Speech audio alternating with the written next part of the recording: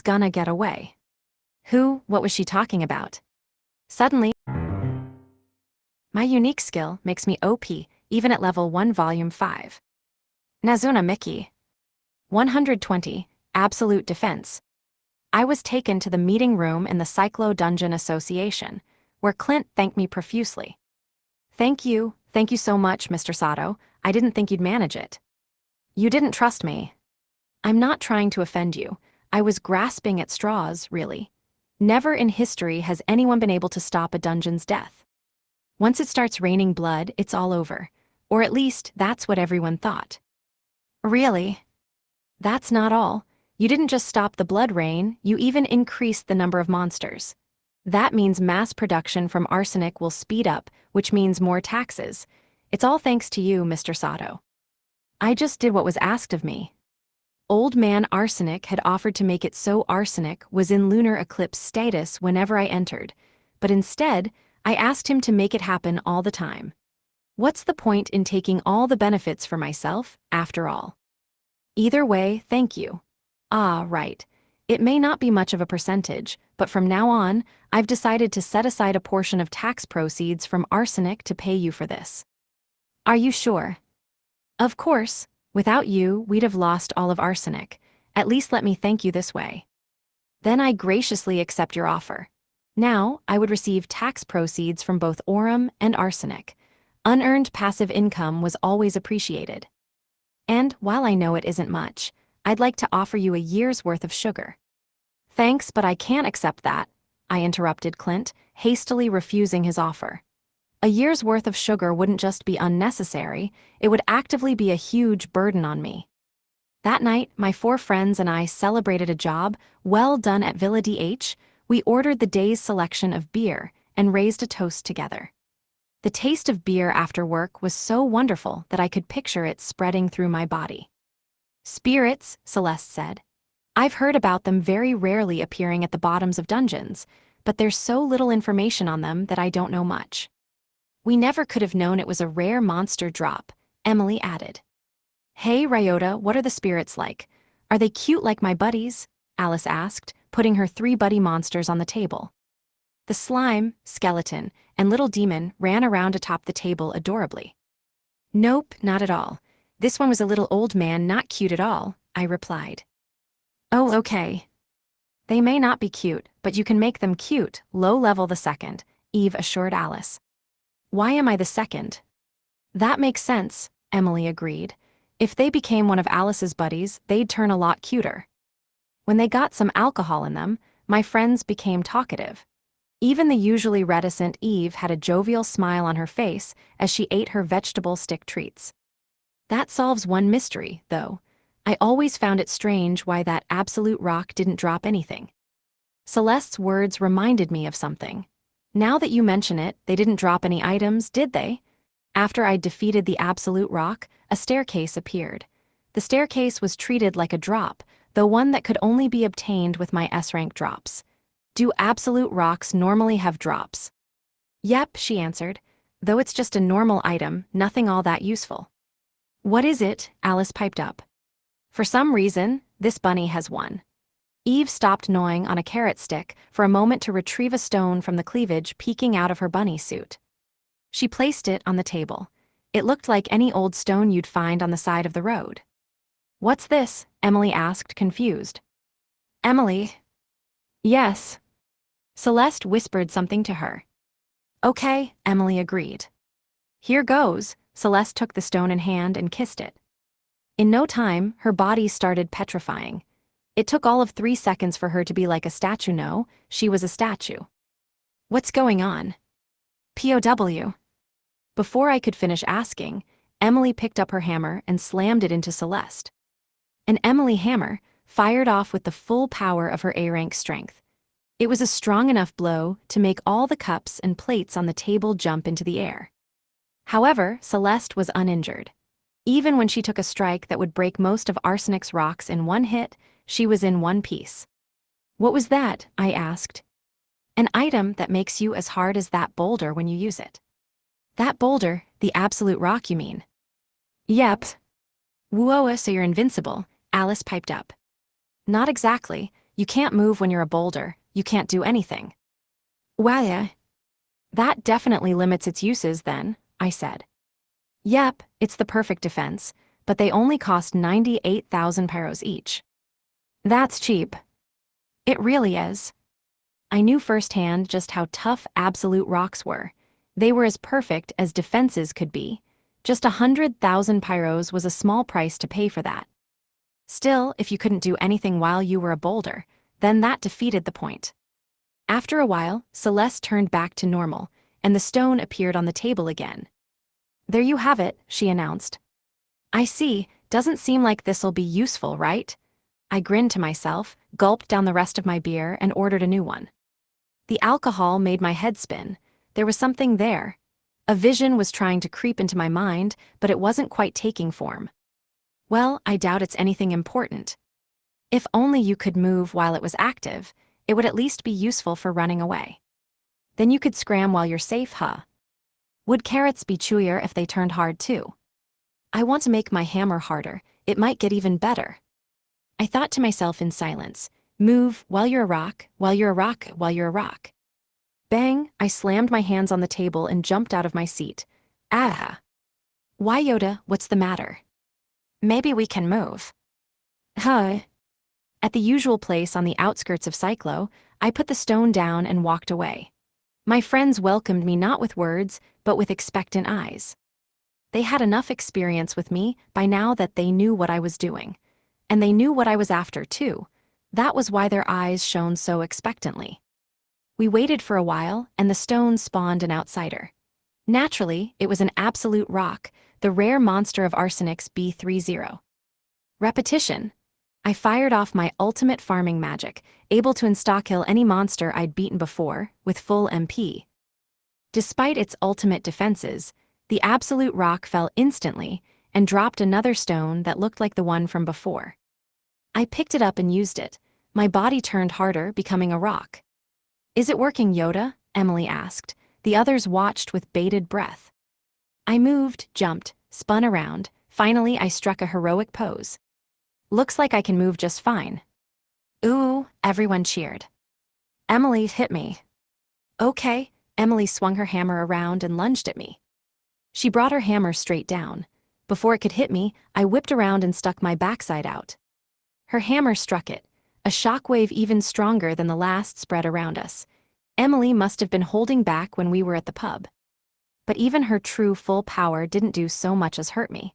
I even had it in me to shake my butt as a joke. That's incredible.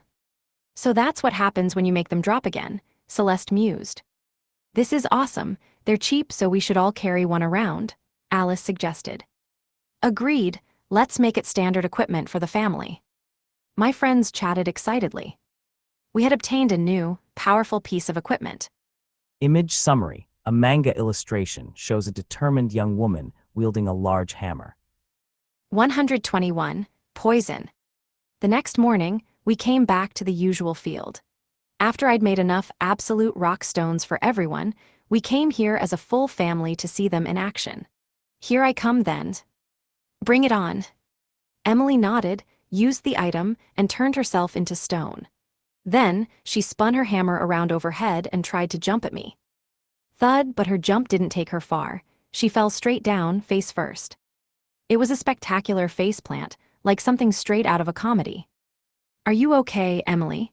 Celeste, who decided to watch from the sidelines, called out fretfully. When Emily picked herself up off the ground, she looked unbothered. I'm fine, it didn't hurt at all. Well, you're stone right now. She's moving weird. Eve was right. Her motions right now were weird indeed. She might have been a pure close-ranged power fighter, but that didn't mean she was sluggish. She was usually agile with her hammer, able to leap with ease and unleash powerful blows. But now, she fell over helplessly. Emily, do that again. In response, she gazed at me sincerely and assented. Okay. She'd realized it, too heck, she probably felt it much more personally. Still a rock, she backed away, spun her hammer around, and tried to jump at me. Thud.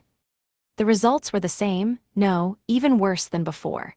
She fell down face first, creating a crater at the point of impact and sending cracks even further along the ground. Face planted again. So that's how it is, huh? I mused. I think so, Emily nodded vigorously. What do you mean by that? Celeste asked. When we're rocky, we can move just fine. Emily produced a kitchen knife and carrot out of seemingly nowhere and began peeling the carrot with practiced hands. The carrot, peeled so perfectly that the peel was still in one piece, looked smooth and delicious. After giving it to Eve, Emily picked up her hammer again and swung it. It's only when we attack that we suddenly slow down, she said. Wow, that's the drawback. Do you want to try, Celeste? Sure. Emily turned back to normal, and Celeste became stone this time. Inferno, she tried casting her specialty magic, level 3 area magic Inferno. This spell could summon hellish flames that burned even Frankenstein's to a crisp. But when she saw the result, she cried, this is awful. It's like charcoal. So this is Inferno. We were all at a loss for words at the sight. Celeste's Inferno wasn't the blaze we'd come to expect. Heck, it didn't even make fire, it was little more than red-hot charcoal. Emily smashed her hammer into Celeste. Now that she was back to normal, her hammer swings could make the earth rumble. When she hit the stone Celeste with that, though, it did nothing to her. You're hard now, my hands sting. But in exchange, we can't attack, I see. Emily and Celeste reached a conclusion together. We had a good idea of the stone's characteristics now. It was midday by the time we finished preliminary testing, so we enjoyed Emily's handmade lunch. Various foods lined the blanket atop the ground. Despite being a vinyl picnic blanket, it was as comfortable as the most luxurious carpet. The steaming, pre-prepped dishes tickled my nostrils. Despite it being outside, this Emily space was warmer and softer than usual. Celeste gazed at her notes while she snacked on a sandwich. It seems like your attacks are a lot weaker when you're stone, like, as weak as can be. The results of our testing were listed in those notes. It's hilarious how it weakens Ryota too. He even lost to me in an arm wrestling match. Maybe, but this bunny's strongest weapons still work. Eve turned to stone again and struck a seductive pose. Her natural bunny ears and sexy bunny suit were still very attractive when she was stone. I could see what she meant by her strongest weapons. But then she added, I'm joking. You call that a joke? But Yoda was able to use his guns, and Alice's buddies fought just fine too. That checks out. Alice's monsters are different entities, and as for Ryota's guns, either it's because they're outsider drops or it's just because it's me. I don't know which, but I think it's one of those, I answered, prompting a nod from Celeste. She'd tried using her bicorn horns when she was a rock, but they failed like her other magic. We gathered our observations over lunch, giving us a better perspective on the stone's quirks.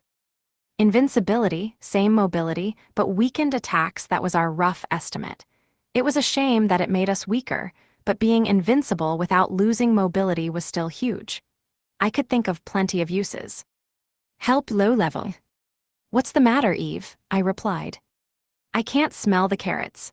The stone bunny looked at me sadly. She was holding a bowl of Emily's carrot soup. Darn, that's serious. So you can't smell anything either. Maybe you don't breathe while you're stone, you're a rock after all. In the afternoon, we split up and I went to Nihonium. I was good and done with arsenic, so this was my next target. My objective was to gather the 3 sacred treasures and meet the spirit Nihonium.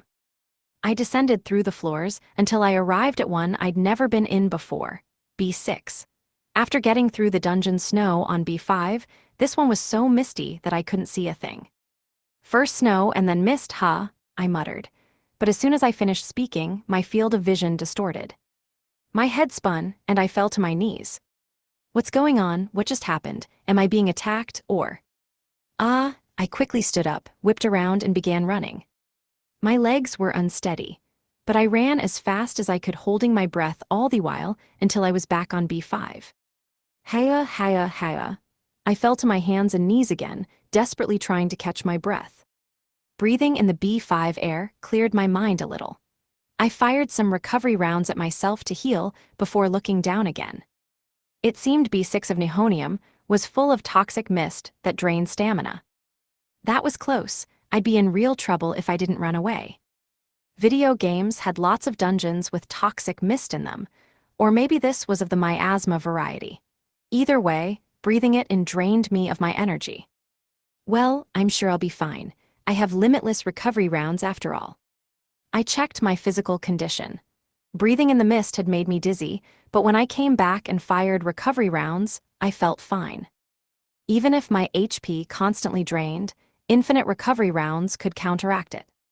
Just as I began to make my way down with this strategy in mind, I remembered something. The Stone Eve, who was visibly sad that she couldn't smell her carrot soup. Then I took out the absolute rock stone, turned myself into stone, and went into B6 for real this time. There, I stood still and waited in the mist. I wasn't dizzy, I felt fine. It seemed the toxic mist didn't work on you in stone form. That's lucky, I thought to myself as I began wandering around. I ran into a monster, a red zombie. It looked even more decayed than the B2 zombies. Poisonous-looking mist wafted from all over its body. Aha, so the monsters emit this mist. Guess that makes you poison zombies. The poison zombie attacked. It clung to me and tried to bite me. Of course, that didn't work. I was invincible, thanks to my stone status.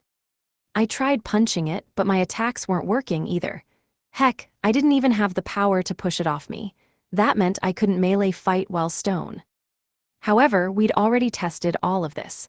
I whipped out a gun and fired a point-blank shot into the head of the zombie, who was still desperately trying to sink its teeth into me.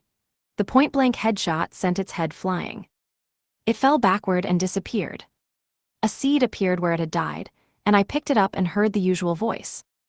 Ryota's intelligence went up by 122, Pandemic. B6 of the limestone cavern Nihonium was full of toxic mist. The mist didn't work on me in stone form, but I found myself curious just how strong it was. Let's give it a try. I put a normal bullet on the ground and walked away. Monsters wouldn't become outsiders on different floors of the same dungeon, but they would in different dungeons. We'd learned that when Emily and I went to help in Silicon during a magic storm. I turned the normal bullet into an outsider. After a while, it became a slime, the monster indigenous to the B1 of Tellurium. The moment it appeared, it melted. Just touching the toxic mist made it melt into a soupy puddle. Wow, that's some rough poison. This is tough. Looking back, I was in real danger. If someone with SS HP and S vitality was affected that badly, then it was easy to see why a mere slime would die in an instant. I'd definitely have to conquer this floor as stone. That limited my options. I would have to use my guns or repetition. Repetition? I hit the next poison zombie with my farming magic. It defeated it and made it drop an intelligence seed. Next, I readied my guns. I loaded all of my offensive bullets: normal rounds, flame rounds, freeze rounds, limitless lightning round, and homing rounds and pressed on. Whenever poison zombies appeared, I used normal rounds for headshots and special rounds on random parts of their bodies. As a result of my testing, I found that they were just zombies that spewed poison. While the toxic mist was deadly, their endurance and speed were equal to those on B2. I could defeat them the same way, and they attacked at the same speed. I didn't know how strong they were physically. After all, I was stone, and I couldn't just de-stone and let them attack me. That mist was too scary. Either way, I knew enough by now. I had a good grasp of Nihonium's B6 monsters. I gradually farmed the floor, switching between repetition and normal bullet headshots until I'd raised my intelligence from F to E with my daily work done. I made my way to the surface. The moment I reached B5, the mist cleared up. So the toxic mist can't go to the higher floors, I noted. On closer inspection, the toxic mist wasn't coming up to this floor at all, as if there was an invisible lid between floors. That was probably true for the floor below, too. I bet it's a lot like monster traits. The toxic mist can't exist on other floors of Nihonium, just like the poison zombies, I thought to myself as I exited the dungeon and checked my stats on the board out front. Image summary. A character stats screen shows level 11 with high HP and strength SS, speed SS, vitality S, intelligence E, and low willpower, dexterity and luck F. My intelligence had gone up, indeed. That was the end of my daily Nihonium. So I left and went somewhere else, specifically to the place I always went to spawn outsiders. An open clearing with little to no foot traffic. I opened my pouch and dropped a single seed on the ground. What sort of special round would the poison zombie outsider drop? I waited a while in hopes of finding out. From the seed emerged a poison zombie. Ryota's, there you are. Alice, I turned around and spotted Alice behind me. As usual, her 3 monsters sat on her shoulders. She approached with an affable smile. What's the matter? There's something I want to ask you about. I figured if you weren't in a dungeon, you'd be here. That's so, what do you need? Well, oh. Ryota, look. Alice went pale and pointed behind me. I whipped around. There stood the poison zombie that I'd just turned into an outsider. But it wasn't just the zombie, the toxic mist was spreading, too. Repetition. I quickly used my magic, defeating the zombie. It fell, but the toxic mist spreading from it didn't disappear. It rode the wind and spread, directly toward the city of Cyclo. What is that? Alice asked me. It's toxic mist. If you breathe it in, it's bad. Just touching it can make your skin melt. That's real bad. Repetition. I used my magic again, but it didn't work. The toxic mist wasn't a monster, so magic that insta-killed monsters had no effect. What do we do? It's spreading more. I pulled out my guns and checked my ammo, looking for anything that would work. Flame rounds. I loaded a flame round and fired, but it went straight through the mist. Instead of bursting into flames, it disappeared into the distance. Ryota, the ground is melting. I know. Any other bullets that might work? Any others? Annihilation rounds. I took out all of my buffing rounds and loaded one gun full of flame rounds and the other full of freeze rounds. Then I fired over and over, aiming for the outer edges of the spreading toxic mist. The bullets combined in midair and fused, becoming annihilation rounds. Small black holes engulfed the toxic mist. You did it. This might work, Ryota. Yeah, everything should be okay now. I loaded more flame and freeze rounds, sucking up yet more of the black mist. It had spread too much since I took too long to start cleaning it up, so it required 4 sets, 24 rounds in all to finish the job. Phew, that was close. That might have been the worst pinch we've been in so far. If it had spread and reached Cyclo, just imagining it made me shudder. Sorry, Ryota, it's my fault. No, Alice, you're fine, I assured her as I headed to where the poison zombie had died and retrieved the bullet it dropped. That's a trait of these poison zombies. Making them outsiders out in the open like this is too dangerous to begin with. Yeah. Besides, it was fine since Alice, a friend, was the one to witness it. But I wanted to be careful and avoid letting strangers see me getting drops from outsiders. The power of S-rank drops was a secret among me and my friends. Doing it in such an open place was already a bad idea. I'd noticed that before, but since obtaining the pouch, I'd put off finding a solution. I'd love a place for making outsiders, I said, one that nobody would ever intrude on. My own land, or maybe a big building. I didn't know which would be better, but I at least knew that I needed something like that. 123, 2 inches per second.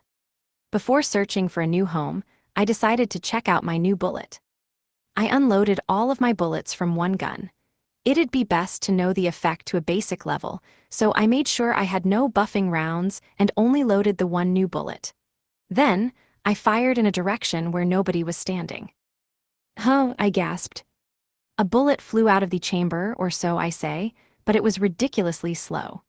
It was going through the air at about 2 inches per second, as if the bullet was challenging the laws of physics. Whoa, this is weird. Alice loved it. She walked next to the slow bullet and peeked at it from close-up. It's so slow, Boney, try riding it. The chibi skeleton rattled as it jumped from Alice's shoulder and onto the bullet. Even with a skeleton on top, the bullet didn't change trajectory. It flew on like a stubborn old man yelling, I want to go this way. 2 inches per second, that was all. Ha ha ha ha, I can hang from it too, this is fun. When Alice hung from it, it still didn't change trajectory or speed. The bullet, with a girl in tow, pressed on slowly.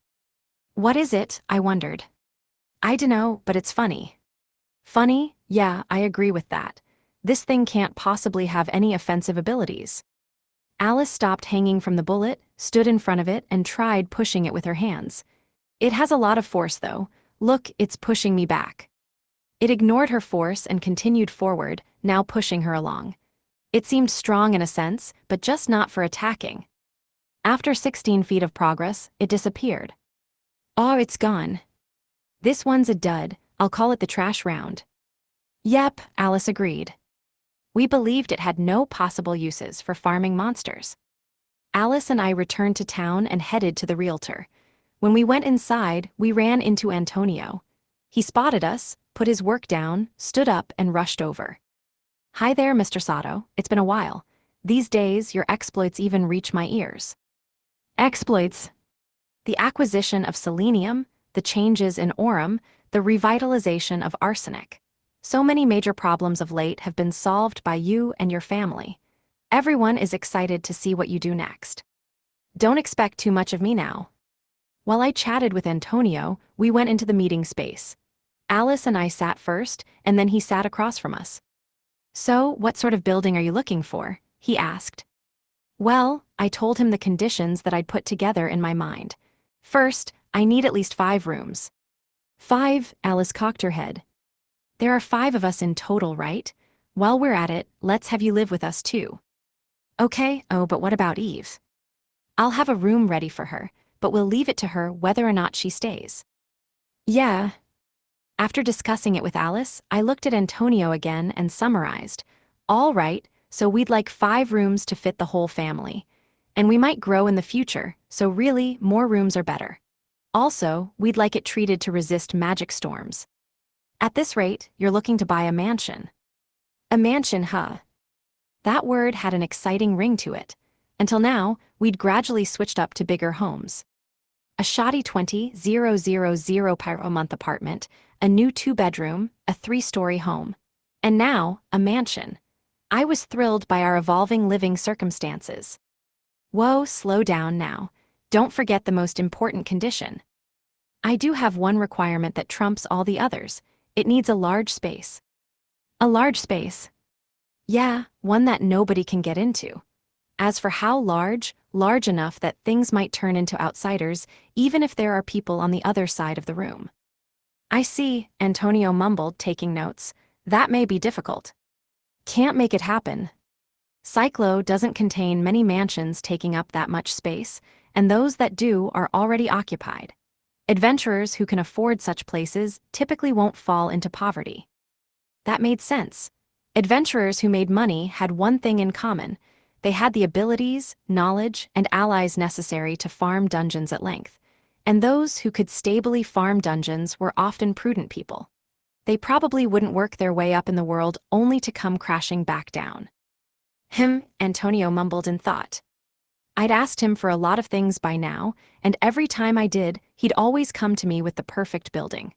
I knew he was a capable man, and if he was at a loss, then clearly I was asking for a lot. Ah, well, might as well lower my standards. Which one is the real bottleneck here? There is one, I suppose, Antonio said, though his frown didn't budge. I don't like that emphasis there. What does it mean? Antonio took us to a mansion near the center of Cyclo.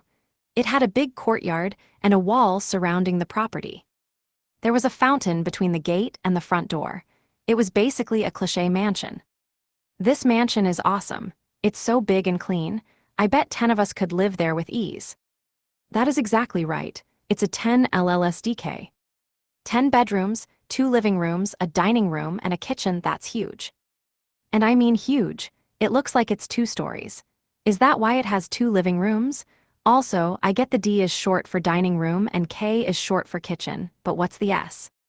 Nobody has ever tried to lease this building, so it is new on the inside. Nobody's tried, why not? Alice asked. Was there an accident or something? A sense of dread filled my heart. No, not at all.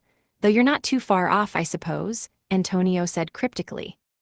Alice and I looked at each other and cocked our heads. While I wondered what was up, we arrived at the front door.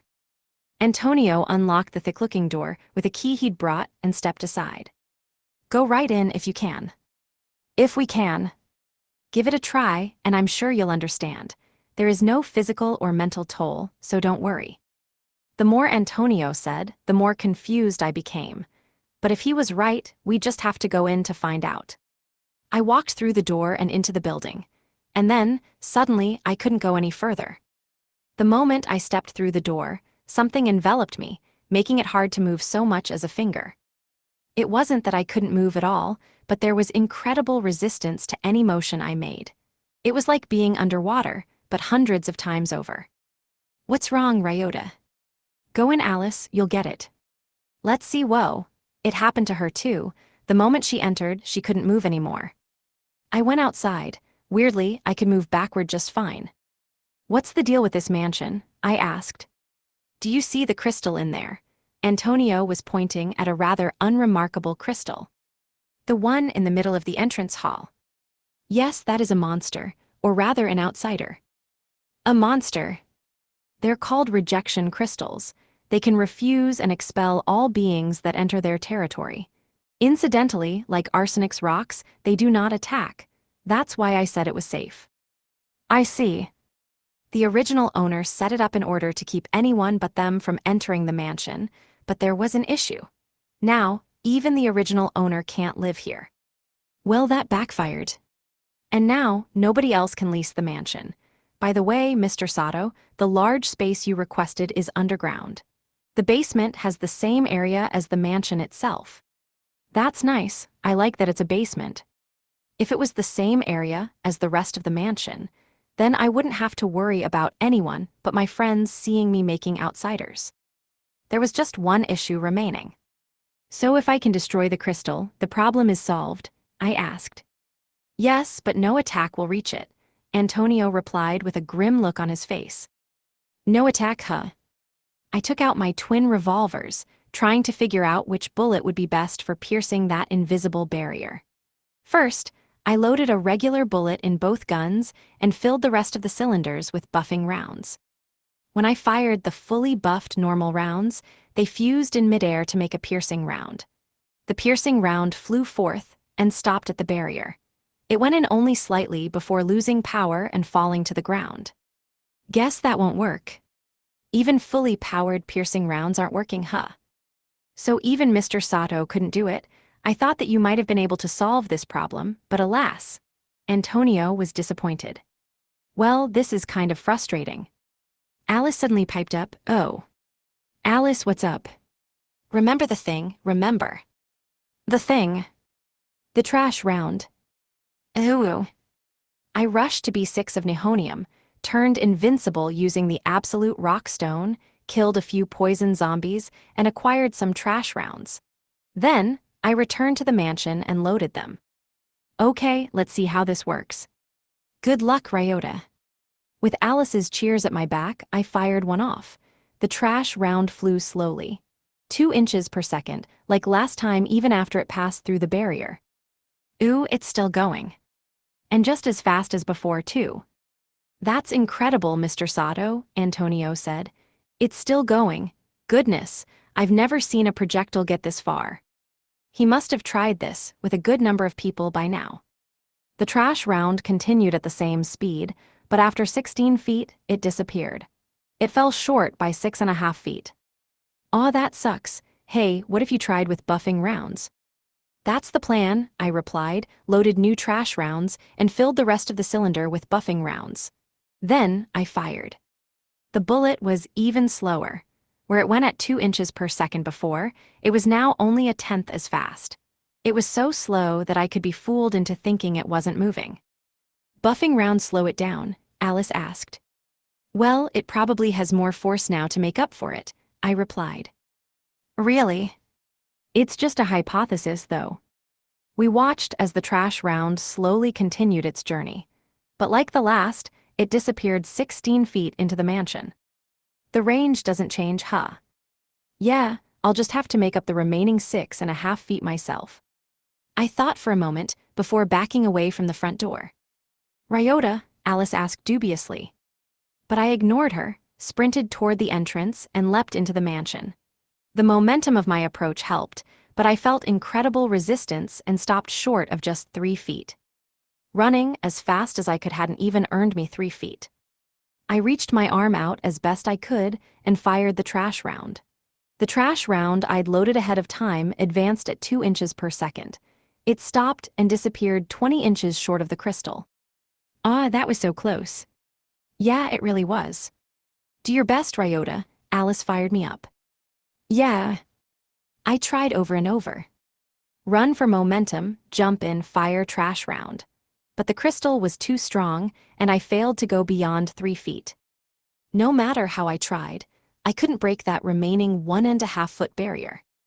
Haha, darn it, I'm so close. Is there anything we can do to make up the remaining distance? Alice and I crossed our arms and discussed the problem. We came up with nothing. For the first time ever, I had a twofold issue that I had no idea how to deal with. I was already using my full power, but I still needed to find a way to go further. It was then that Emily appeared. She was pushing a magic cart with her hammer slung over her shoulder. It looked like she was on her way home from dungeoneering. What are you doing over there, Yoda? Oh, nothing, wait, Emily. Yes, I'm Emily. You're obviously not doing nothing, Alice interjected. Also, what's wrong, Ryota? That's a weird look on your face. Emily, I crouched in front of her, took her hand, and gazed directly into her eyes. Yes. You're the only person I can ask for this, Emily. What does that mean? After explaining things to Emily, I had her stand next to the door. As I'd done many times by now, I stepped away to prepare for a charge. Let's do this. Okay. I gave Emily the signal and began running as fast as I could, a mad dash, straight for the front door. The moment I got through the door, Emily swung her hammer. It was a glorious full swing with plenty of momentum behind it. The hammer struck me, but just before it could, I used the absolute rock stone to turn myself to stone. Emily's hammer struck a perfect home run hit on my perfect defensive body. I had my momentum from running, plus her power. When I entered the mansion, I felt the usual resistance, but my body kept moving forward. It went even further than 3 feet this time. My pace slowed down. Even with Emily's power on top, I didn't reach the crystal, but this was enough. My full power dash and Emily's full power home run combined to earn us 6.5 feet. I held my gun out and fired. The trash round launched and slowly advanced at 2 inches per second. Pushed out of the mansion, I watched the bullet with my friends. Slowly, it slowly went on, until it struck the crystal. Ew. How do you like that? I roared triumphantly. Even after hitting the crystal, the bullet kept going. It gouged a hole into it as it went, then it pierced through. The immobile crystal was run through by the overpowering trash round. It disappeared shortly after. A sudden gust of wind blew out from within the mansion. It was so powerful that we struggled to stay standing. Ooh, we can go in now. After it calmed, Alice charged in first and danced around with her buddies in the entrance hall. Wow, you've really solved it, Antonio said, amazed from further away. Now that I'd defeated the crystal, I had a new mansion. 124, a door unopening. The basement of the mansion was empty and vast. It had an eerie, mysterious air. Added to the fact that it was beneath the mansion, it seemed like the kind of place that a secret society might gather. I stood alone within. While I waited, I checked the size of the basement. It was a rectangular room, about the size of 2 tennis courts. The basement was just so big that I could think of plenty of uses for it. On the other side of the basement, outsiders spawned. Slimes popped out of the bean sprouts I'd left and bounced toward me. I pulled out my guns, aimed, and fired. Each of my bullets took them down in one shot, making them drop normal bullets. I turned and looked at the stairs. Up above, my friends were waiting. I'd asked them to come in if they heard anything. The fact that they weren't coming meant that the basement was soundproof enough that gunshots couldn't be heard. I fired again, circled around as fast as I could, and caught the bullet in my hand. SS speed. I'd be out of breath if I ran too far, but at this short a distance, I could run faster than normal bullets. Next, I fired a trash round. It came out slowly at its usual 2 inches per second. I circled around this one, raised my fist up, and punched the bullet as hard as I could. A shockwave spread out, accompanied by a boom. Despite how hard I'd punched it, the bullet continued at its usual slow pace. In a way, it was incredible. Still useless, though. I was certain now, no matter what I did in here, nobody would ever hear it. That meant I'd never be interrupted. The Ryota family moved into the 10-bedroom mansion. Naturally, a mansion in the best district in town cost a heck of a lot of rent. 2 million pyros a month, in fact. Pyros was about equal to yen, so it was like living in a 2 million yen per month home. 2 million, that was about how much I made yearly as a fresh graduate. And here I am, living in a mansion that costs that much monthly. I was moved by this realization. Suddenly, I found Emily in my line of sight. She was carrying a whole mountain of fabric including sheets, curtains, and the like into room after room. She looks busy, but I think she's having fun too. Despite the furrowed brow and thoughtful look on her face, her lips were fixed in a grin. Perhaps those were the joyful cries of a homemaker with much to do in a new home. The thought of how this mansion would change into a bright, warm place by tomorrow, thanks to Master Emily, excited me. I decided to go to all my friends' rooms so I'd stay out of her way. The closest one had a name plate on it that said Eve. I knocked and she responded, so I opened the door and entered. The low-level arrives. Instead of her usual bunny suit, Eve was wearing a onesie. Naturally, it was modeled after a soft, white bunny. Image summary: an anime girl with fair hair is holding a stack of folded towels. You brought a onesie, too. This might be the first time I've seen you wearing anything but your bunny suit. Bunnyception. Okay, now you're making 0 sense. Bunny and bunny. Kinda like a matryoshka. Eve was half animal, with natural bunny ears. She must have been proud of her bunny features, or maybe she just liked them, because she always loved to show off the fact that she was half rabbit. I mean, she even called herself this bunny half the time. You need something low-level, she asked. Just wondering if you've taken a liking to your new room. Worry not, I brought carrots. Yeah, it's pretty normal, apart from the carrots. I surveyed the room and found that it was surprisingly normal. It had shelves, a dresser, a desk by the window, and a single bed. Maybe plain, but normal. Very normal except for the part where half of the room was taken up by carrots. Thanks to that, it turned from normal room to carrot storage. In a way, it's very like you, Eve.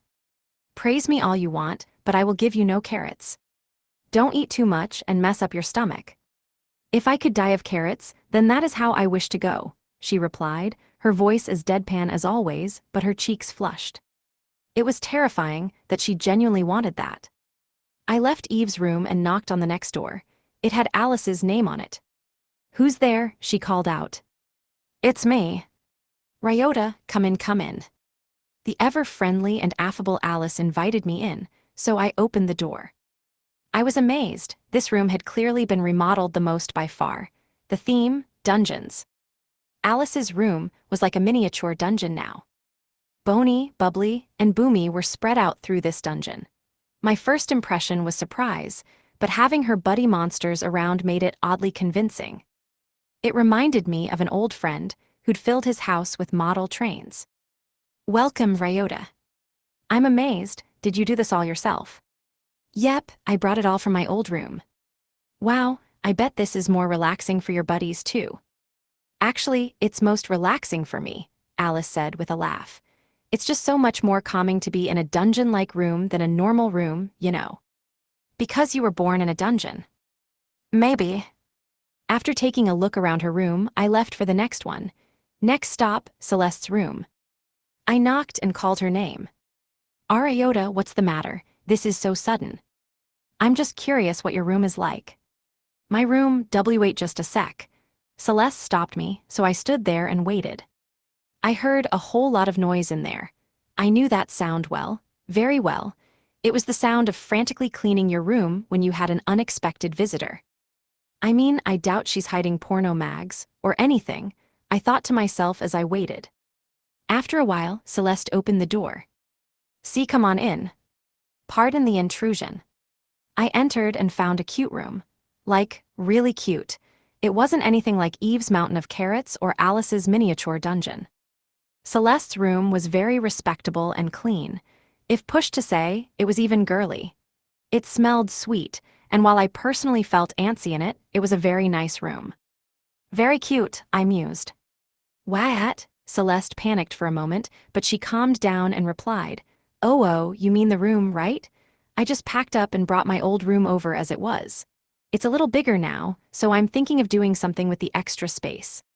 That's so, it's nice to have space. I hope you like it. Of course, I have no complaints about the room you so graciously let me use. Thanks, what's that scrap of cloth over there? I noticed some fabric peeking out of the closet. Did she stuff it in there while she was cleaning? I thought for a moment that it might be some kind of underwear, but based on the material, I guess not. It was thicker. Not the kind of thing you'd use to make clothes. When I casually grabbed it, the closet flew open. An avalanche overwhelmed me. A whole lot of something fell out. I was buried in it all. Apparently, it was fine that she'd stuffed her closet beyond what it could hold, but me just touching the bit sticking out had caused things to spiral out of control. By now, I was so buried that I couldn't even see. Eek, Celeste shrieked. She dragged me out, still screaming, and pushed me out of her room. Bang, the door slammed shut, and she hid behind me. Hella. She started gasping for breath. What's gotten into her? Did you see that? No, not really. What's in there? I know. Underwear. Yeah, underwear. I put all my worn underwear in there, and then you just had to go and yank it all out, silly Ryota. I stared at her, remaining silent. Celeste, are you for real right now? It's obvious that you're hiding something, but you cover it up with an underwear lie. Is that something a woman should do? Anyway, I love the room. Thank you. Bye. Celeste suddenly rattled off sentences without pause and went back into her room. I happened to notice something at my feet. I picked it up. It was a plushie, the kind of palm-sized one you might see as prizes for a crane game. And it looked an awful lot like me. I recalled Celeste's panic, and the look on her face when she lied about it being underwear.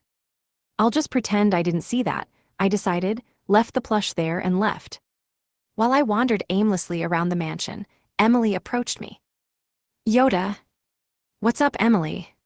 There's a weird room here. Weird. Image summary. A manga-style woman stands in front of a closed double door, looking perplexed with a raised finger. Come this way. Emily turned around and started walking. What's it like? I wondered as I followed her. We arrived in front of a room at the far back of the mansion that had double doors leading inside. Here it is, she said. What's weird about it? It won't open. It won't, let me try. I tried opening the door, but noticed something was wrong. I touched it all over and looked over it from top to bottom. Isn't it strange?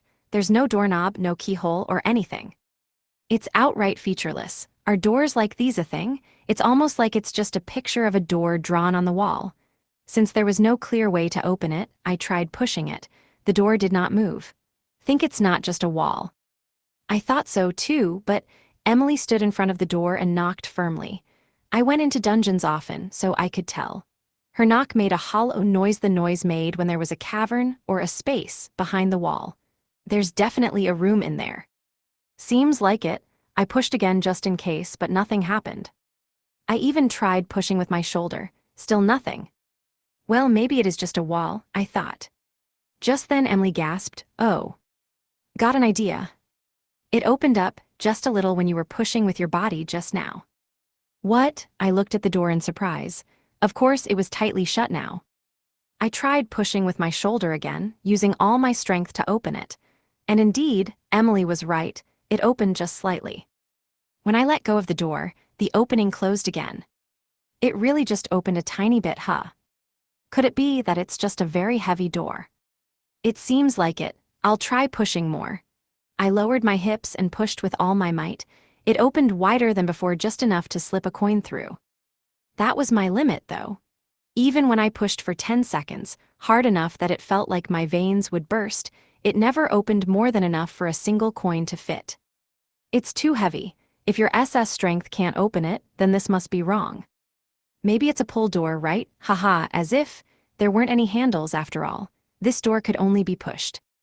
We tried taking one door each and pushing. one with a rank strength and one with SS rank, but it only opened enough to fit another coin. It was a door that could be opened by force, but not by our combined might. This is a problem. I don't like having a useless room. Emily was visibly disappointed. For someone who loved housework so much, having a room that she couldn't get into must have been stressful. While I wondered what we could do about it, I remembered something. Oh, I know, I have these. Excuse me, Emily cocked her head. I took out my guns and showed them to her.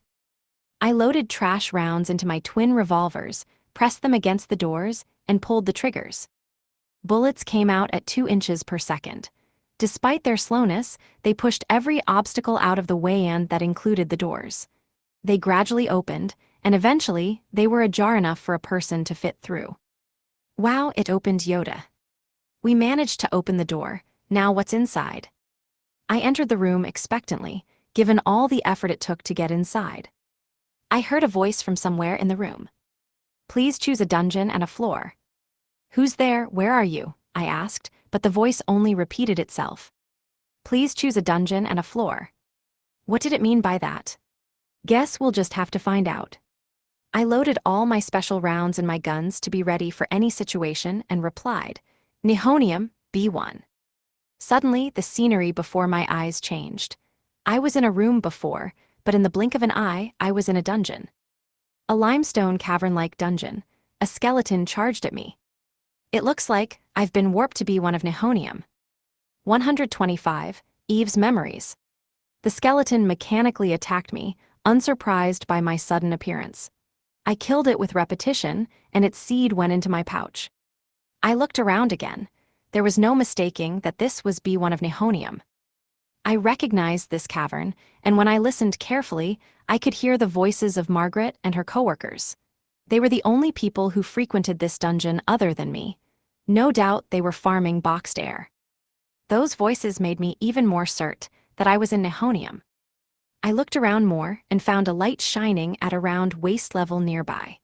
It was the size of a marble, and it emitted as much light as a light bulb. I'd never seen something like this before. Warily, I touched it. Light poured out and covered me. I closed my eyes and put my hand in front of them. When the light faded, I was back in the room in the mansion. Beyond the still open door, Emily called my name from outside the room. Yoda. She looked a little worried. Thank goodness you're back. Emily was relieved. I confirmed that there was an HP seed in my pouch, proving that wasn't just a hallucination, and went to Emily. The trash rounds had disappeared long ago, but the door was still open. Yet when I exited, it slammed shut. So it stays open as long as someone's inside. I surmised as I asked her, did I disappear a minute ago?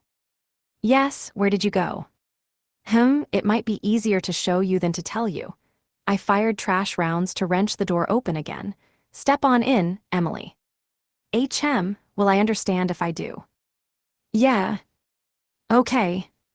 Emily stepped through the open door. Who's there? Wow, so that's what it looks like to an observer. The voice didn't reach me outside the room, making it look like Emily was just flustered and confused. After a while, she disappeared. She must have gone to some dungeon. I waited for a while. Even after the trash rounds disappeared, the door stayed open. Maybe it really doesn't close as long as it's in use. After yet more waiting, Emily returned. She came home with a carrot in hand. I am back. Get it now. Yes, I think so. This room is amazing. She returned to me with the carrot. The door slammed shut. Looks like we can freely go to and from dungeons with it. You went to B2 of Tellurium, right? That's right. I'll make tasty carrot soup for Eve later. I want to test this out a bit more. I opened the door with more trash rounds, stepped inside, and designated B1 of Aurum this time. I was warped to Aurum instantly. While adventurers rushed here and there for gold, I exited the dungeon. It constantly changed shape, making it difficult to get out, but I managed it after some time. I was in the village of Indole. The place was even more developed than I remembered it. New buildings had been erected, storefronts were overflowing with goods, and everyone was lively. It was all thanks to Aurum, to the power of gold. I wanted to look around more, but the supervisor at the entrance to the dungeon announced that it was time for the next set of entrants. so I decided to join them and go home. As a rogue dungeon, Orem changed shape every time someone entered it, so they had set up specific times for people to go in so nobody's farming was interrupted. If I missed this opportunity, I wouldn't be able to go home for a while. Leaving a better look at Indole for the next visit, I joined the other adventurers, entered B1, wandered until I found the point of light, and went back to the mansion. Celeste, Alice, and Emily were there. "Welcome home, Ryota," Emily told us all about it. "It's awesome, this mansion is crazy having a room like this." "Where did you go this time, Yoda?" "Orem, I decided to check out the outside Indole, that is while I was there." "Indole, you just warped there?" Alice was surprised. As a former resident of Indole, she knew just how far it was from here, so that came as a shock to her. "Hey, I want to go to Indole too." "Sure, I'll open the door now." "May I try it too?" Celeste asked. "Be my guest. Heck, see if two people can use it at once while you're at it." I opened the door with trash rounds again. Since I'd opened it before, I tried repetition on it, but that did not work, which meant I wasn't defeating a monster in the process of opening it. Alice and Celeste excitedly entered the room. Alice disappeared first, and then Celeste. Celeste gasped. "What's up?" I asked. "It said I can't go to that floor, since I haven't been there before." "You can't?" "Yeah, this one time I heard of a place called Uranium and I wanted to try going there. But it said I can't, since I haven't been there before." "What happens if you try Orem?" Nope, doesn't seem like it works." "B1 of Nihonium, then." "Also no." "B5 of Tellurium." "Let's see," Celeste disappeared. Like Emily and Alice from before, she'd been warped into a dungeon. "What does it mean?" Emily asked. "It's not about whether it's warped someone to a floor before. It's whether that person has personally been to the floor." "Oh, okay. That's why she could go to Tellurium instead of Nihonium." "That's right. I had a good grasp of it now. Just opening the door once allowed multiple people to use it at the same time. Now let's try this. Help me out for a sec, Emily." "Okay." We entered the room together. I heard the voice asking me to pick a dungeon and a floor. Emily looked up at me, asking with her eyes what she should do. After holding a hand to my chin in thought for a moment, I took her hand. "Yoda. Stay still." "Okay."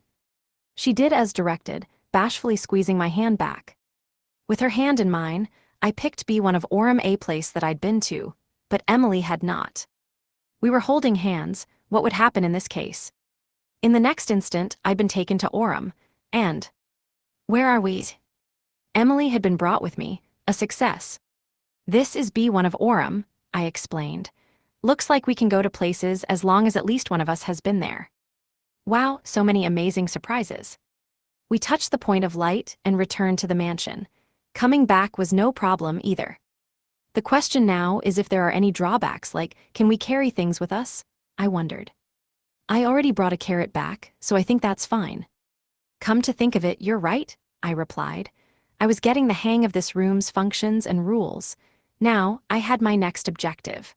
Let's divide up the labor among everyone and start bookmarking all the floors in Cyclo. It'll be convenient if we can go anywhere at a moment's notice.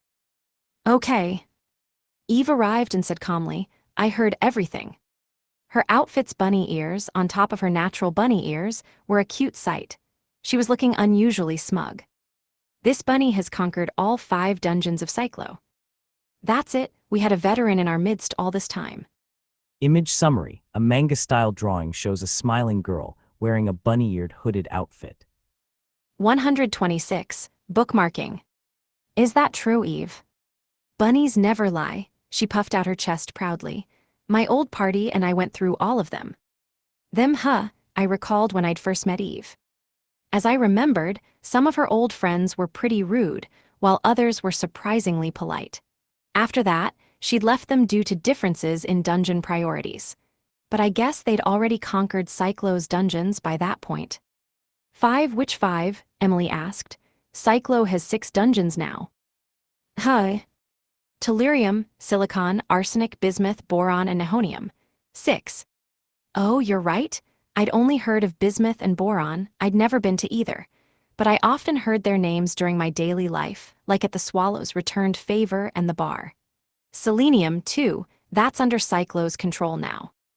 I totally forgot, that's right. Selenium is another of Cyclo's dungeons, so there are 7 now. Emily and I looked at Eve in unison. Eve replied in her usual monotone voice, the 5 excluding Selenium and Nihonium. Selenium is new and far, and Nihonium doesn't drop anything. Makes sense. But that's surprising, Emily said. I thought you only went to floors that dropped carrots. That isn't true, Eve replied flatly before entering the room. Then, she used the room's feature to warp somewhere. Where did she go? Dunno. I waited with the dubious Emily for Eve's return. 3 minutes passed, and the bunny was back. Eve, Emily called out. Keep waiting, she said and disappeared again. What's going on? I asked. She had something yellow in her right hand just now. Something yellow? Did she? I cocked my head. She was only here for a moment, so I couldn't tell. After a while, Eve returned and warped again. She disappeared again.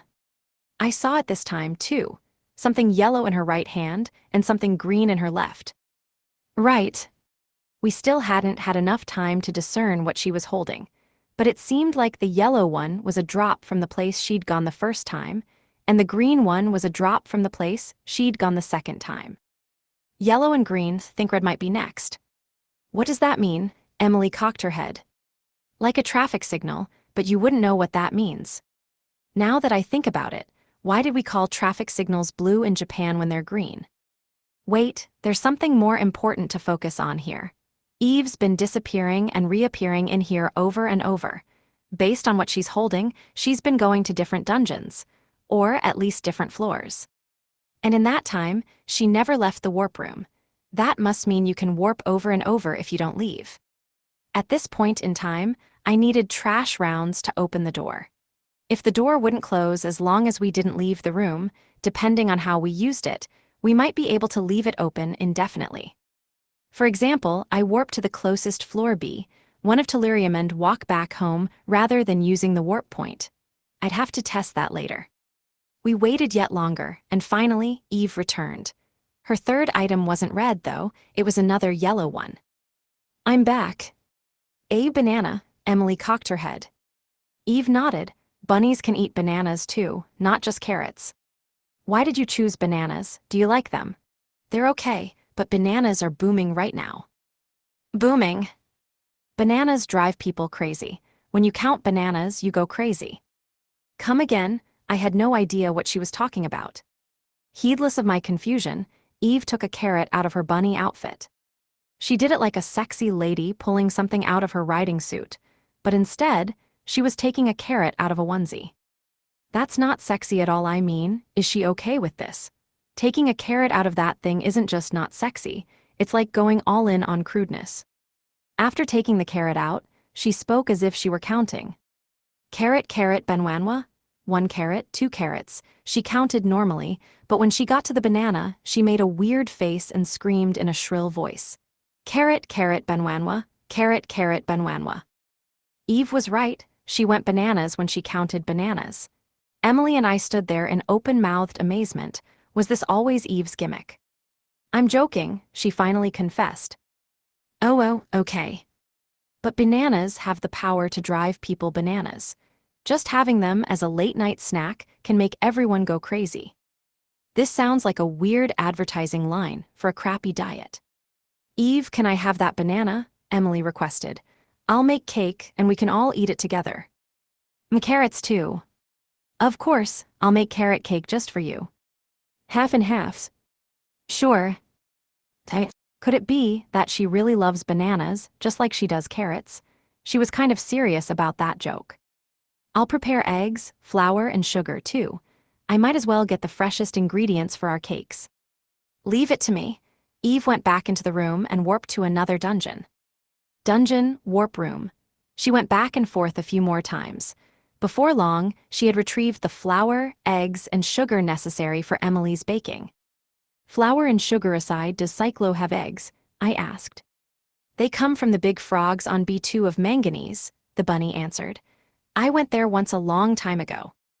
Big frogs, they come from frogs. I took an egg and stared at it. It clearly looks like a chicken egg, not a frog egg. Ignoring my concern, Emily took the eggs and ran off to the kitchen. It seemed we'd be having some delicious cake before long. With Eve, who'd procured all of those ingredients in no time, and this warp room, we now had the power to teleport to any floor in any of Cyclo's original 5 dungeons in an instant. 127. I can't live without you. In the morning, we all had breakfast together. Like any noble mansion, it had a huge dining hall with a long table in the center. Through a democratic tyranny of the majority, everyone made me sit at the head of the household seat. You know, at the single seat on a short edge of a long rectangle. They told me this was where I belonged. It was kind of embarrassing.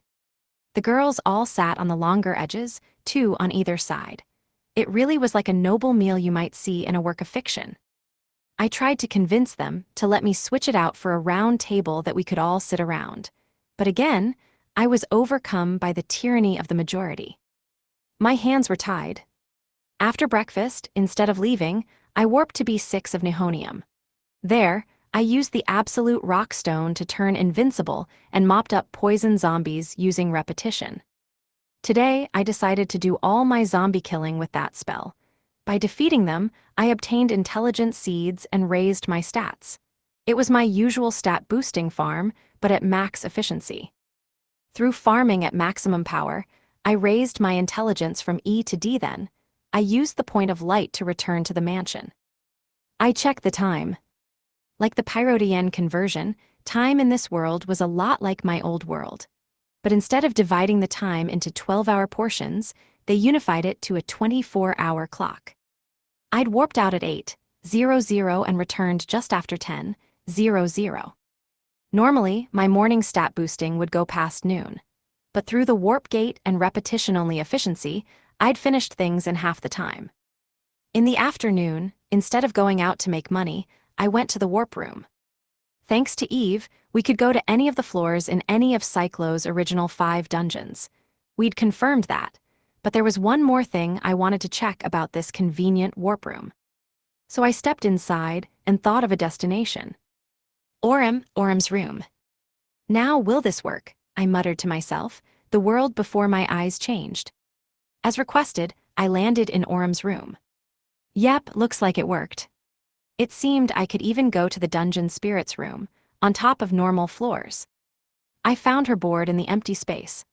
She was 46, just bigger than Emily. She also had bat-like wings and devilish horns with a gothic Lolita dress. As the spirit of the dungeon Orum, her name was just Orum. I'm here to hang out, Orum, I called out.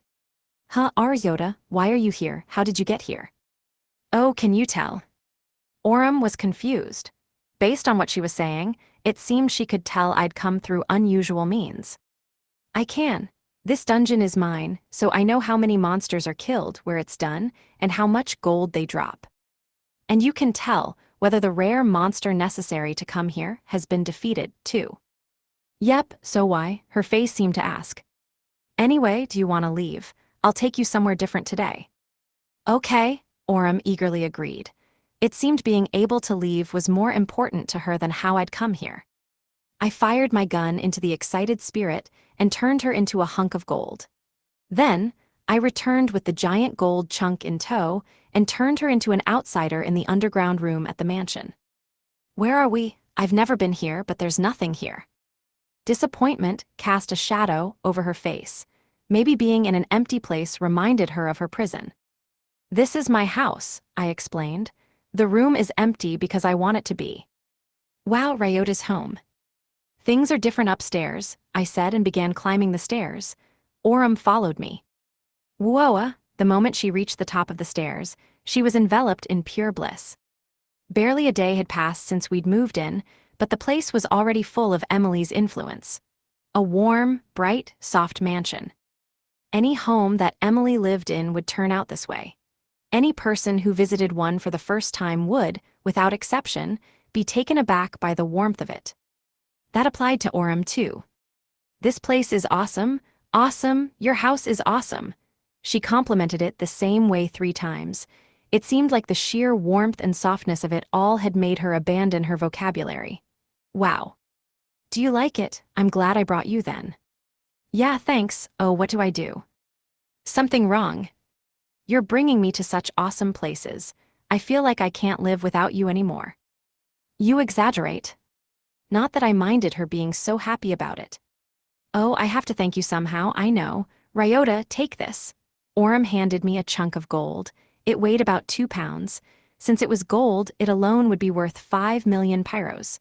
Consider it a token of my gratitude. Pretty huge token. This is the most I can do outside of my dungeon.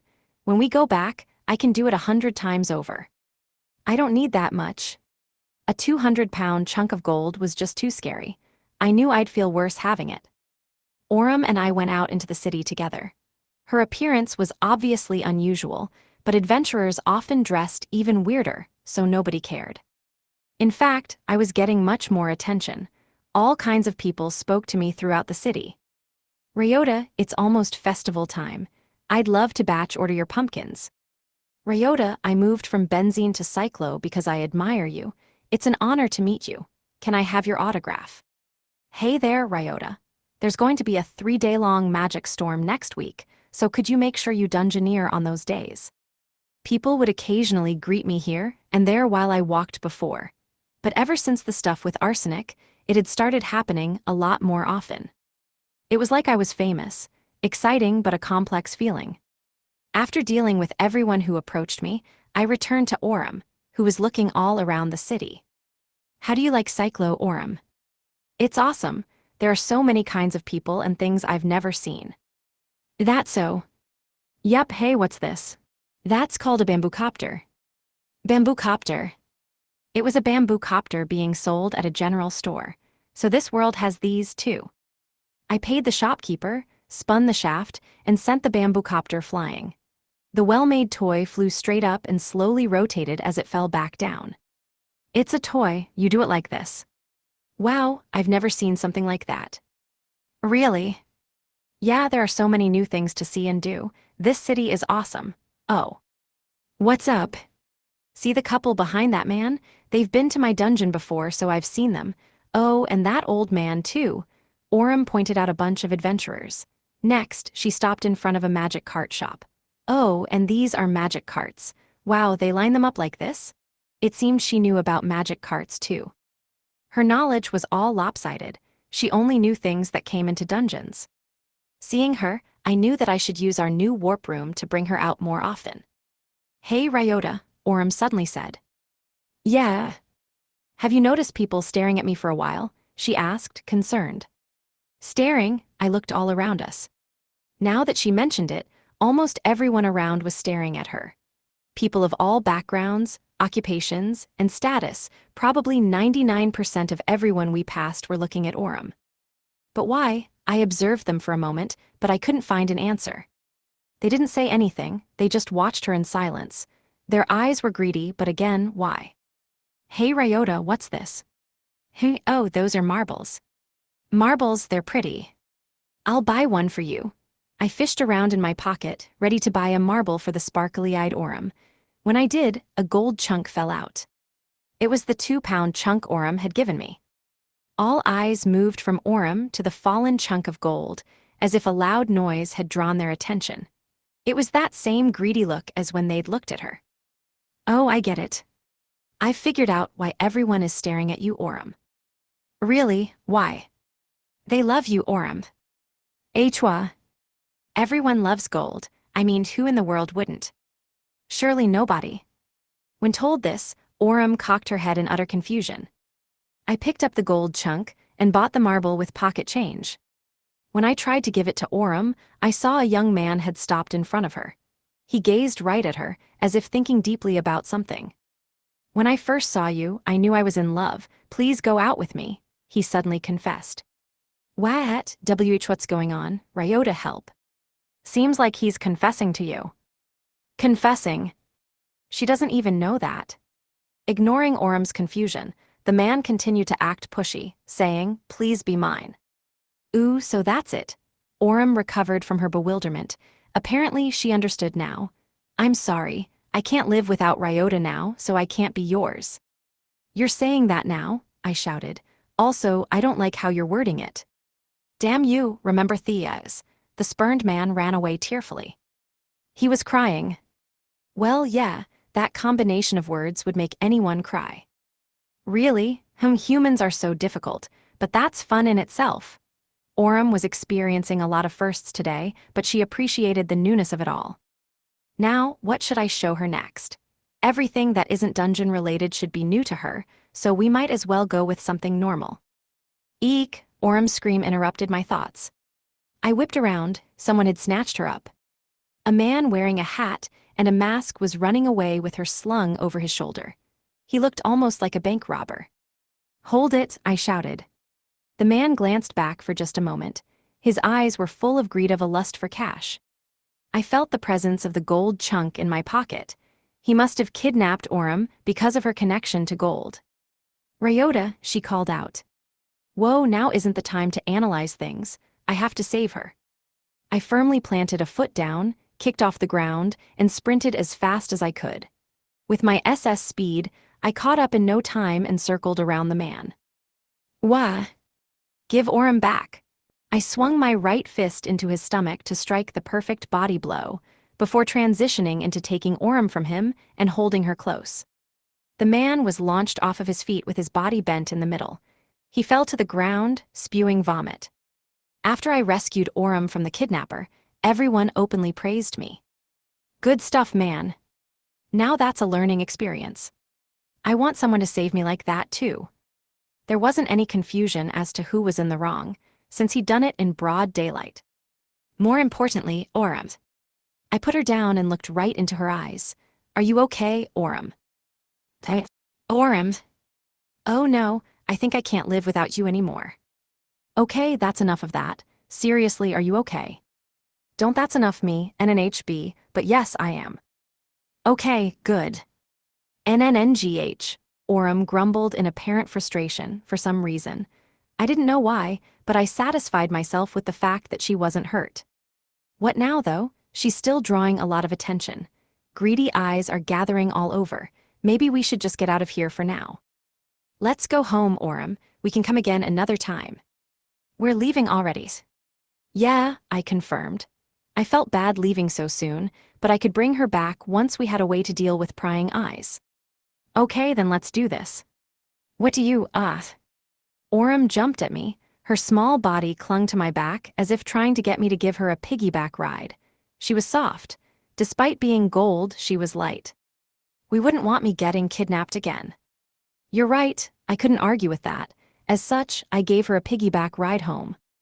All the way to the mansion, she clung tight to me, making my body feel hot. 128. The girl who spewed gold dust. The whole way back to the mansion, Aurum held on to me like a vice. She was so soft all over that just giving her a piggyback ride made me nervous. I was fortunate that she at least stayed quiet on the way home. If she talked to me, my nervousness might have been exposed. But I managed to make it back with my cover intact. We went into the entrance hall of the mansion together. We're here. Yeah, Aurum reluctantly got off my back. Maybe I should have carried her all the way to the warp room. While I thought to myself, Urza greeted me from inside the mansion. Welcome back, Ryota. Hey, Urza, I didn't know you were here. Yep, I brought the Master Rock too. From today on, this will be my new point of duty. Keep up the good work. Of course, also Urza hesitated. Yeah. I'll be moving soon. Moving? Are you leaving for another city? Absolutely not. She frantically waved in refusal. That's not it. My current home is a little far from this mansion. Since it seems like I'll be with you for a long time to come, I was thinking of going all out and moving nearby. Urza rattled that all off rapidly. Okay, I get it. Urza had been loaned out to us. She was formerly a normal employee of the Swallows' returned favor, but since my friends and I were making so much money now, they decided to dispatch her to us. In short, she wanted to move due to her office's relocation. Besides, being near you would be. And nothing, she waved frantically again. I couldn't hear her, but I thought to myself, if that's the reason she's moving, then what if? Urza, would you like to live in this mansion? Hi. You can tell that we have rooms to spare. We probably won't fill them for a long time, so, if you'd like. Do you really mean it? A big smile burst onto her face. Of course, unlike others who might come, you're special. Special. It's not like you're a stranger, and you get along with the other members of the family, too. Special, he called me special. Urza clasped her hands together and looked up at me with teary eyes. You in? I would love to, thank you. Okay, so, how do we go about securing a room for you? I guess asking Emily comes first. She probably has control over the whole mansion by now. I'll go ask Emily, and I'll bring my things. Hey, you don't have to hurry so much, and she's gone. Urza whipped around and ran off at a speed that would put many adventurers to shame. I was just happy that she was happy. Lucky her, I'm jealous, Orem muttered. Hey, what's the matter, Orem? When I turned around, I was shocked. Whoa. Orem was staring straight at me, and for some reason, she was spewing gold dust out of her mouth. The gleaming gold poured onto the floor. What's going on there? I asked. What would you be referring to? Be serious, I'm talking about the gold coming out of your mouth. Part of me was flabbergasted by the words I was saying, but how else should I react to what I was seeing? Hello, you're not kidding. Yeah, did you not notice? Orem wiped her mouth with the back of her hand. The gold dust had stopped for now, but seriously, what was that? Are you okay? Not feeling well, maybe? She was a dungeon spirit, so maybe being out of her dungeon for too long was bad for her. Just as I decided I'd best take her home, though, she asked me, Hey, Ryota, who was that woman? That woman? You mean Urza? That's what you called her.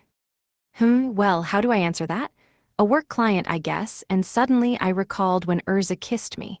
It was an ambush, a one-time kiss. But when I remembered it, I felt my face heat up all the way to my ears. And, as someone who's done a lot of good for me. Is that so? Orem put a hand to her cheek in thought. Is she doing okay? Shouldn't she be going back to her dungeon? I thought to myself. Ryota. Celeste, this time Celeste had appeared. She came in from outside the mansion with books and papers in hand.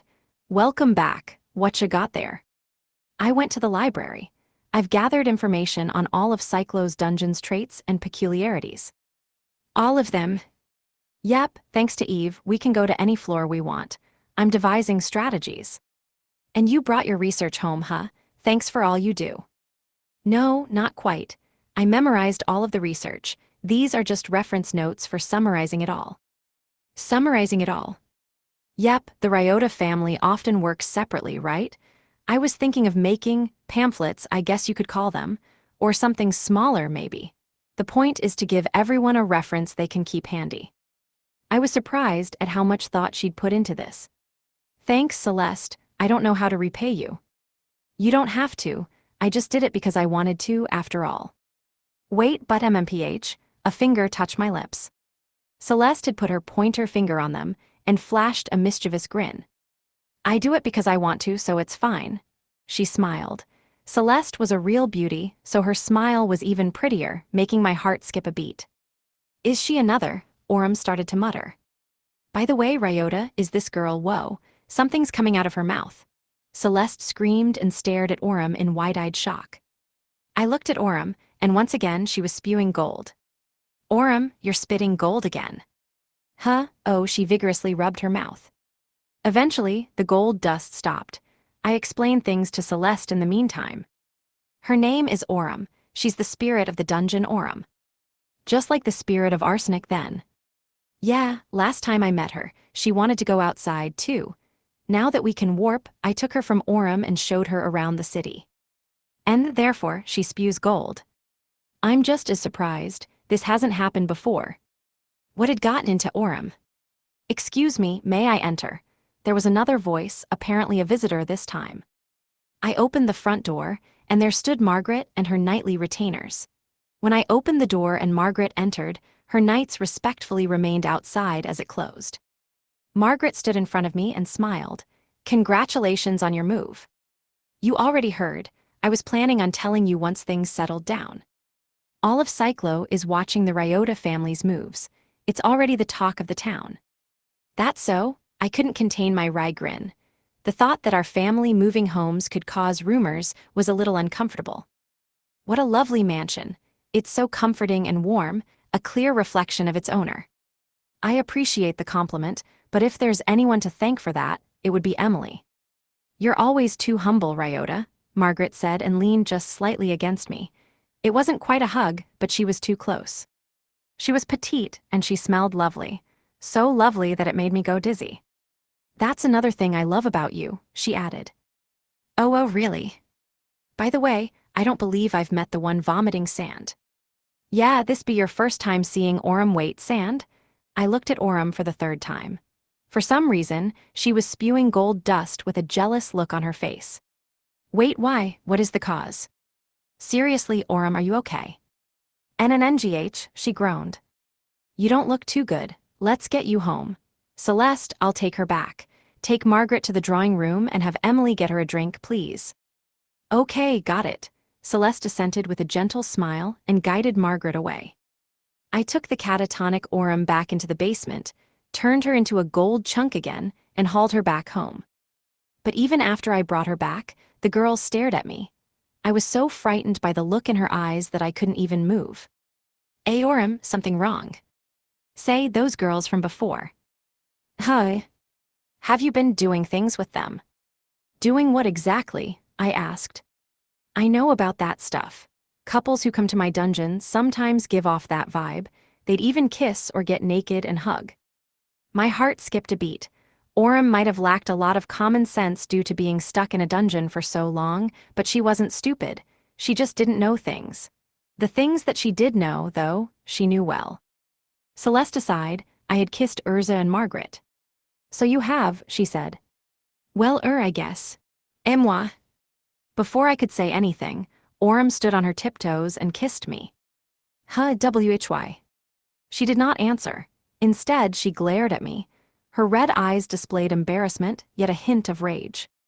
After making a face that looked like she was trying to hide her embarrassment, Aurum said, Okay, bye. Then, she turned to a gold chunk herself. Left behind, I stood there vacantly in the underground room for some time.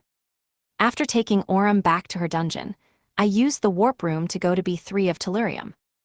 Emily wanted to treat Margaret to cake, so she asked me to get a pumpkin. My mind was still shaken from Aurum, so I accepted and escaped to Tellurium. Even here, though, my mind was a mess.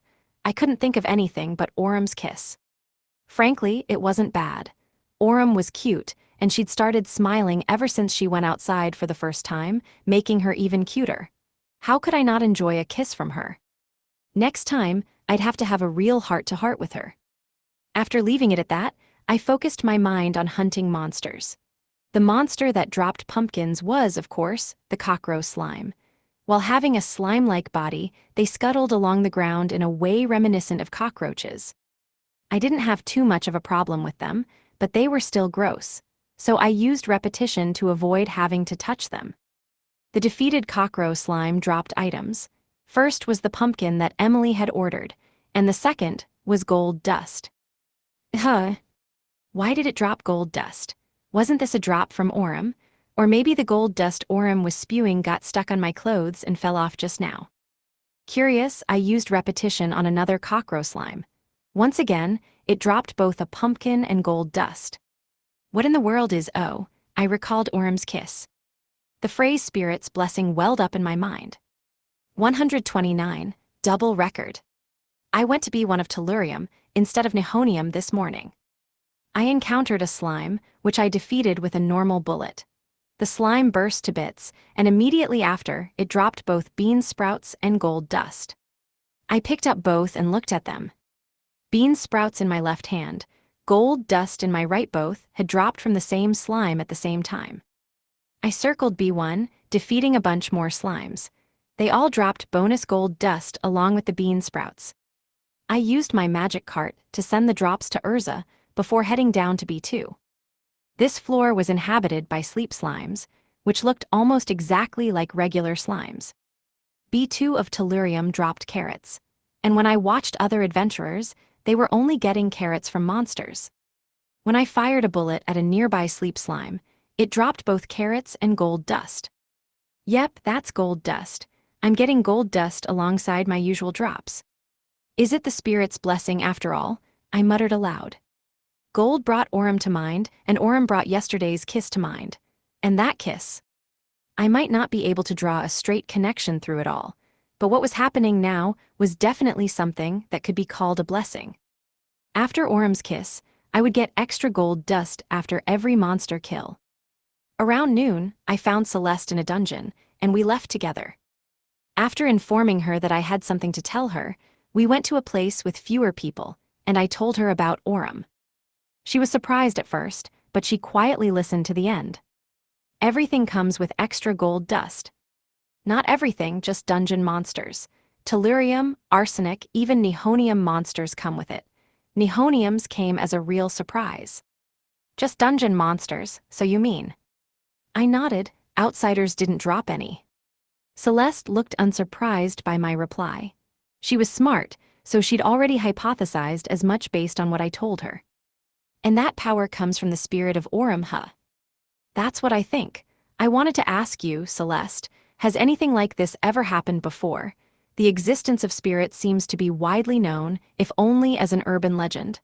I'd learned that much from Orem when I met her, at least. Though the probability was low, there was still a possibility that normal adventurers could reach the places where spirits were. I'd heard about it from adventurers and the Dungeon Association, too. Dungeon spirits were, at the very least, an urban legend. If there were people in the past who'd met spirits, then had they received blessings? When I posed that question, Celeste crossed her arms and cocked her head in thought. I dunno. I do know some legends that say spirits are very impulsive beings, but none say that just meeting a spirit means you'll get their blessing. Yeah, I can see why people call them impulsive. Orem was like that. I'm sorry I couldn't help you, Ryota. Hey, there's no need to apologize. You can't help the fact that there's no available information. Thanks, but this is incredible, right? If you get gold dust for free no matter what you fight, then you'll make more money than ever. I do, but it's not like it's much. It's way less gold dust than going to Orem and killing monsters there, just a little bonus. I see. In a full day of farming, it basically doubles my earnings. But that's huge, Celeste shouted. Your one-day record was 3 million pyros, right? Yeah. Then double that. Yeah, when I tried it out this morning under the same conditions, I got 6 million pyros from the combo of vegetables and gold dust. That's huge, Celeste looked both amazed and exasperated. I bet you could make more than 10 million in one day before long. That sounds nice. 10 million was kind of a huge number. I'd been happy to see my bank balance go over 10 million pyros, so if I could get that much in one day of farming, I'd love to try it. It was probably too late now, but sooner or later. Maybe it would be faster to ask her yourself. Yeah. Celeste was right. Instead of theorizing over Orem's blessing, it'd be fastest to just ask Orem herself. In truth, Orem and Arsenic already had what seemed to be dungeon-wide blessings. Orem's drops had increased, and Arsenic was in a constant lunar eclipse that increased the number of monsters. I'd heard those from the spirits in question, and Celeste knew that, as well. So it was natural for her to think that maybe they could bless individuals, too. Natural, yeah, except... This was hard for me. If it was a blessing from Orem, then the cause was probably her kiss. I'd be too embarrassed to ask about that directly, and it felt a little wrong, too. I returned home with Celeste, all the while wondering if there was another way. When we went into the mansion, we found a commotion. What's going on? I asked. That's Emily's voice, Celeste said. It sounds like it's coming from Urza's office. Wanna go see? My hidden scheme was to use this to shelve the Orem issue for now. Celeste agreed readily without suspicion. We went to the room that we'd parceled out for Urza, which served as a Swallow's Returned Favor branch office now. As we judged from the voices, we found Emily and Urza there. They noticed us and greeted us at the same time. Ah, welcome back, Ryota. Welcome back, Emily said, sounding unusually excited. What's up, Emily? Did something good happen? Yes, I got a new record today. New record? Urza calmly, yet gleefully added, she broke her personal best daily earnings record. 500,000 pyros, Emily said. That's great, Emily. Congrats, Emily. Celeste and I congratulated Emily. She giggled bashfully. That's a big jump. What made the difference? I asked. It's thanks to the old man. Old man? Yes. After Yoda told me everything, I sent him a meal through the warp room, and he gave me an incredible new power as thanks. Okay, but old man. Seems like she's referring to the spirit of arsenic. Ew. We'd left the door to the warp room open as of late. I'd successfully tested my theory from before. If I warped away but didn't warp back, instead coming back the usual way, the room would count as still in use. That would allow the door to stay open. Through this, my friends could use it whenever they wanted. Emily had used that to warp to the spirit of arsenic. And then, Emily, were you blessed by the spirit of arsenic? Her smile spread even wider, proving without a word that my theory was correct. 130. The real Minecraft. The full Ryota family came to be one of arsenic. We were here to confirm the truth. Had Emily received a spirit's blessing? After we warped there, she headed over to a Dante rock monster with hammer in hand. For some reason, Alice was pushing a magic cart next to her. Okay, I'll go now. Alice formed a ring with her thumb and pointer finger, the universal OK sign, and replied with her usual sunny disposition. Ready anytime. Emily sucked in a deep breath, swung her hammer down, and shattered the Dante rock. The monster disappeared and dropped the usual item, dandelions. Almost immediately after Emily lifted her hammer, Alice, who'd squatted down next to her, picked up her drop. So far, it was a normal sight. The dungeons of this world were full of people defeating monsters and producing goods. However, immediately after Alice snatched it away, something unusual happened. Incredibly, another Dante rock appeared in the exact same spot where the first had just disappeared. So she timed killing it with its revival time, I asked. That's not it, Celeste answered. What do you mean? Watch and you'll see. I turned my eyes back to Emily. She swung her hammer down again, shattering the second rock. Alice picked up the drop end. Another Dante rock immediately appeared. As soon as the dandelions were off the floor, the rocks respawned. That's fast, I exclaimed. Meanwhile, Emily and Alice continued their work. A rock appeared, Emily smashed it. Alice picked up the drop, a rock reappeared, Emily smashed it. Whenever Emily broke the rock and created a drop, Alice would pick up the drop, and the next rock would appear. They respawned in no time, and Emily continued to break them over and over. This caused a rhythmical smashing sound, each one followed by Alice snatching up the dropped dandelions and putting them in the cart. Their pace sped up over time. Whenever Emily lifted her hammer, Alice's hand was already on its way out to grab the next drop. By the time she'd grabbed it, Emily's hammer was on its way back down. When the Dante rock came back after Alice snatched the drop away, the already falling hammer would break the rock. They were going at a pace I couldn't even imagine before. While I watched, I tried punching a different rock I found nearby. It dropped dandelions, but it didn't respawn like Emily's. I see, so this is a blessing from arsenic to Emily. When it came to farming dungeons, once you were strong enough, the key to making more money was efficiently finding your next monster. I memorized the layouts of dungeons and respawn timings of monsters, and Alice had a special ability that let her sense where monsters were. Celeste had gathered boundless information, and Eve, come to think of it, what did Eve do? Image summary, 2 manga-style characters watch a dandelion sprout from a rock. That aside, we each had our own ways of raising our efficiency. But each of us still had to search in the end. Searching meant a loss of efficiency due to the travel time involved. This blessing was incredible. When Emily defeated monsters, they reappeared in the same place with just as many drops. It was the ultimate blessing for farming. Emily was in her element now, smashing rocks in perfect rhythm. She was holding a hammer, but it reminded me of the sight of her in the kitchen every day, chopping with her knife. The sight relaxed my heart. After I watched for a while, I remembered something. Emily smashing, Alice reaching out and picking up from the side. Smash, pick up, I knew something a lot like this. It's like mochi pounding, I mused. Mochi pounding. Back in Japan, my homeland, we had something a lot like this. One person would pound rice with a mallet, while the other would knead it as soon as the mallet came up. This is a lot like that. I had no idea, Celeste said in understanding. This sound is addictive. Eve, wearing her bunny outfit, gnawed on a carrot. It was normal for her to be savoring a carrot, but it was unusual for her to express interest in something else, said thing being Emily's rock smashing. I get it, I agreed. The rhythm is like a metronome, right? I could listen forever, zzz. Eve's head suddenly slumped over, though she still held the carrot in both hands. She fell asleep. Her eyes were half closed now, and she was drooling on the half-eaten carrot. Since she was wearing the bunny onesie she'd been obsessed with lately, it was kind of adorable. Ah, Eve's face shot up as she realized she was asleep. Bunnies don't sleep.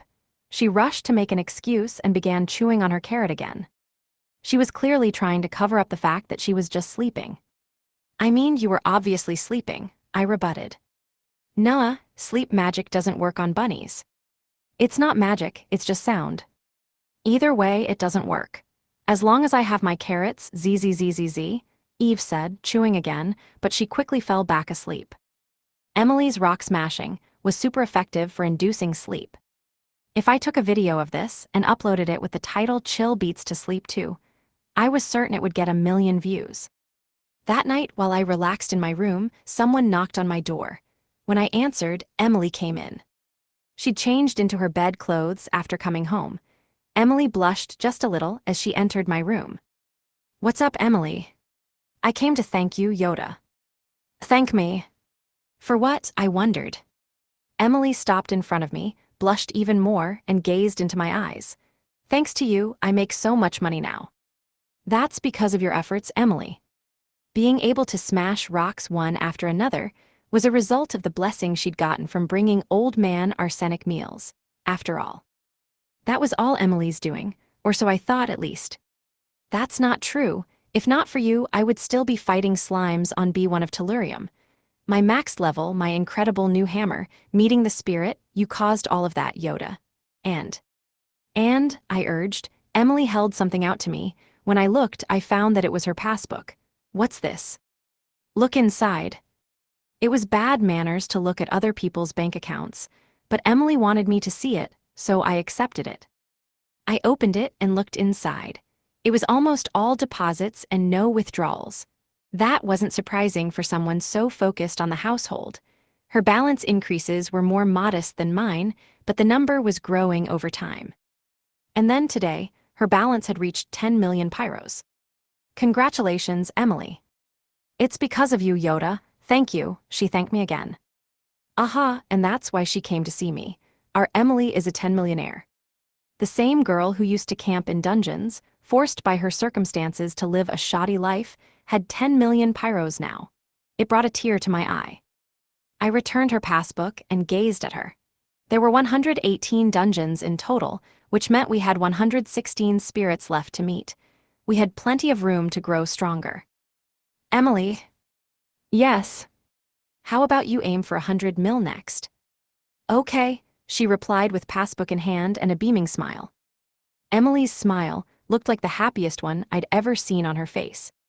131, the evil, trash disturber. I turned to stone and farmed B6 of Nihonium as usual. Amidst the poison mist, I readied my guns and aimed carefully for headshots. I didn't need to speedrun Nihonium, so I took my time here. Thus, I maintained a 100% headshot rate, insta-killing every enemy throughout my farm. And I never neglected to evade attacks, either. I might have been invincible thanks to the absolute rock stone, but it was only here to protect me from the mist. Rather than being lazy, I resolved myself to dodge every monster attack. Often in video games, when I was farming weaker monsters, I'd have this bad habit of playing sloppily due to the raw stat difference. But here, I was careful to avoid that as I hunted these poison zombies. I evaded every attack and maintained my perfect headshot rate. As I got closer to the end, I got more and more tired from the necessary concentration, but I kept on doing it in case it would come in handy someday. After doing this all morning, I'd raised my intelligence from D to C, and of course, both my hit and evasion rates were still 100%. Before I went out for afternoon farming, I stopped by the city. I'd offered the mirror to Nihonium, so these days, I'd wander around looking for the sword and Magatama. The time I'd gained from being able to warp to dungeons just added to my free time looking around the city. Hey buddy, want some tobacco? We've got every kind from B30 to B60 of mercury. We've got newt, soft-shelled turtle, and pit viper from zinc. Ask about our rare drops too. We have the only box of leeks from Krypton today. Eat 'em, wave 'em, whatever. They're fresher and tastier than any of Cyclo's. The city of Cyclo was as bustling as ever. Goods from dungeons all over gathered here, bringing life to the market. I wonder if my goods are circulating all over the world in the same way. I mused mentally. The thought of it made me a little emotional. I wandered through the market, though some of the dungeon names I heard made me do a double take. The god of this world must have hated tobacco, making it a good from mercury. And the aphrodisiacs from Zinca don't even get me started. Compared to those, Orm's gold was straightforward and likable. While I wandered, I looked around in search of the sword and Magatama. Suddenly, I noticed that a crowd had formed in one corner of the market. Curious, I headed over. A monster and outsiders appeared. Someone call for help, it's attacking Pier. I approached until I could discern what they were saying. Then, I sped up into a sprint. The source of the commotion was beyond the wall of spectators, a middle-aged man being attacked by a monster. It was a Frankenstein, the outsider created from trash. Repetition. He seemed to be in danger, so I prioritized speed and killed the monster with repetition. The Frankenstein was wiped away without a sound, saving the man. Instantly after, people cheered. Words of thanks and praise for my actions came my way. Thank you, you saved me. Are you hurt? I asked. It's just a scrape or two. The man, Pier, showed me his elbow and laughed. It was scraped for sure. It looked like he'd scraped it against a wall while he was running or something. I was just glad it wasn't major. There are more of them lately, huh? He said. More of them? You mean the Frankensteins? I asked. Oh, you don't know. They've been showing up in town a lot these days. Has that been happening? I had no idea. Why, Cyclo has people disposing of trash, doesn't it? I recalled Celeste's former occupation. In this world, all trash produced by human consumption could turn into outsiders. The waste didn't turn into its former material's monster, though. It all turned into Frankensteins. If left alone, trash would turn into monsters and cause trouble, so this world prioritized trash disposal even more than modern Japan. That led to a higher quality living environment in a roundabout way. Cyclo, a place with multiple dungeons and lots of adventurers, took in a lot of taxes. That should mean they had the funds to handle trash disposal well. Well, Pier began, brow furrowed. Lately, someone's been making a mess of the trash. I don't know why, but they are. They make a mess of it. Yeah, sometimes, the mess turns into those outsiders. Making a mess of the trash. Who would do that and why? I left Pier and kept that in mind as I walked through town. Indeed, I noticed trash on the ground here and there. Trash turned into monsters, so to this point, they hadn't let that happen. It was out of necessity, sure, but this world was like a paradise with no littering. But now, there was trash all over the place. Trash on the main street wasn't an urgent issue. There were people out here during the day, so it wouldn't turn into outsiders. Whoosh! Wind blew, whipping up trash and carrying it into a back alley. Since I happened to see it, I promptly burned it with a flame round. Trash left in places without people would turn into outsiders that caused all sorts of problems. Still, why would people disturb the trash? I went back to the mansion and found Alice. There, I explained the situation in the city and asked, Alice, can you sense monster locations in town? I can. I always win hide-and-seek with my buddies, she said proudly. The monsters on her shoulders protested by jumping around and hitting her lightly. They're such good friends. That's great. Mind helping me patrol the city for a while? With your power, we can find newborn Frankensteins and take them down before they can cause trouble for people. Sure, okay. Sorry to ask you for this on such short notice. It's okay, protecting the people of the city is cool, Alice smiled innocently. Oh, I already found one. Huh. That way, there's a monster not too far away. She pointed at the mansion wall. It was a wall, but this area's trash collection center was that way. I'll go check. Nah, don't worry, I can find it myself if it's that close. Thanks, Alice. I thanked her and ran out of the mansion. Then, I headed in the direction she'd pointed toward. When I came to the trash collection site, I found something moving around in it. It was too big to be a human, it was an outsider. There was a home nearby. If left alone, it would attack the people inside, so I fired off Repetition in order to deal with it right away. Repetition, my ultimate farming magic that immediately killed any monster I'd defeated before. Thinking I was up against an outsider Frankenstein, I used that but it didn't work. The monster slunk around the trash for a moment before running off. Hey, wait!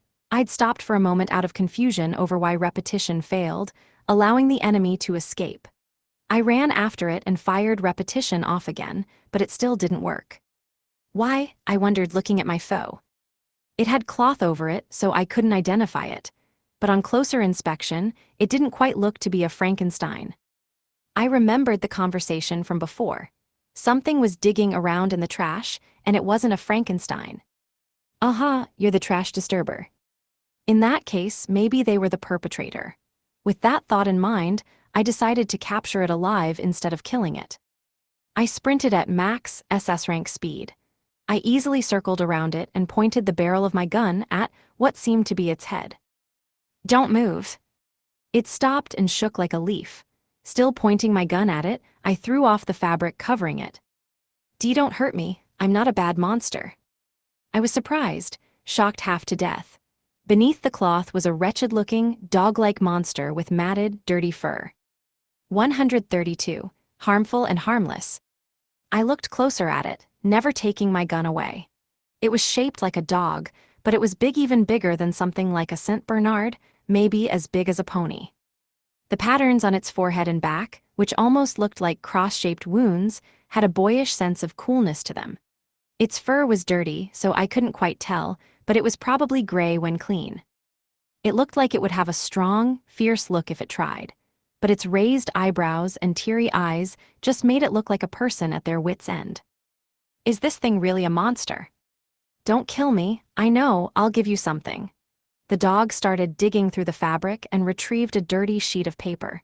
Let me go, and you can have this. You humans value this stuff, right? Is that 1,000 pyro bill? It had taken out a tattered, dirty 1000 pyro note.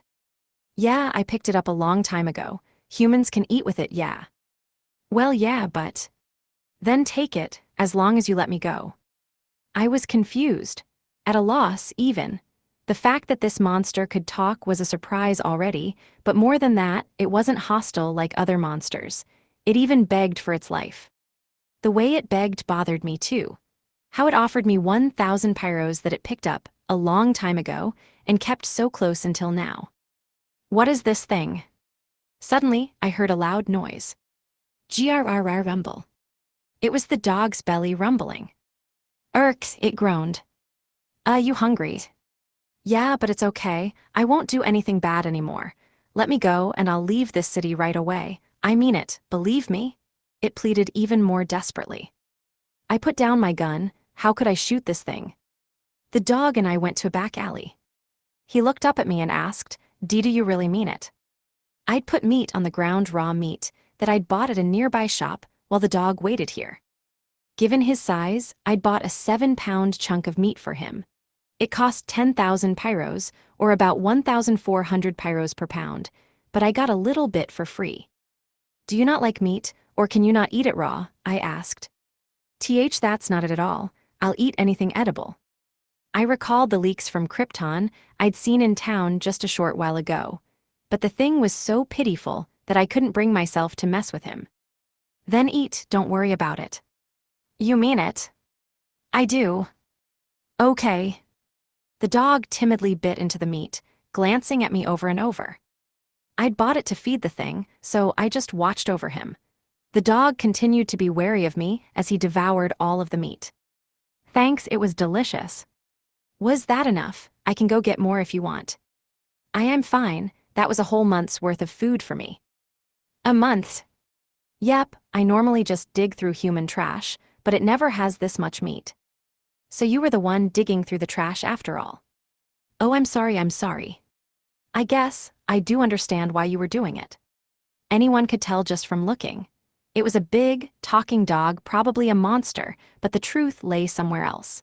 Tattered clothes, fishing through the trash when people looked away, clinging to a single 1000 pyro note for dear life. The word homeless described it well. What are you anyway? I asked. A monster. Probably. I dunno. It was a long time ago, but I woke up one day in a totally different city. Then maybe you're not a monster. I think I am, though. Sometimes when people see me, they yell, it's a Cerberus outsider. Outsiders are monsters that show up in town, right? That's not precise, but yeah. It seemed this dog was an outsider from a monster called Cerberus. If multiple people had said as much, that was probably true. He explained, I've always been hiding, because people kill outsiders when they find them. But staying in the same city means people will find me, so I've been going from place to place. This city has a lot of people, which makes it easy to find food. I got so excited that I've just been running around and digging through trash. And that's why Frankensteins have been showing up so much. I thought of following people into dungeons to do work, but I'm too scared to go. I heard outsiders die when they go into dungeons. Oh. That's right. If this Cerberus really was an outsider, he wouldn't be able to go into dungeons and make money. He couldn't do the most popular job in this world. I'm sorry, I'll leave this city right away. Just don't kill me, he begged for his life again. Whether he begged or not, I definitely wasn't about to kill him. How could I be so cold toward a Cerberus forced to live a vagabond's life, uncertain of his own identity? Thanks, Mr. Human, I appreciate the meal. You can have this. The Cerberus put the 1000 pyro bill from before in front of me, turned, and walked away. He held that shoddy cloth with his mouth to conceal his identity as he proceeded down the back alley. Should I just let him go like this? But what's the point in stopping him? Can I do anything for him? While I worried, an adventurer appeared at the other end of the alley. He was pushing a magic cart with an Emily hammer slung over his shoulder. He seemed like he was on his way to sell drops after a day of dungeoneering. Whoa. An outsider. Man and monster froze in place, facing each other. The adventurer moved first, swinging his hammer horizontally. It struck Cerberus, launching his pony-sized form sideways. The canine flew into a wall and collapsed in a heap. Oh, it's a weak one, don't scare me like that. Geez, the man complained and pushed his magic cart on as he left. There were plenty of adventurers out there who didn't kill outsiders. After all, they didn't drop anything. They might do it if the Dungeon Association offered a bounty or if someone made a request, but in most other cases, they avoided them. That was true of the majority of adventurers in this world. Likewise, this man had only struck Cerberus once before leaving. Meanwhile, after being launched into the wall, Cerberus was totally immobile. He wasn't dead. When monsters died, they disappeared, so I judged that he wasn't dead yet. My theory was correct. After a while, Cerberus stood up on unsteady feet. Hey, you okay? I tried to run over, but after one step, I stopped in place. I wasn't thinking of anything. I hadn't sensed anything. But I stopped and crossed both arms in front of my face. It was pure instinct, split-second decision-making cultivated from years of life experience. And it told me now to defend myself. Instantly after, Cerberus charged at me with ferocious speed. Despite my cross-armed guard, I was launched away. I flew far back, out of the back alley, and struck a building. Ex. What's happening? Pedestrians screamed. Tension ran through passers-by. Cerberus lunged out of the back alley. This time, he opened his mouth to bite me. I thrust both hands out and stopped his jaws before they could bite down. His sharp fangs dug into my palms painfully. Grrrrrrrrr. Cerberus growled and tensed up his jaw even more. I heard a bunch of voices around me. It's a Cerberus, an outsider of that demonic dog has appeared. Hey, someone call an adventurer, or even the Dungeon Association. Wait, that's Ryota Sato. The boss of the Ryota family. The one who kills outsiders that other people won't bother dealing with. While some of them cheered me on and lifted me up, I noticed someone in my periphery leaving to call for backup. This is bad, I gotta settle this fast. Normal adventurers might let outsiders go, but any adventurers they called now would make sure the job was done. Now that I felt sympathy for the homeless vagabond Cerberus, I didn't want to see him killed. I had to do something before others came. Grrrrrrrrr, Cerberus's eyes were bloodshot. He was out of his right mind, probably because of that blow to the head. In that case, I took my hands out of his mouth and jumped back. Then, I whipped out my guns, loaded bullets, and stood ready. Cerberus lunged again. He's fast, easily as fast as someone with a rank speed. Despite his ferocious charge, I calmly fired my guns. 2 fully buffed recovery rounds collided in midair, making a sleep round.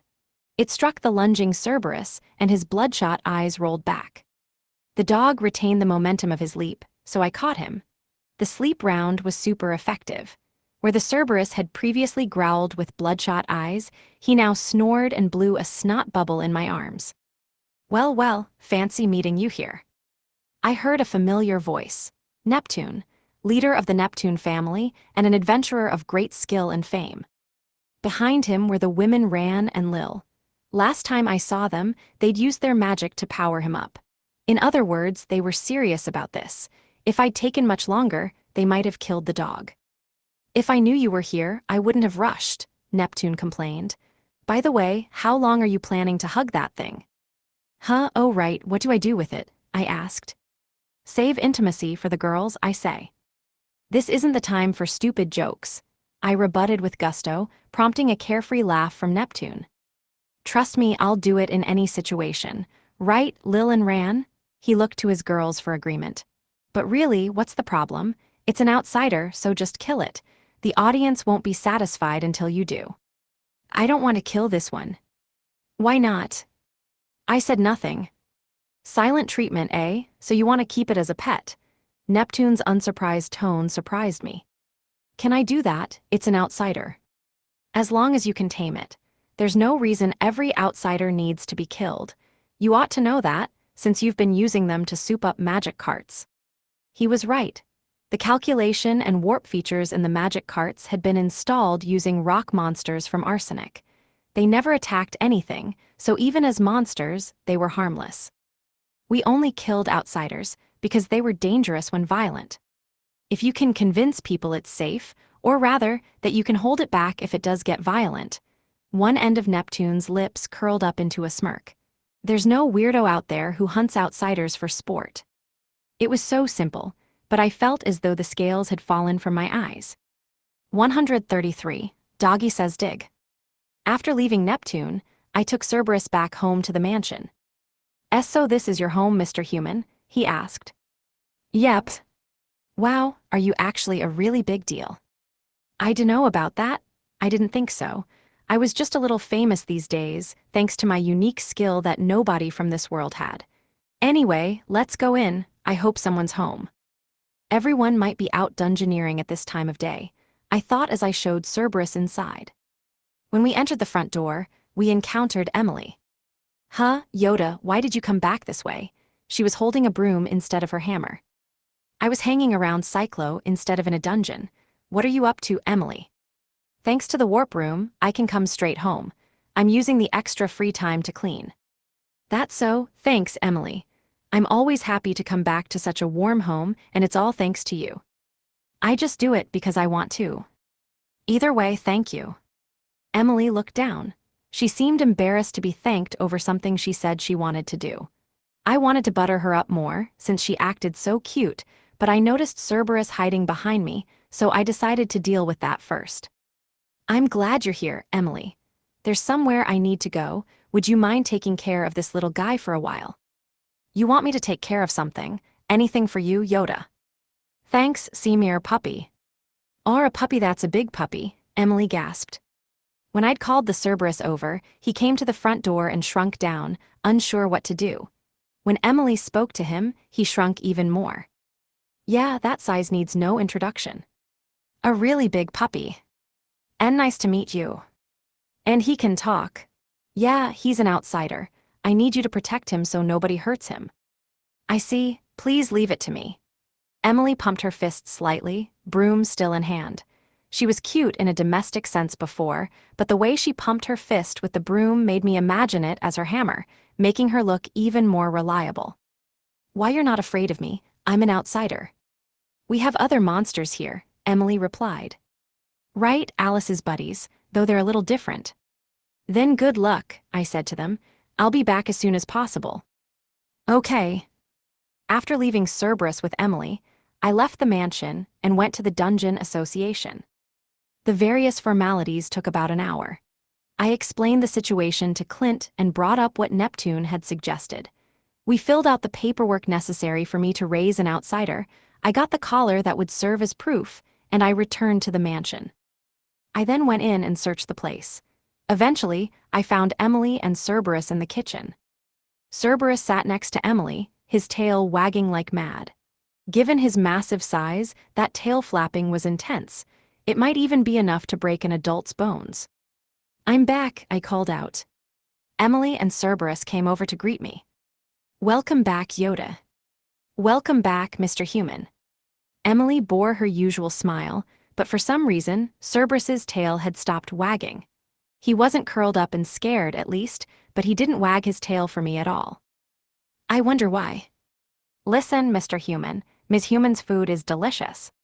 Food? I cocked my head at Emily. Yes, after you left, this puppy's tummy was grumbling, so I made food for it. It tasted like dreams. Oh, I see. That answered all of my questions, because when Emily said that, Cerberus's tail started wagging again, even harder this time. The pup had a blissful look on his face, too. He wagged his tail for her because she'd tamed him with food. I couldn't blame him, her food was like drugs, simply delicious, warm and delicious, and you couldn't stop eating it. You'd want to eat it forever and ever. It was like she'd mastered the basics to an arcane degree. That was Emily's cuisine. I could see why Cerberus wagged his tail so fast that it looked ready to snap off. So where did you go, Yoda? To the Dungeon Association. I had to get permission to keep the puppy. He's an outsider, so he falls under their purview. I had no idea. So, I'm supposed to put this collar on him. Also, he needs a name. They say that when you pick a name, there's magic that displays it right here. I took out the collar and pointed at the white part in the middle. You don't have a name, do you? Nope. Would you like to give me one, Mr. Human? Sure, but first, I want to check something. Check what? I thought of 2 names, and I want to figure out which one we'll give you. How do you do that? Come with me. I turned and walked away, and Emily and Cerberus followed. We exited to the courtyard. There, they stared blankly at me as I revealed a ball that I'd bought in the city. It was about the size of a baseball. What are you going to do with that, Yoda? Just throwing it, here goes. I casually tossed the ball. There wasn't any particular technique or speed behind it, just a regular all-throw. When I did, Cerberus's eyes lit up for just a second. Then, he chased the ball. Emily piped up, he really is a puppy. Yep, that's a dog. What do you mean? I wanted to figure out whether he was a dog or a wolf at heart. The name depended on the answer. I see, he instinctively chased the ball, so he's a dog, right? That's right. Just as Emily understood my meaning, Cerberus brought the ball back in his mouth. He stopped in front of me and looked up, never letting go. Incidentally, his tail was wagging. Not as much as it did for Emily, though. I mentally complimented her food. Clearly, it was good enough to supersede canine instinct. Good fetch, who's a good dog? I took the ball and petted Cerberus. He looked happy and wagged his tail even faster. That means you'll be named Kerberos, I said as I raised the collar. It glowed for a moment, and the name Kerberos appeared on it. Kerberos, he asked. It basically means hellhound. It also sounds similar to Cerberus, which is a plus. Thank you. I put the collar on one happy-looking Kerberos. By the way, Yoda, what would you have named him if he was a wolf? Emily asked. Loki or Hollow. Both of them are legendary wolf names. Oh, I see, so all wolves have Lo in their name. Not really, but if Emily is cool with it, then that's enough for me. I looked at the Cerberus named Kerberos and said, "You'll be wearing this collar all the time from now on. As long as you do, other people won't try to hurt you." Okay. Is the collar really that incredible? Emily asked. It's proof that I'm caring for him. If Kerberos goes crazy, it's my responsibility, and if other adventurers kill him, then that means they're being hostile toward me. That's a relief. No adventurer in Cyclo would declare war on you, Yoda. I hope you're right about that. Whoa, you really are a big deal, Mr. Human, Kerberos said. He is. Yoda is the strongest person in Cyclo, he makes the most money, and he's solved the most problems. He's our triple threat. Ooh, the dog looked up at me with pure respect in its eyes. And I ended up with him, of all people. Why don't you try changing what you call him? Emily suggested. He's going to raise you as his puppy, so it would be weird to call him Mr. Human all the time. All right, what should I call him then? Anything is fine. My name is Ryota Sato, so Ryota or Sato or whatever is fine. You should call him Master, Emily said eagerly. Master. You're an important person's puppy, so you should address him as such. Hey now, that's not necessary, I cut in. Master, Master, Kerberos repeated it, as if feeling how it rolled off the tongue. I wanted to tell the dog not to worry about it, but then I realized something. That tail was wagging like never before, just swinging madly left and right, as loud as a world-class batter's swing. Master, he called me with an innocent look on his face, wagging his tail against the ground with excessive force. Boom, the ground caved in a little. Does he like the title that much? Maybe dogs like being raised by big shots because of the alpha mentality, or whatever. Not that I minded. In fact, maybe being called Master was ideal.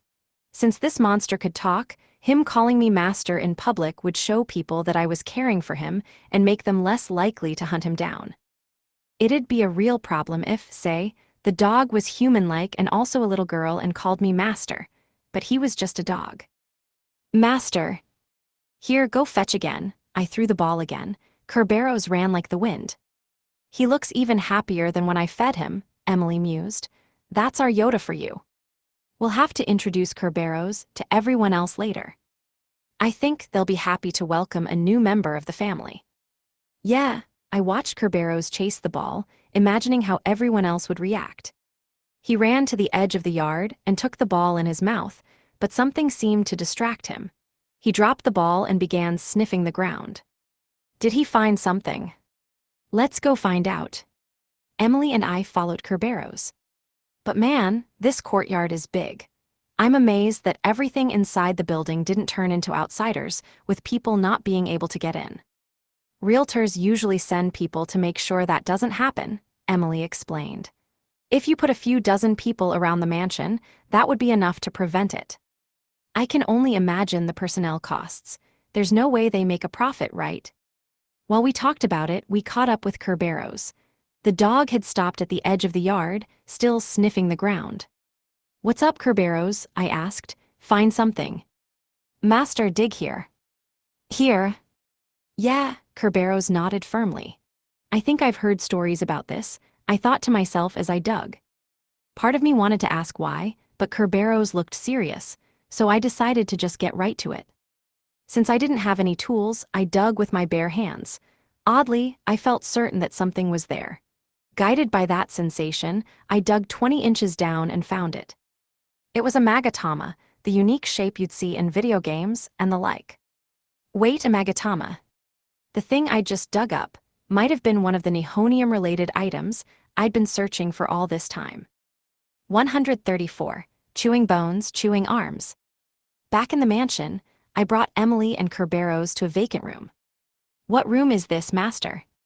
Storage. We throw things we don't really use in here. They're here, right, Emily? Yes, it's all here. Good, first let's check you out. I held an item out toward the confused-looking Kerberos. It was a consumable item that could fit in the palm of my hand, a portable status board. You could check your stats all you wanted for free if you went to one of the town's dungeons, but anywhere else, you'd need one of these. But they weren't very expensive, so we always kept a few here just in case. I held one out to Kerberos. Try using this. Okay, like this. Kerberos used the portable status board to check his stats. Image summary. The image shows a status board displaying a character's level as 1 out of 50, with HP rated as D, MP as F, Strength as E, Vitality as F, Intelligence as F, Willpower as F, Speed as E, Dexterity as F, and Luck as F. Image summary. A status board showing categories plants, animals, minerals, magic, and special, all marked with an F. His stats were low. His level had some room to grow, being level 1 now, but his stats weren't too promising. Kerberos was so weak that I could kill him with just one bullet. I found that odd, given how strong he'd been when he went wild. You haven't raised your level at all, huh? Have you ever killed anything? I asked. Like humans, if I did that, others would definitely come and get revenge. I see, you did say you've been hiding all your life. While we talked, Emily opened the door and came in. The storage room had a lot of stuff inside, but it was well maintained, so it didn't have even a speck of dust. Even the meanest mother-in-law or sister-in-law wouldn't be able to find any faults with this level of cleanliness. Incredible, I mused. Sorry, just thinking of how Emily it all is. Do you think so? Emily looked befuddled. I traced the wall with my finger. Not a speck of dust gathered on my finger. In fact, I was only making the wall dirty. That's our Emily. Emily brought a box full of crystals from the back of the room. We sure collected a lot. Only because you send so many every day, Yoda. What are these, Master? It'll be faster to show rather than tell. Take one. Kerberos did as commanded and picked up a crystal with his mouth. When he did, the crystal melted away and disappeared. Whoa, Master, when I touched it, it went away. Don't get all flustered, that's how they work. Keep on going. Emily, bring all we've got. Okay. Kerberos looked at me blankly, while Emily brought crystals from the back of the room. He looked utterly confused, but he obeyed his master's orders and touched the crystals one after another, absorbing them into him. We continued this for a total of 20 boxes. Master, they're not disappearing anymore. Capta, okay, use this one more time. I gave him another consumable portable status board. Though confused, he used it. And then. Image summary. A status board shows level 50-50, HP B, MP F, Strength D, Vitality C, Intelligence F, Willpower F, Speed B, Dexterity F, and Luck F. Image summary. A status board showing that plants, animals, minerals, magic, and special items are at their maximum. Wow, Master, my level went up so much. So you're capped now. Indeed, I'd given him the crystallized EXP. The ring dropped by Nihonium's Dungeon Master allowed the user to crystallize and save up EXP when they had reached the level cap. Our new pet and friend had gone from level 1 to his maximum in no time. We could cap our new companion's levels instantly. I wanted to make that the new standard of the Ryota family. Wow, my master is incredible. He's Yoda after all, of course he is. I'm glad you found me, Master. Kerberos was moved. Despite his size, he was saying some adorable things. You can't go to dungeons, so instead, I want you to protect the mansion, I told him. Be the strongest guard dog to suit your name. If people attack our home, I want you to fight. That's an order from your master. Yeah, I'll bite all your enemies to death, Kerberos said excitedly. And in truth, his stats weren't bad. He looked strong enough to be able to take down the average adventurer. Okay, next up. I rolled up my sleeve and offered him my arm. Bite me as hard as you can. Huh, why you, Master? Yeah, don't hold back. But. It's fine, I urged him. He looked back and forth between me and Emily, clearly unsure, but he timidly took my arm in his mouth. He bit down, but it was just a nibble, not forceful at all. Harder. I can't bite you, Master. We need you to. I could ask Emily, but she's a little too strong. Kirby, you should do what Yoda says. There's always a good reason for it. But. Emily says she'll give you food that's so good it could kill you, if you bite me as hard as you can. The moment I dangled a carrot in front of him, Kerberos bit me. Chomp, a bit of pain ran through my arm. Sorry. Kerberos let go and pulled his head away. You little gluttons, I petted him. I looked at my arm. The skin where he'd bit me was indented and pale. He hadn't broken skin, but it was indented. About that much, huh? Okay, I'll be right back. Emily, make something tasty for Kerberos. Okay, Kirby, what would you like? Huh, okay, well. I left the flustered Kerberos and smiling Emily behind as I headed for the warp room. After a quick lap around Nihonium, I returned to the mansion. I looked around for a minute and found Emily and Kerberos in the yard. The pup wagged his tail next to Emily as he gnawed happily on a bone. The bone had burn marks on it and smelled really appetizing, like roasted meat. Maybe Emily had roasted it. Welcome back, Yoda. Welcome back, Master. Hey, you two, looks like Emily got you good and fed. Kirby really loves meat and bone. He is a puppy after all. Did you roast that bone? It's the best cooking method for making use of the ingredients. Seasoning isn't good for puppies after all. So that's why she roasted it. I would have just given him the bone straight, but that's Emily for you. She always had the craziest ideas. So you were gnawing on a bone, eh? How convenient. I stood in front of Kerberos and held out my arm again. Try biting me again. Yes, Master. He was still hesitant, but he seemed more used to the idea this time. He chomped down on my arm.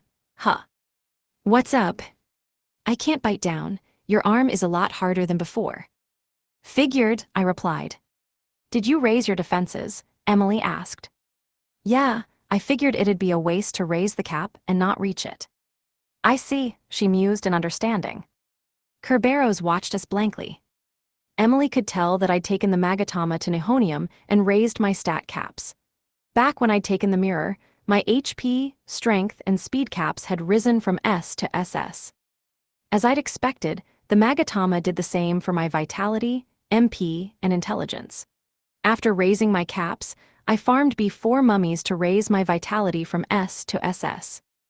At S-rank vitality, Kerberos's full power bite had sunk into my flesh. At SS, it couldn't even do that. You've gotten stronger yet again, Yoda. Emily rejoiced as if my success was her own. 135, all MP-consuming magic. On B5 of Nihonium, where dungeon snow fell endlessly, I farmed red skeletons who'd evolved through the power of the magic snow. When a red skeleton rose from the ground in front of me, I pointed the barrel of my gun right at it. It didn't attack immediately. It leaped to the side and tried to circle around me. People who fancied themselves speedy often tried to use their speed to disrupt their foe, but this was a rare tactic for monsters. They were fast too, but I was even faster. I turned my shoulder and gun 90 degrees, like a compass, and pulled the trigger. It was just a normal bullet. I'd led my shot, so the red skeleton charged straight into it. The monster, fast but feeble, went down from one normal bullet and dropped an MP seed.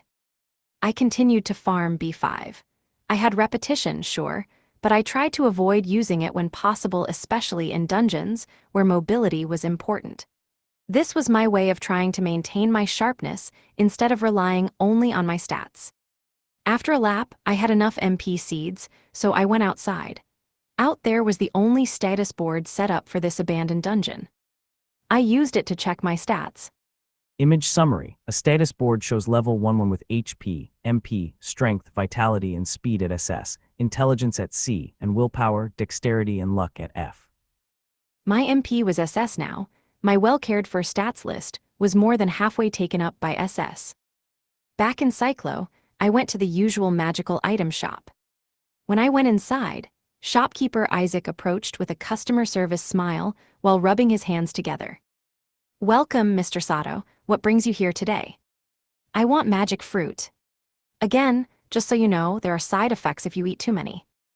I know, not worried about it. He seemed genuinely concerned, but I wasn't worried. Magic fruit was an item that let you learn a spell at random when eat. If you ate one, you'd no longer be able to raise your level.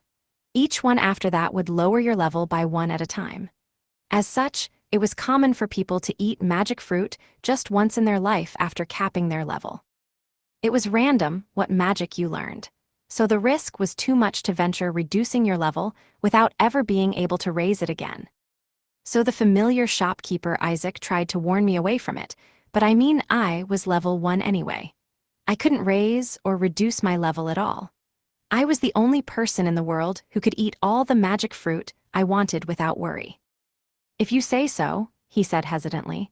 But production lately has been slowed, so the price is 5 million pyros each. I won't blame you for that. You can't change the supply. That's market economics for you. Everyday goods aside, these low-demand, high-price goods occasionally had their prices influenced by supply changes. Sometimes, the price goes up, and you can't do anything about that. I could tolerate 5 million a pop.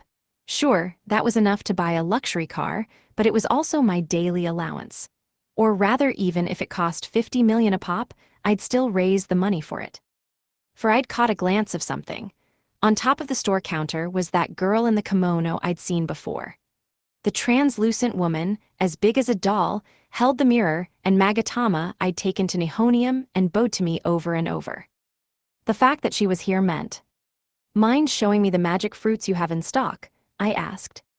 Of course, please wait a moment. Isaac ducked into the back, brought up 3 magic fruits and sat them atop the counter. These are all of the ones we have in stock. Which one would you like? When he asked me that, the woman moved. The kimono woman, visible only to me, stopped in front of the middle magic fruit, a mirror and Magatama in hand. With a big smile, she gestured as if to say this one. I'll take this one, I replied. Like when I'd learned repetition, I paid in full for the one she chose. Thank you very much. I returned to the mansion and went to the basement with Emily and Kerberos. What are we doing now, Master? Setting the stage for this magic fruit. Is there something I can do to help? All you have to do is watch, I said, placing the magic fruit in the middle of the basement and returning to Emily and Kerberos. We waited for the outsider to spawn. Isn't it nice to have this basement? Emily mused. Now we don't have to worry about anyone seeing us. We had to be careful when we did it outdoors. If you don't kill it right off the bat, there's no telling where it might go. And we don't have to worry about that here, Emily said with a smile. We'd been together for a long time now, so she knew what we had to watch out for when it came to outsiders. The fact that I could get drops from outsiders was a secret from everyone but my friends, so we had to do it away from prying eyes. We also had to stay far away when making outsiders outside, which meant that if we didn't attack them right when they spawned, they might find another target and start wandering off. All of these problems had been solved by this basement. The magic fruit spawned an outsider in our private basement. It was a monster that looked just like me, except it had a metallic sheen. Metal Ryota ran straight at me. The monster and I were on 2 ends of the basement, so coming at me in a straight line was his best option. Wow, it looks just like you, Master. What are you going to do? No worries, repetition. I cast my spell on the monster, killing it instantly. Unlike in dungeons or outside, a fierce battle down here risked damaging the mansion. Whenever I made outsiders here, I made a point of insta-killing them with repetition. The outsider fell and dropped a magic fruit. Where the original one had a hexagram pattern, this new one had 2. I took it and ate it as usual. Ahem. Did you learn new magic? Emily asked. Yeah, one is heal. Recovery magic, of course. You already have your recovery rounds. Yeah, they're limitless, and they recover MP too. I took out a gun and fired a few limitless recovery rounds into myself, as if giving myself injections. That was for the sake of recovering the MP I'd consumed through repetition. Because the magic I was about to use, the real winner here, used tons of MP. Emily, would you mind bringing 3 portable status boards over? Okay. I'll get them. Kerberos' tail wagged as he ran out of the basement. He quickly returned with the portable status boards in his mouth. Here you go, Master. Good boy, I petted him and even scratched his chin. Heh, Kerberos blissfully closed his eyes. Now, try using one right away. Okay, Kerberos used the board.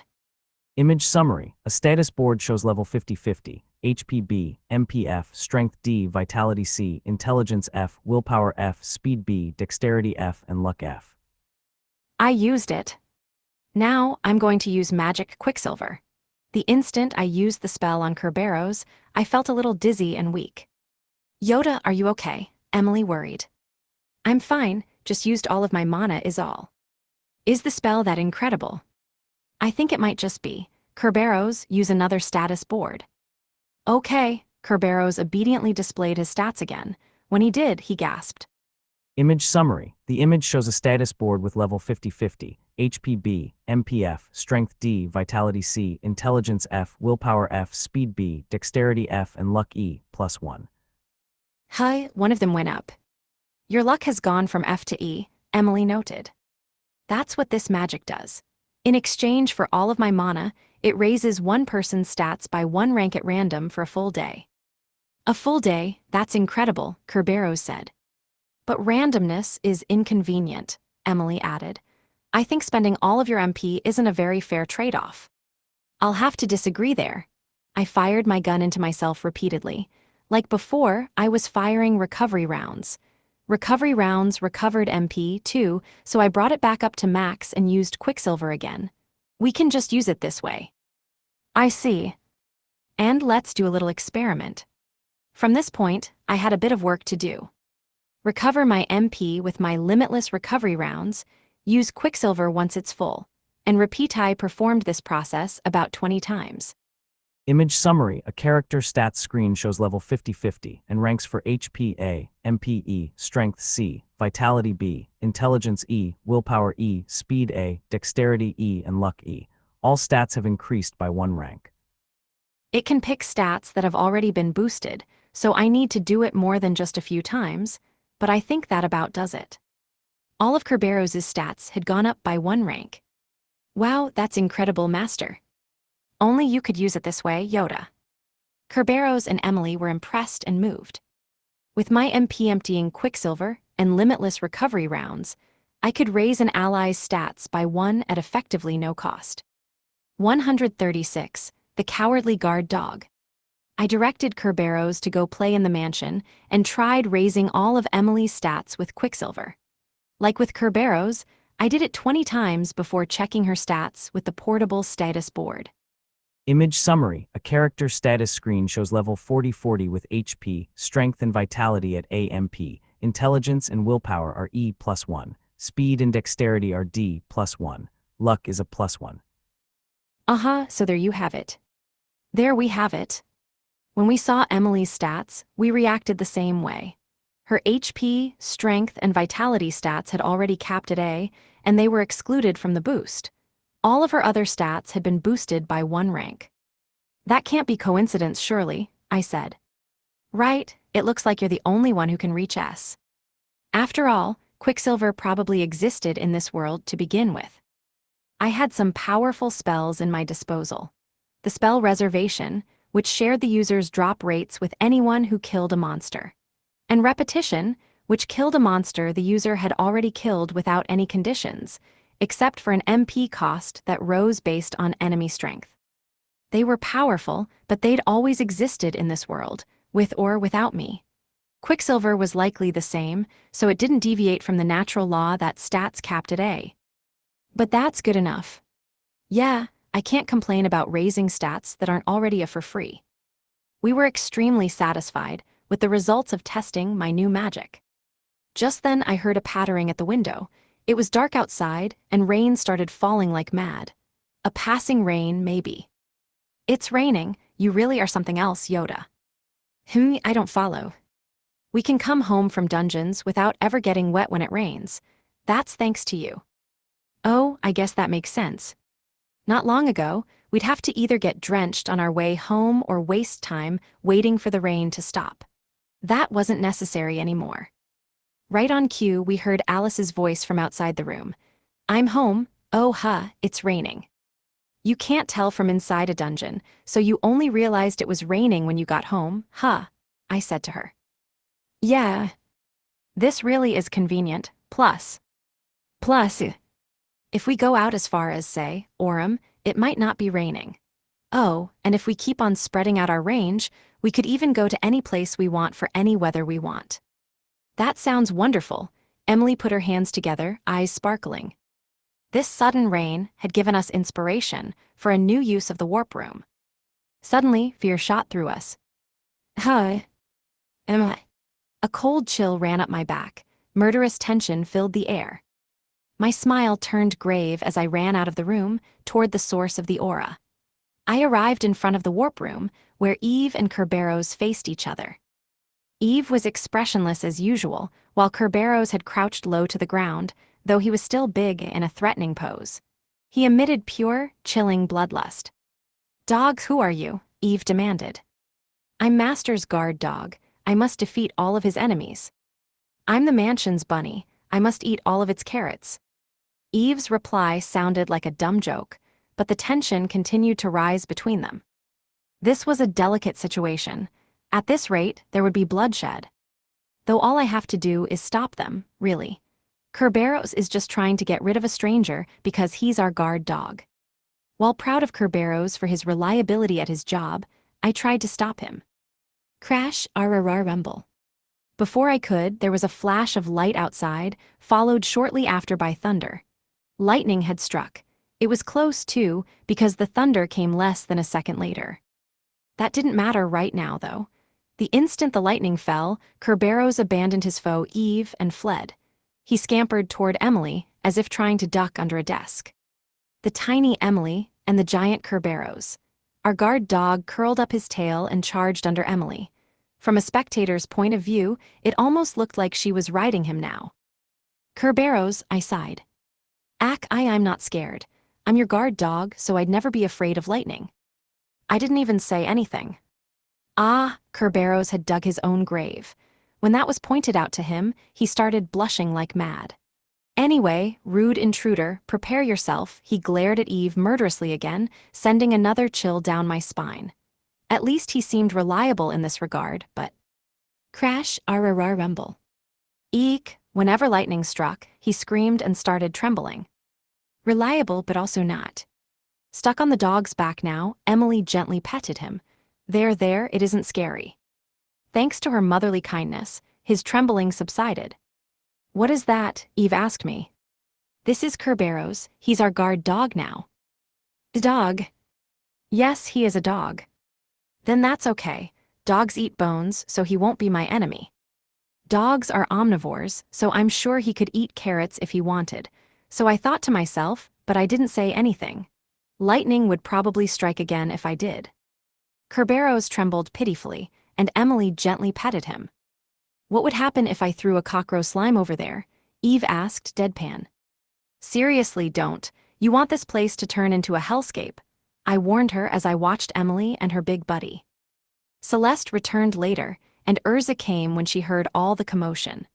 All of my friends met Kerberos, and he declared that he knew everyone's scents now. Thus, our home had a new cowardly guard dog.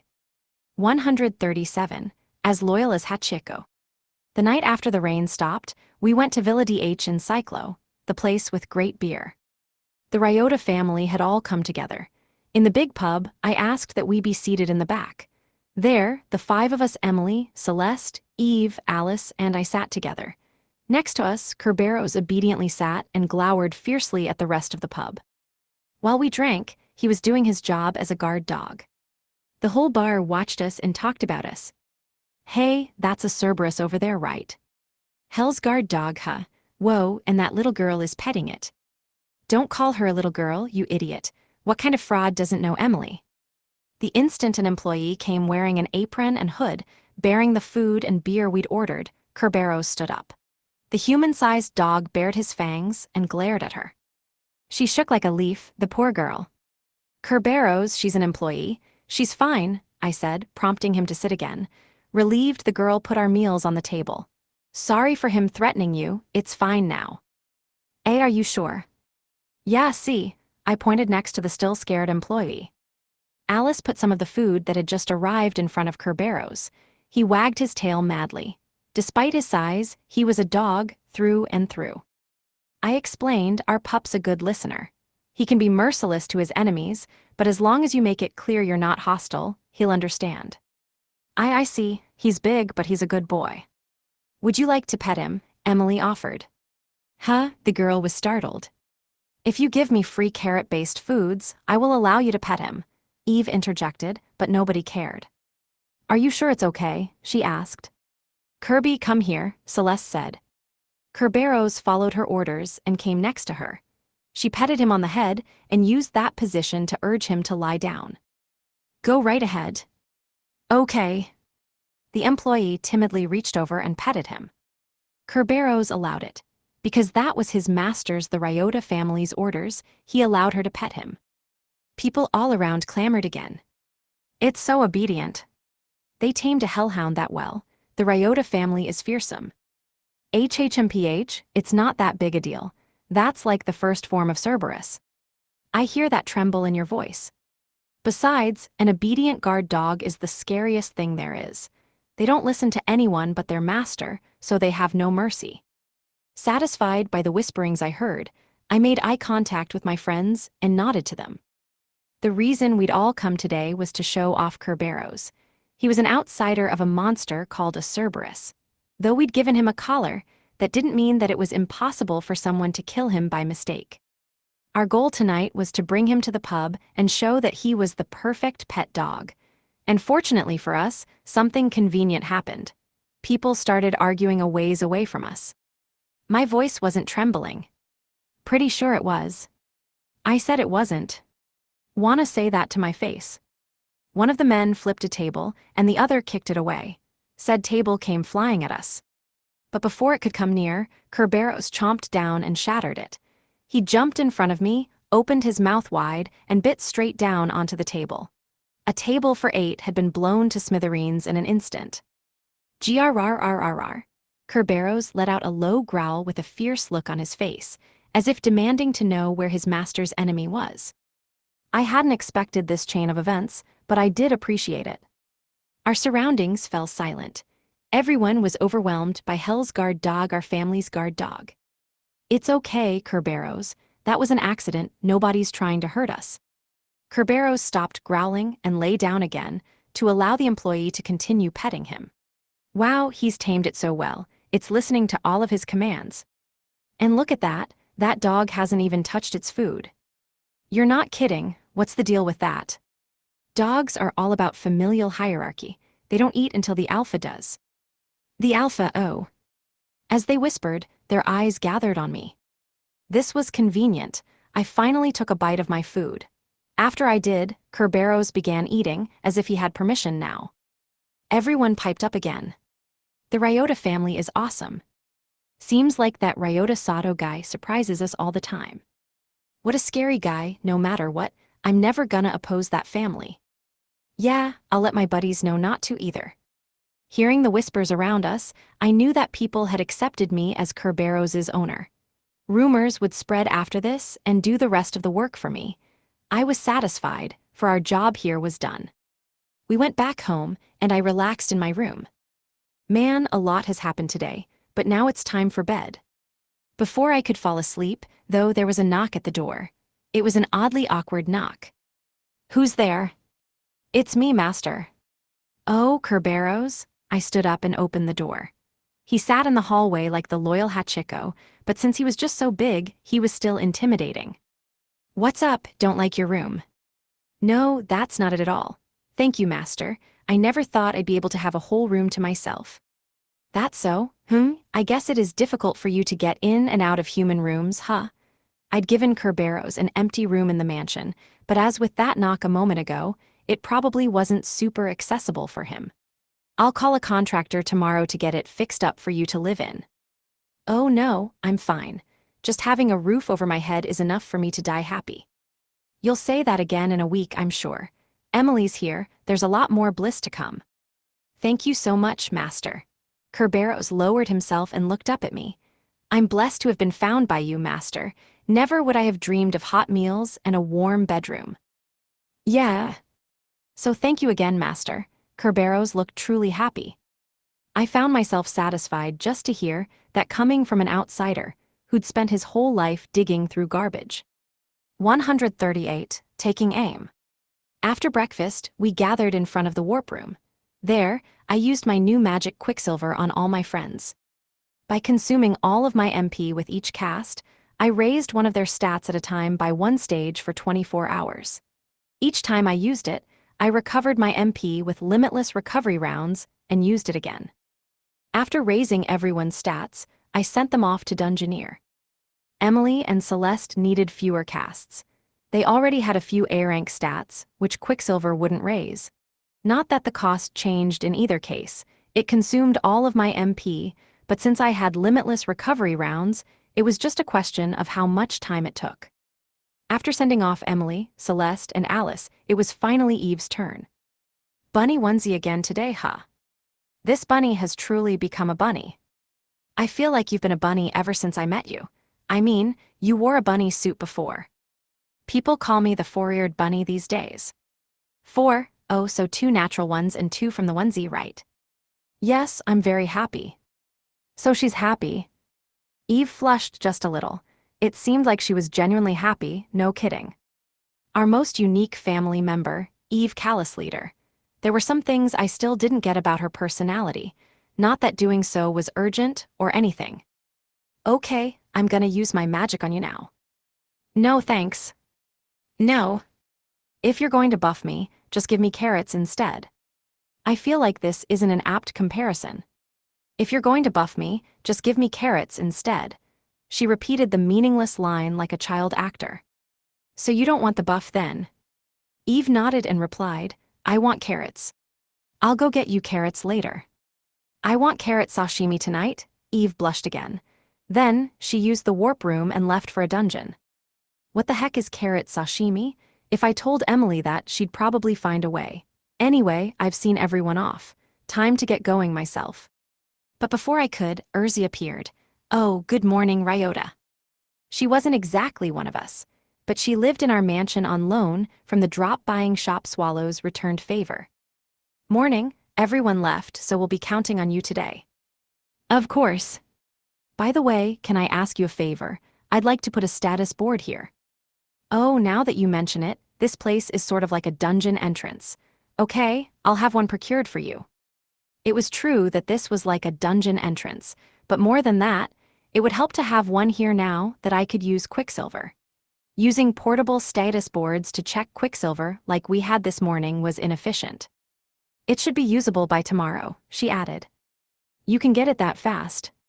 You're a super special customer, after all, Ryota. That's so. Urza and I faced each other, smiling. Master, Kerberos came and joined us. Our guard dog's giant form swayed back and forth as he trotted heavily through the hallway. Are you leaving, Master? Yeah, I'm going out to work in dungeons. This room takes us straight to them, so don't go in by mistake, okay?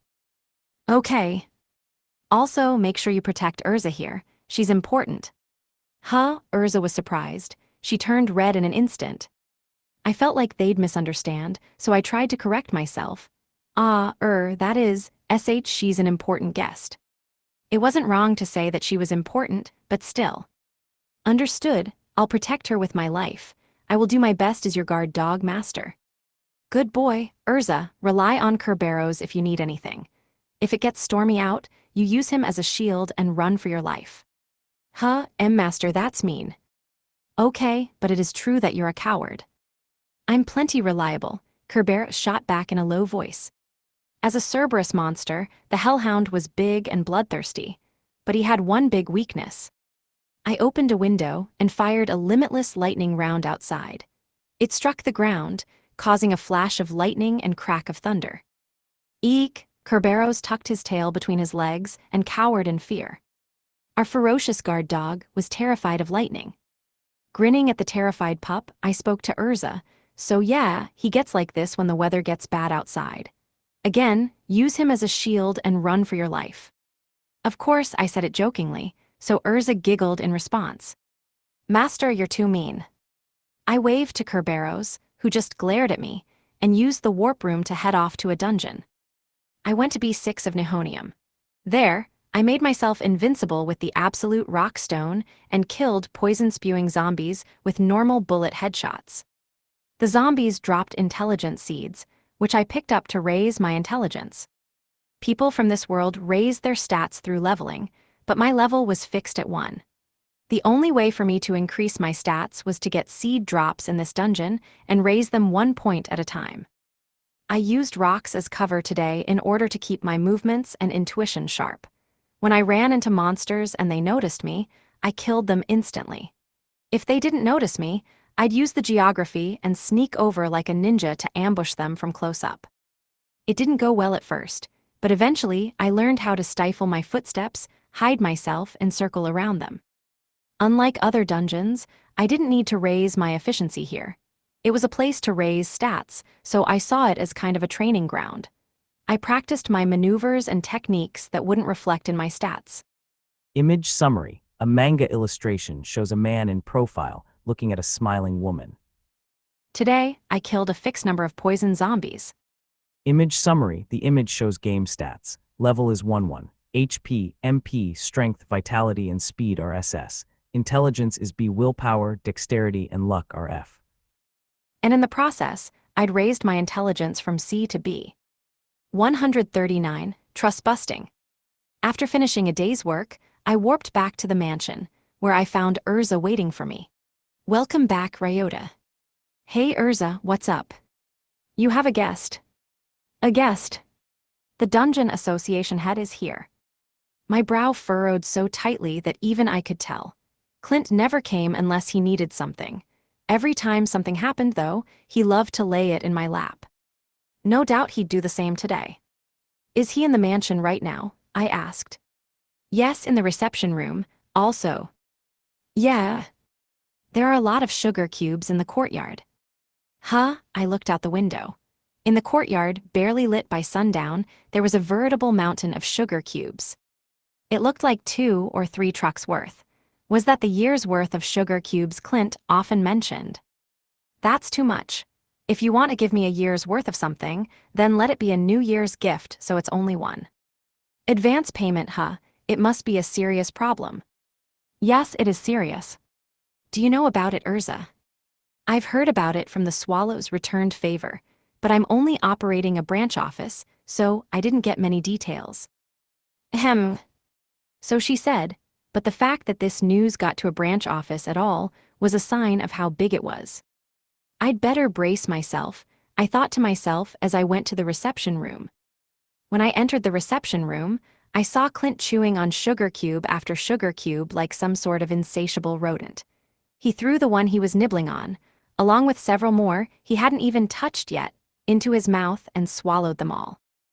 Is his throat okay? He stood up and came over to me, arms held out wide. Ooh, you're finally home, Mr. Sato. I've been waiting for you, benefactor of Cyclo. Sorry, I'm resigning. How could you? Clint screamed in open-mouthed shock. I mean, what do you expect? I can tell from the way you're complimenting me right off the bat that this is a seriously big deal, so why would I not want to run away? I thought you of all people couldn't be so cruel, Mr. Sato. I sat down on the couch and asked the recovered Clint, more importantly, what do you need? It must be important if you brought all that sugar. Do you know of the Clifford family, Mr. Sato? Clifford? No, I've never heard of them. They're the family that has monopolized B6 to B10 of Bismuth. Bismuth? Cyclo had 7 dungeons. Tellurium, silicon, arsenic, bismuth, boron, plus nihonium with its exceptional drop situation, and selenium with its exceptional location. That made 7. One among them was bismuth. I hadn't gone anywhere near there yet, since I hadn't needed to. And what about the Cliffords in bismuth? I urged. Do you know that B6 to B10 of bismuth drop wheat? Okay, and? They are the only floors in Cyclo that drop wheat. Are they blockading the dungeon again? Not quite. How do you mean? The monsters on B6 to B10 of bismuth require unique methods to defeat them, and they can't be done by just anyone. Other adventurers produce wheat sporadically, but the Clifford family account for 97% of Cyclo's production. They've demanded that we raise the purchase price of wheat. I see. 97% was, indeed, effectively a monopoly. Frankly, we're at a loss. The Cliffords haven't done anything drastic, they're just saying that they won't work for less money. So it's not like the strike from before. Clint nodded.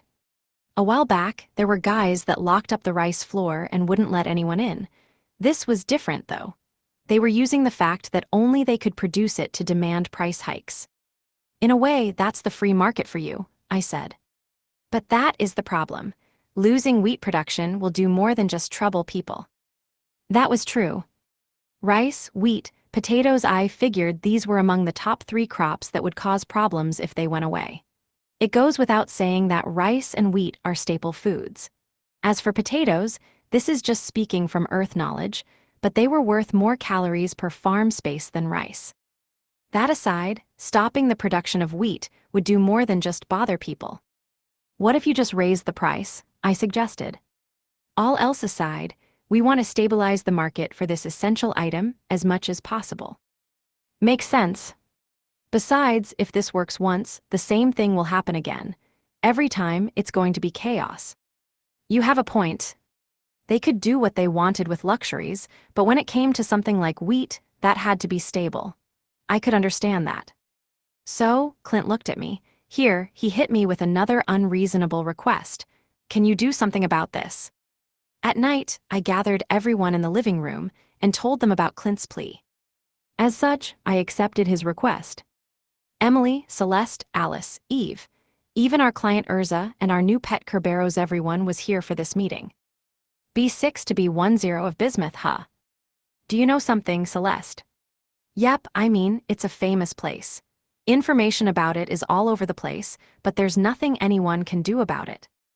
There's nothing anyone can do. Well, that's not quite it. I'm sure someone could handle it if they tried, but it's not exactly worth the effort involved. I see. That made sense. This world's adventurers prioritized efficiency first and foremost. Since everything was produced in dungeons here, that meant farming the same things every day in the same way. Farming also meant removing danger from the equation. If something wasn't worth the effort, then adventurers would do everything in their power to avoid it. In RPG terms, it was like the adventurers of this world preferred to go to places recommended for players 10 levels below their own. Is there something we can do about it? I asked. There is, Celeste declared. The most well-informed person in our family said it firmly, without hesitation. What do we do? The strategy is simple. We all do what we can to help Ryota defeat an enemy once. Celeste paused for a moment. I knew what she was implying here. So after that, repetition does all the work. Right, it's something that only you can do, because you have your ultimate farming magic and your limitless recovery rounds. I get it. Yoda is amazing. It's as if he's guaranteed to succeed at any problem he's tasked with, Emily praised me. Indeed, combining repetition and limitless recovery rounds would make me a one-man mass production machine. Doing that all day will be exhausting, Eve pointed out. It was great that I could fire off repetitions like a perpetual motion machine, but I had to make up for a 97% loss of production. 97% of the consumption of Prosperous City Cyclo. It was just work, but man, it was a lot of work. However, Urza spoke up. I think you'll be fine. In situations where people try to raise prices because they have the means of production, they typically fold the moment someone else begins producing. The whole premise of their demand is gone, after all. Sounds about right. The real problem is that they may attempt to strike back while you do so, Urza warned me. What do you mean? For example, they might try to take a family member hostage. Oh, so that's what she means. Then leave it to me, Kerberos piped up. I'll protect the mansion in your stead, master. Awesome, I'm counting on you, Kerberos. Yeah, our guard dog said, showing off his growl. As long as it didn't storm, he'd be a big help. In that case, we'd better get moving right away, I said. Everyone nodded in agreement. Alice and I traveled to B6 of Bismuth through the warp room. The moment we entered, we were surprised. This is incredible. Yeah, it's so pretty. The dungeon was indeed beautiful. You might know about bismuth crystals.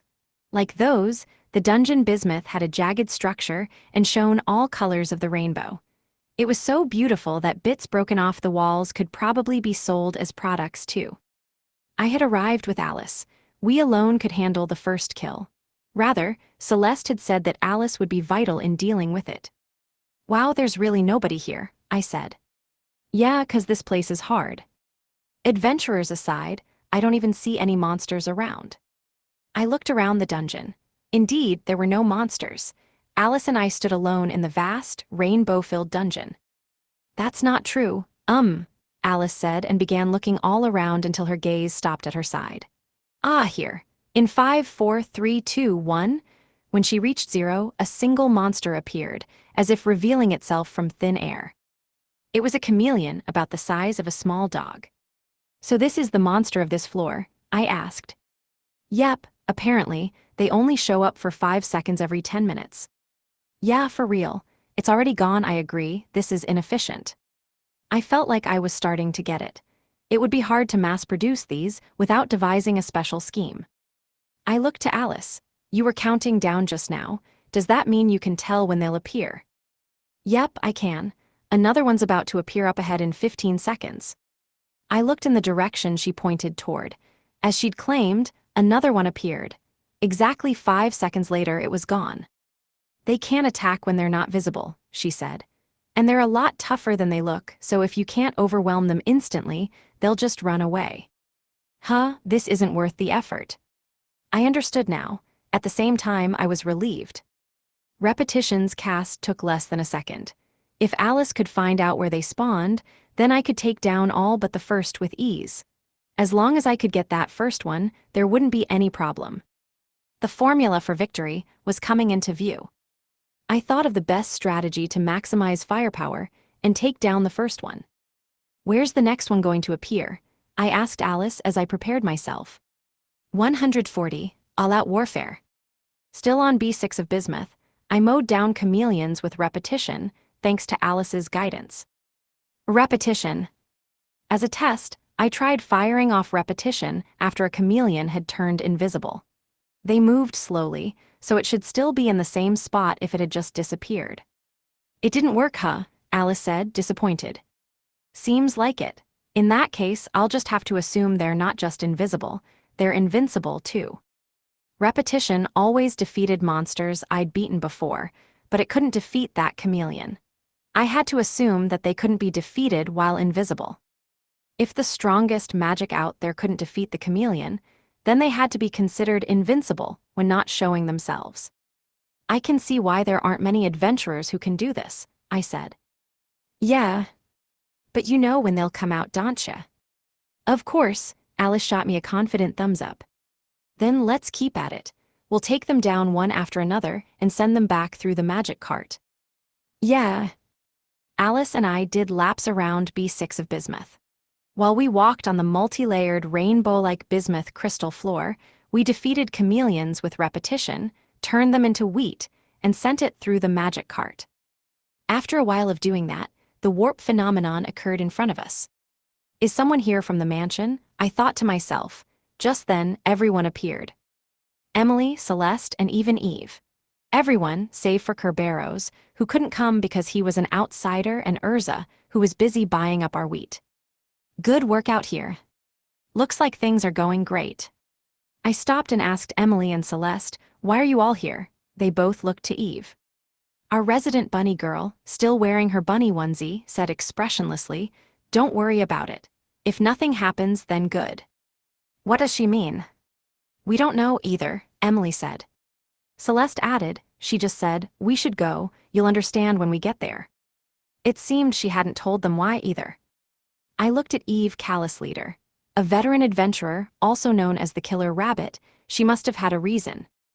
All right, I finally replied, do whatever you want. That's all, Celeste furrowed her brow. I'm keeping hostages from her, you see. Hostages?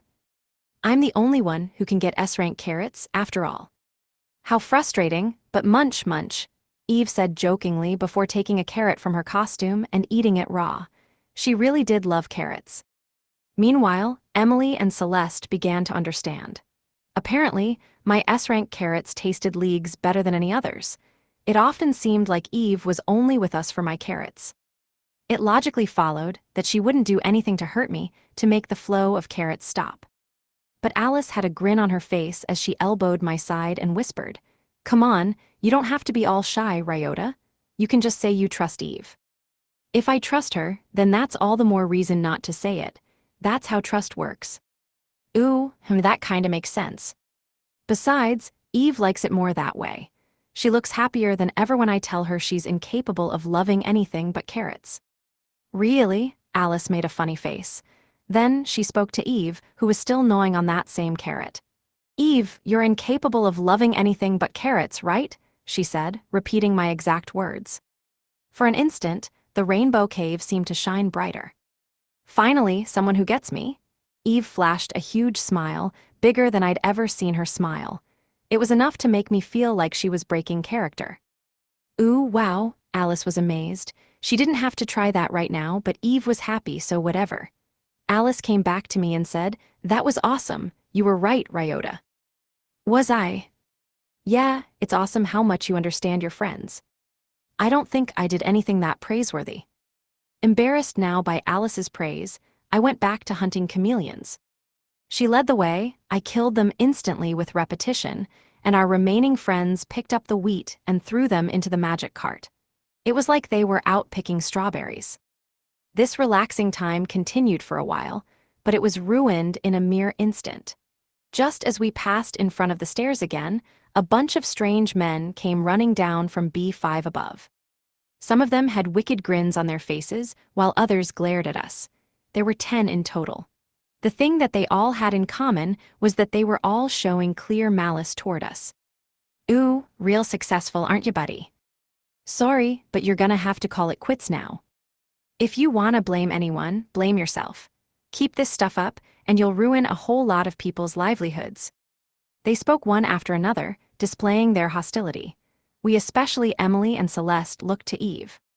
Is this it? Emily asked. I see, you predicted that people would show up if Ryota kept going, Celeste added. Happens a lot, Eve confirmed. Aha, so that's why she brought everyone here. The men came at us at once. Emily, Celeste, and Eve met their attack. Emily jumped and swung her hammer, while Eve jogged over and unleashed her killer chops. Celeste had gotten used to fighting despite her lack of experience before, given the job change. She put up a hail of bullets with her bicorn horns in her left hand and used Inferno with her right. Up against 10 people, these 3 didn't yield an inch. In fact, they overwhelmed them. A man laughed cynically. What's so funny? Emily asked. We got you. We didn't come to kill you lot. We came to stop the most capable one of you. What is he talking about? I wondered, but I quickly realized. Bloodlust oozed from above. It was sharp, even mechanical, unlike that of the other men. It was nothing more or less than the straightforward urge to kill. We draw your attention, and then bam, there goes your star farmer. Heth, how clumsy of you. We knew that already, Eve said quietly. What? The man shouted, surprised. It wasn't just Eve. Emily and Celeste were unmoved and unshaken. They even grinned slightly. In the meantime, the bloodlust closed in. I jumped back from where I was standing. Then, I charged. After backing off and charging forth again with SS rank speed, I was able to make the guy whiff his ambush and then slip right back in for a counterattack. I unleashed a full-power body blow using my SS rank strength. The assailant's body bent so sharply at the center that it almost looked like his head would touch his feet. The blow sent him flying into one of Bismuth's rainbow walls. The low-level knew you'd come after him. Yep, we weren't trying to hold you all off. We left the strongest one for Yoda. Ryota's a lot stronger than we are, after all. My friend spoke calmly and confidently before mopping up the distractions. Image summary. A manga panel depicts a man being struck by a hooded figure. The man is sent flying backwards. 141. Sato's sweet as sugar. I spent all of the next day in Bismuth, too. Alice found the monster spawns, and I insta-killed them with repetition. In between, we sent the drops home through the magic cart.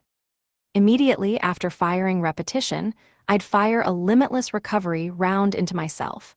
I wanted to keep my MP at the max, though I was keeping my MP and HP maxed in case of any funny business like yesterday's. My friends relaxed together, not far away. They'd put down a sheet on the Bismuth crystal floor and had a picnic. This cake is delicious. It's pumpkin cake, Yoda's pumpkin, of course. The low levels carrots are better. It might have looked like they were just having a relaxing picnic, but... All right, time to give it all I've got. The instant another adventurer appeared, they all whipped around and startled him. Whoa. Emily readied her hammer, Celeste held her bicorn horns, and Eve put her fingers together in chopping formation. but he was just a random adventurer going to the lower floors, so they relaxed. It sure is nice having everyone as our bodyguards, huh? Alice piped up. Yeah, that means we can focus on farming. Genuinely grateful for their help, I farmed more chameleons. While I did, another adventurer came by. The three raised their guard like last time, but the male adventurer just stared, unflinching. He looked at them, then at me. Then, without a word, he left.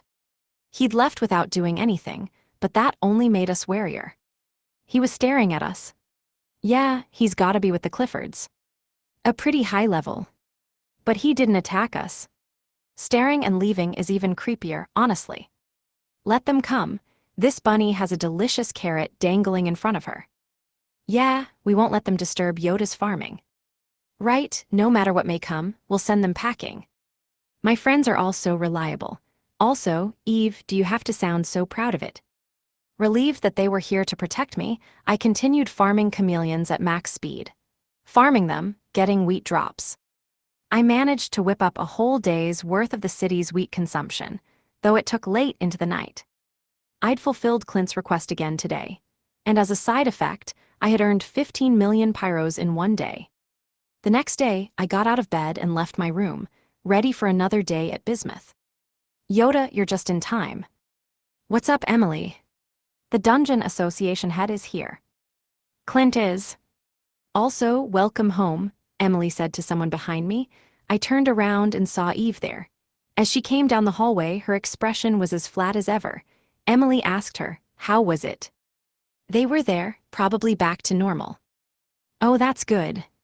What's going on? I asked. Don't just speak in code to each other, loop me in.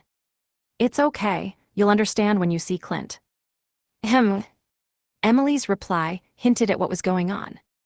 I changed clothes, washed my face, and got ready for the day before heading to the reception room. Ace of Cyclo. Clint jumped off the couch and tried to hug me, but I smoothly evaded him. He had a lot of momentum, so he hit the wall face first. Oof, ouch. Come now, Mr. Sato, don't avoid my hugs, that's just mean. Of course I'm gonna avoid hugs from a guy whose mouth is all sticky from sugar. Sugar stuck to the wall he'd struck. If I hadn't avoided him, that would be on my clothes right now. I sat on the couch and urged him to sit, too. So, what brings you here today? The Clifford family has returned to the dungeon. That so? Figures. You're not surprised, have you already heard? Yeah, Eve said they're back to normal. Our goal here was to return everything to normal, right? Clint nodded firmly. This whole mess was essentially price hike negotiations. When they used their status as a near-exclusive supplier to try to raise prices, I'd gone in as a way of telling them that I could end that exclusivity any time I wanted. In fact, the Ryota family had managed to provide for all of Cyclo's consumption, and we didn't even have to push ourselves much. Sure, we had to put all of our other work on hold, but the wheat production itself wasn't that bad. That meant the Cliffords were the only ones losing out in the situation. By refusing to farm, they'd halted their entire revenue stream. If the price went up, then their negotiating would be worthwhile. If not, they'd only lose money. And so, they went back to normal operation. Her saying that was all it took for you to understand the situation, Clint asked me. Someone was watching us yesterday. He was probably from the Clifford family. He reported what he saw me doing, and that resulted in the state of things today. There were signs then. Yep, that was how I knew. Clint nodded in understanding. After that, he gazed directly at me. Thanks to you, we're saved again, as a reward. I'll pass on the year of sugar.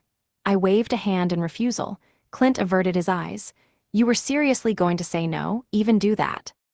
There's nothing wrong with sugar. Why, it's almost as sweet as you. Yes, yeah. He tried to sweeten me up, but just hearing it made me feel diabetic, so I shook him off. Anyway, with this, things would return to normal. The Cliffords might come after me for revenge, but... Suspicious person, you're my master's enemy. RG Grata. We had a reliable guard dog and we were strong. We'd be fine. Thank you, Mr. Sato. Thank you for everything. Clint recovered from his sugar freak state, looked at me head-on, and thanked me. As a reward, and as a way of warning them against doing this again, allow us to match the money you made from selling your wheat. Got it. The money I'd made in the last 2 days would be doubled. I put in no more effort than usual, but I'd made 50 million pyros in 2 days. That was an exciting sum. 142. Ryota's butterfly effect. With the wheat problem solved, I had a free day. So I spent the morning on B6 of Nihonium and mowed down poison zombies.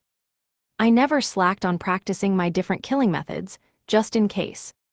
Today, I made sniping the focus of my training. I loaded normal bullets into my revolvers and searched for just the longest distance I could one-shot them from. In doing so, I found that I could reliably shoot their heads off from about 100 feet away. Any further, and my bullets tended to not pierce through all the way, failing to kill the target. Now that I had an idea of my range, I backed off that far every time I ran into poison zombies. I'd retreat to the distance I'd measured before, hold out a gun, close one eye, and fire. A poison zombie approached, emitting poison and groaning.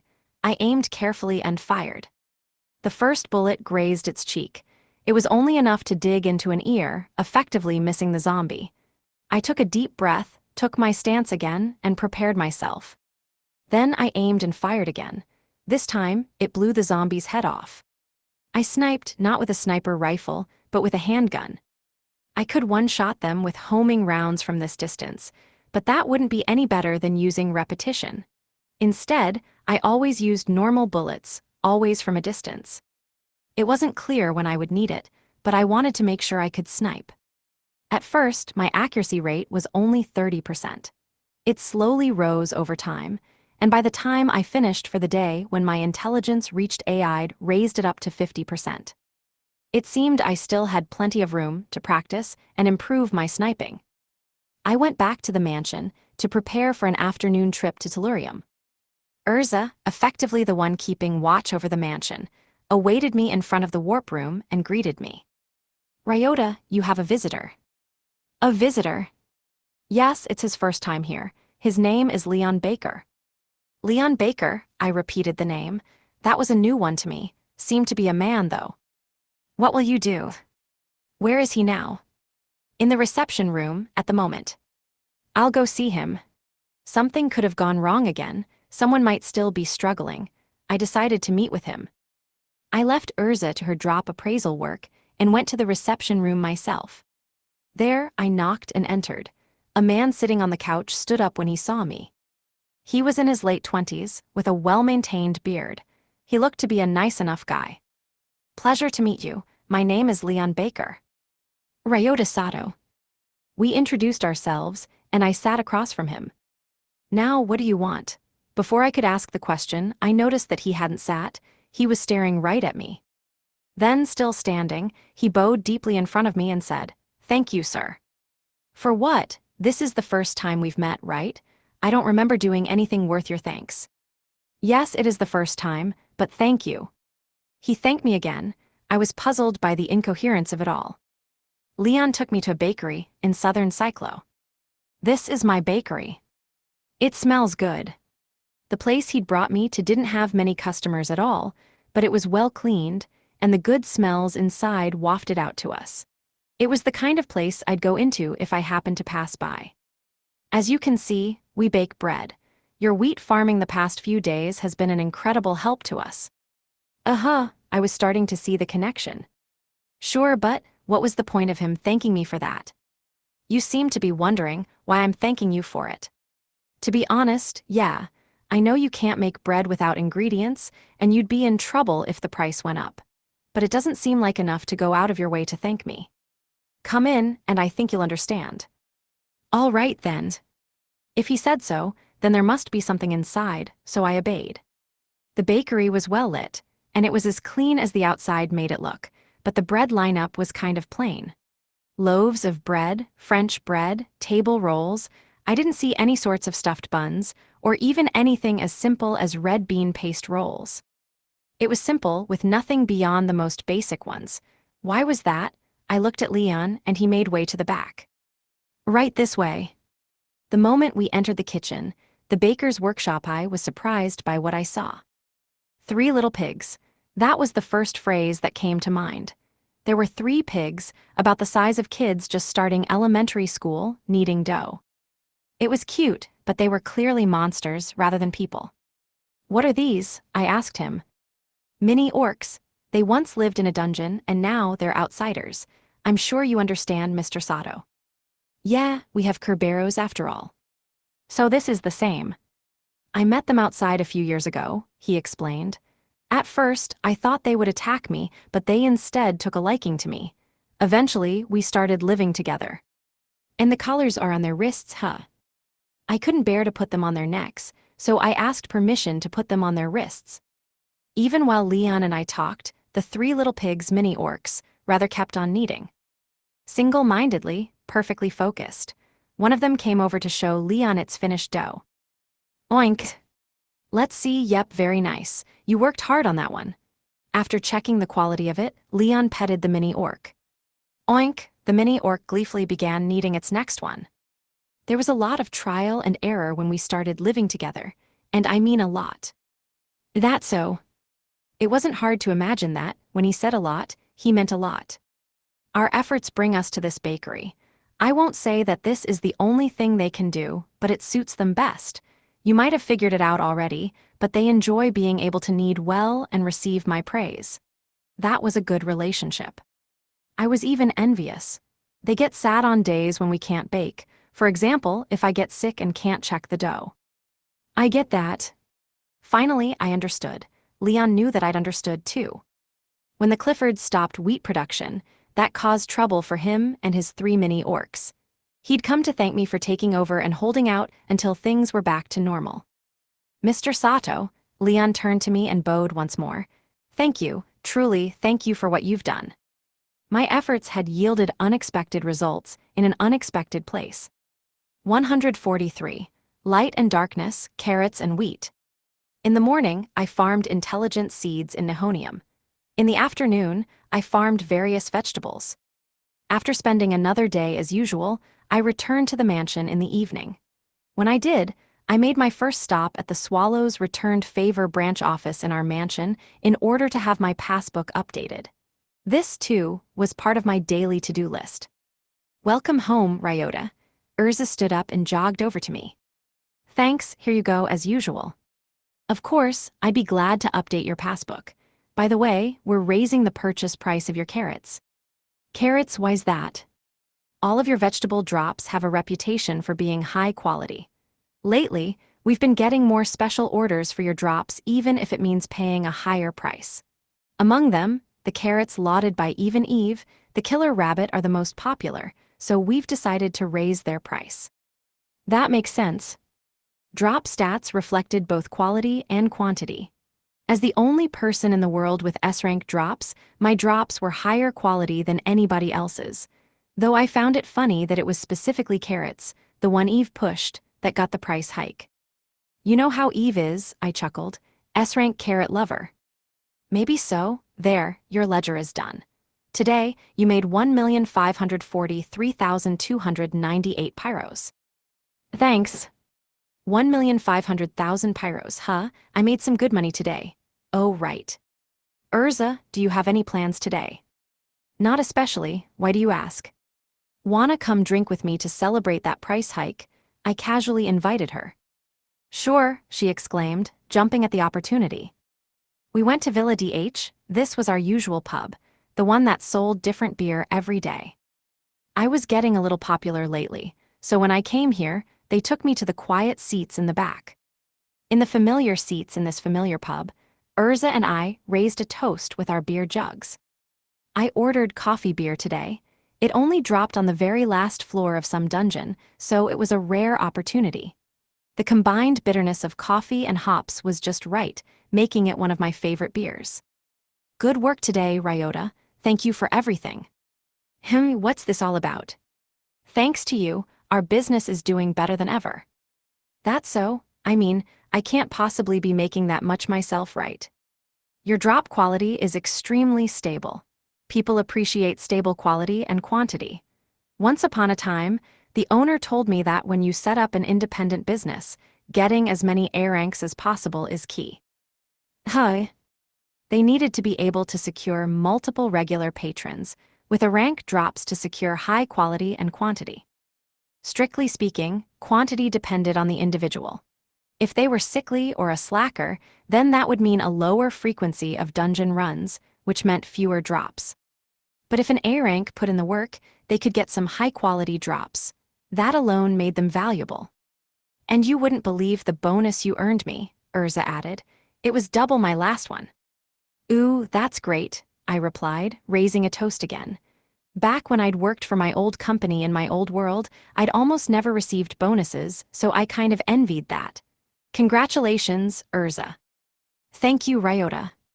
The pleasant conversation made the beer taste even better. I drank, enjoyed some appetizers, and chatted with Urza. It was a good way to wrap up a day's work. While I drank, two men sat in the seats next to us. They were both dressed like adventurers, as if they'd just come home from a day of work. Phew man, what a headache. You're not kidding, having wheat prices go down sucks. When the word wheat reached my ears, Urza tried to say something. Ryo. SHH, but I put a finger to my lips, gesturing for her to be quiet, and listened carefully. Our revenue dropped 10%. Damn, Clifford doesn't know when to quit. What did you hear? Why? They wouldn't tell me. Yeah, I forced it out of them. You know how they used wheat production as an excuse to start a strike? Yeah, that's when Clint got those Ryota family people's help breaking it right. Thing is, when the Cliffords came back, their wheat was obviously worse quality than the Ryota families. Or I guess you'd say the Ryotas was better. Theirs went down in price because better quality wheat came out. Is that it? That's it. The man gulped down his beer all at once and slammed the jug down on the table. It's happened before, and it'll happen again. When something happens, the Ryota family, specifically that Ryota Sato guy, gets involved. Always does. That's what Clifford gets for being an idiot. If he didn't do that, he'd still be selling for full price. For real, dumbass Clifford. That's what he gets for screwing around. Word's spreading like wildfire, too. Everyone's saying, don't screw around or they'll send the Ryota family. The men complained as they downed their beer. So that's what's happening. Carrots had gone up, wheat had gone down. Two products I was involved with had opposite results. Urza, who'd eavesdropped with me, said, that's our Ryota. 144, aim and fire. On B6 of Nihonium, I farmed poison zombies amidst the poison air as usual. I continued practicing my sniping from last time. This time, though, I didn't kill them in one blow. I aimed carefully and fired from afar like a sniper. First the arm, then the knee, then the ear. I sniped in order to weaken them, rather than killing them. Shooting to spare them was leagues harder than shooting to kill. Yet I did it. After all, if I wanted to snipe them to death, I could just use homing rounds. They always beelined for monsters' weak points, never missing their mark. I'd realized this morning that learning to snipe vitals was inefficient, so today, I went for everything but their vitals. Was there much meaning to this? Maybe not. After all, I could just use repetition to kill any monster I'd already killed before. The reason I still did it was to learn the techniques necessary to keep myself safe, no matter what came in the future. So I kept doing it. I kept sniping the skeletons without killing them. After shooting through their arms and legs, I'd finally headshot. I repeated this process over and over. And though I went a little over my usual allotted time, I gradually raised my intelligence. Through the warp room, I returned to the mansion for a moment. I didn't need to bring a magic cart to Nihonium, so I'd come here to get a cart to take to my afternoon Tellurium run. My life had settled into a pattern, but something outside of the usual pattern occurred today. Oh good, Ryota's here. Alice ran over from the other end of the hallway. Alice, what's the matter? Alice Wonderland. Since she was born in a dungeon, she could feel the layout of a dungeon and the locations of monsters within. She also had the power to recruit monsters to her side. The three monsters on her shoulders were Bubbly, Bony, and Boomy. They were all monsters she'd defeated and recruited in dungeons.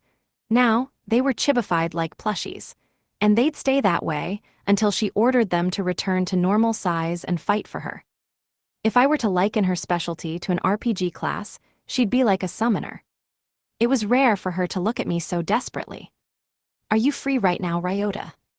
I was just going to go to Tellurium as usual, but if you need something, I'm glad to help. You mean it? Then come with me, Alice said and started walking. She went in the direction I'd come from, in the direction of the warp room. Does she need something in a dungeon? Well, most everything in this world comes from dungeons, after all. We arrived in front of the warp room. Should I go to a dungeon? I asked. Yeah, I'll go first, so you come right after me. Hey, wait. I seized Alice and dragged her back before she could jump into the warp room. What's up, Ryota? Do you need to get ready? That's not it. You need to tell me where we're going. Oh yeah, it's B7 of Bismuth. For wheat, I asked Alice if the incident from the other day was still ongoing. No, that's not it, she denied, so that wasn't the problem. I think it'd be faster to show you in person and explain there. That's so, okay, that's fine, I assented. Alice used the warp room first and disappeared. I followed into the warp room. Let's see, B7 of Bismuth was it. This warp room could unconditionally warp us to any dungeon floor we'd been to before. When I learned that, I'd had our resident veteran Eve help us bookmark every floor of all of Cyclo's original 5 dungeons. As such, though I hadn't cleared it myself, I could go to B7 of Bismuth as well. I used the warp room to go. B7 of Bismuth was a dungeon snow floor. Magical snow fell upon the Bismuth crystal caverns. It was a wondrous sight. Ryota, this way. Alice took my hand and started running. Wait a sec, I'm not scared. But he's gonna get away. Who? What was she talking about? Suddenly, I happened to notice the monsters on Alice's shoulders. Bubbly, Bony, Boomy, her adorable little buddies. Could it be? There, Alice suddenly hit the brakes and stopped. I rushed to stop too, just before I could collide with her. Look at that, Ryota. At what? I followed Alice's finger. Pretty far away, there was a monster. It was so far that it was blurry. You mean that monster-looking thing over there? Yep, Spiky, he's calling me. Ooh, so its name is Spiky. I'd figured that was what this was. The fact that it had a name meant that she was going to recruit this monster. That was how it had been for the other 3. They had names before she'd recruited them. This one must be the same. Why is it Spiky? I asked. Well, the monsters here are called needle lizards. Needle lizards, they're spiky reptiles, got it. I imagined it and quickly understood. The floor above this one had chameleons, after all.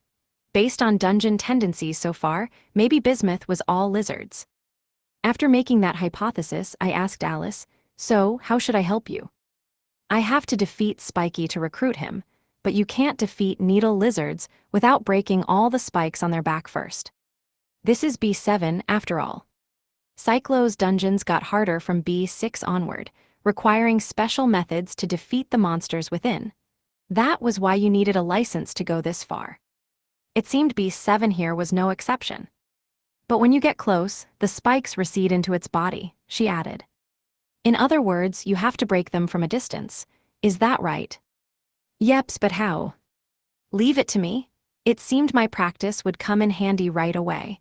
I took out my 2 revolvers and loaded normal bullets. Are those spikes hard? Yep, pretty hard. Not as hard as Arsenic's rocks, though. A little hard for normal bullets, then, all right. I readied my guns and approached the monster. As I did, its form came into sight. Needle lizard, a short and stout reptile with thorns on its back.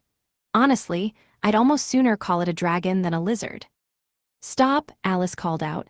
If you go any further, they'll retract. Got it, I obeyed and stopped. Then, I got down on one knee and held out my guns. I closed one eye and aimed carefully. This was the sniping I'd practiced these past few days. The needle lizard stood still. I could make these shots. My palms began to get sweaty. Failure was not an option. I mean, maybe it was, but this was a monster that wanted to be Alice's buddy. I didn't know what negative effects there might be if I messed up. So no, failure was not an option. I sucked in a deep breath and focused as best I could. The scenery around me disappeared. Even the falling dungeon snow left my perception. All I saw was the needle lizard at spikes. I pulled the triggers over and over again. Bang, bang, bang. The normal bullets coming from my two guns collided in midair, becoming piercing rounds. They spun as they flew, and all of them struck the needle lizard's spikes.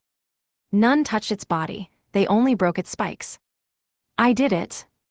I'm coming, Alice began sprinting. Along the way, Bubbly, Bony, and Boomy returned to their original size. They started beating down the needle lizard alongside Alice. After the fierce battle, the needle lizard fell. It disappeared with a poof before reappearing in a new form. It was a short, stout, plushy-like lizard. The spikes on its back, which looked soft and elastic, extended and retracted. Alice picked up Spiky and stroked its head. Spiky rubbed its face against her, too. It seemed she'd successfully made a new friend. Alice returned, waving alongside her friends. Ryota, thank you. Spiky says thanks, too. She was beaming. Spiky, with its now adorable face, extended and retracted its spikes over and over. Thus, she had gained another buddy. Image summary. A girl winks with a plushy-like lizard on her shoulder. 145. Tool-assisted gameplay. With Spiky on our side now, we returned to the mansion. The atmosphere of our home was refreshing. It was warm and bright, thanks to Emily's care. Brought here for the first time, Spiky the plush-sized needle lizard looked all around uncomfortably. It's okay, Spiky. This is my home. From now on, it's your home too, Alice soothed Spiky. At the same time, the other three, Bubbly, Bony, and Boomy, approached Spiky and conveyed something in silly body language. The four plushy-like monsters kind of looked like anime characters, maybe from one of those spin-off series. Encouraged by his new senior buddies, Spiky relaxed. During this exchange in front of the warp room, our guard dog Kerberos heard the commotion and came over. Welcome home, Master. Hey there, any problems in the mansion today? A weird pushy salesman came, but when I barked at him, he ran away. A salesman, huh? How'd you bark at him? Like this, Kerberos looked up to the ceiling and roared. For an instant, everything trembled.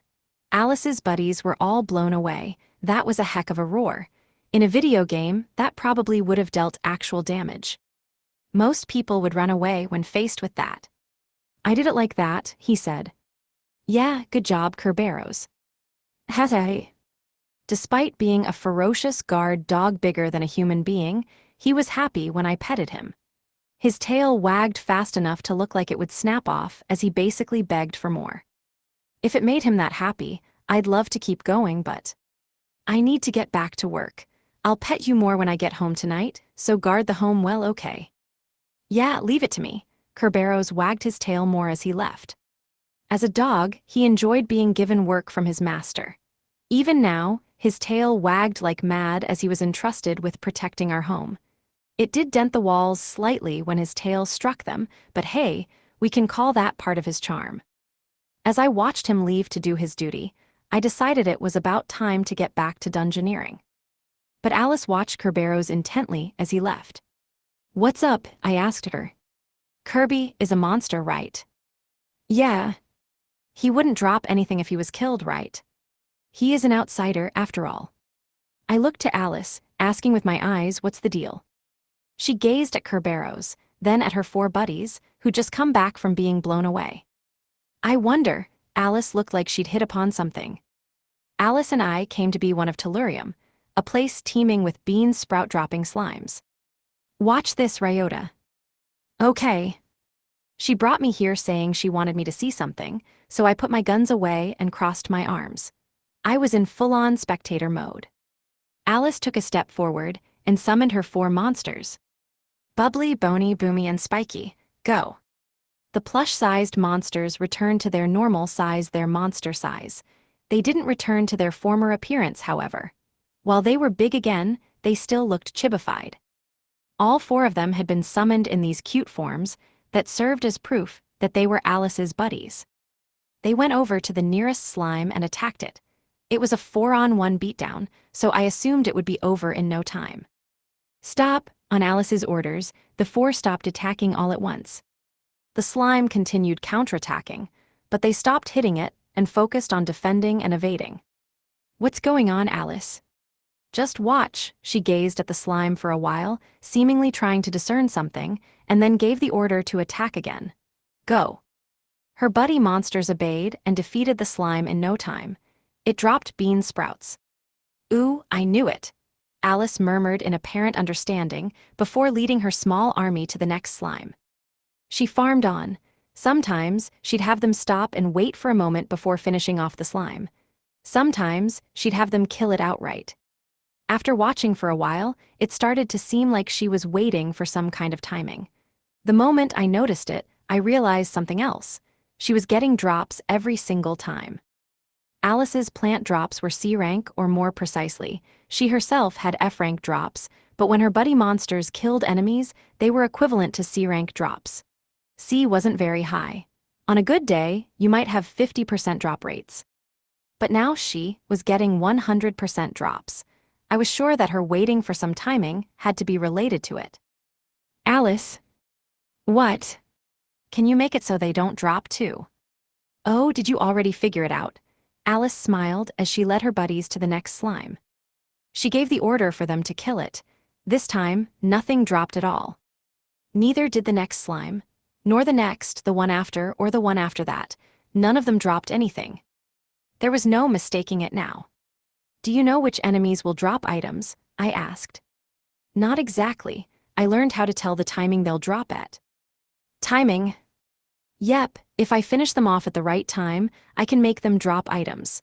I felt that Kirby would never drop anything, so I had a feeling. Outsiders don't drop. After all, it's like you're doing RNG manipulation. Huh, RNG what? You wouldn't get it. Gaming lingo didn't work on the people of this world, after all. Anyway, that's awesome, Alice. Yeah, it's because of you, Ryota. Me?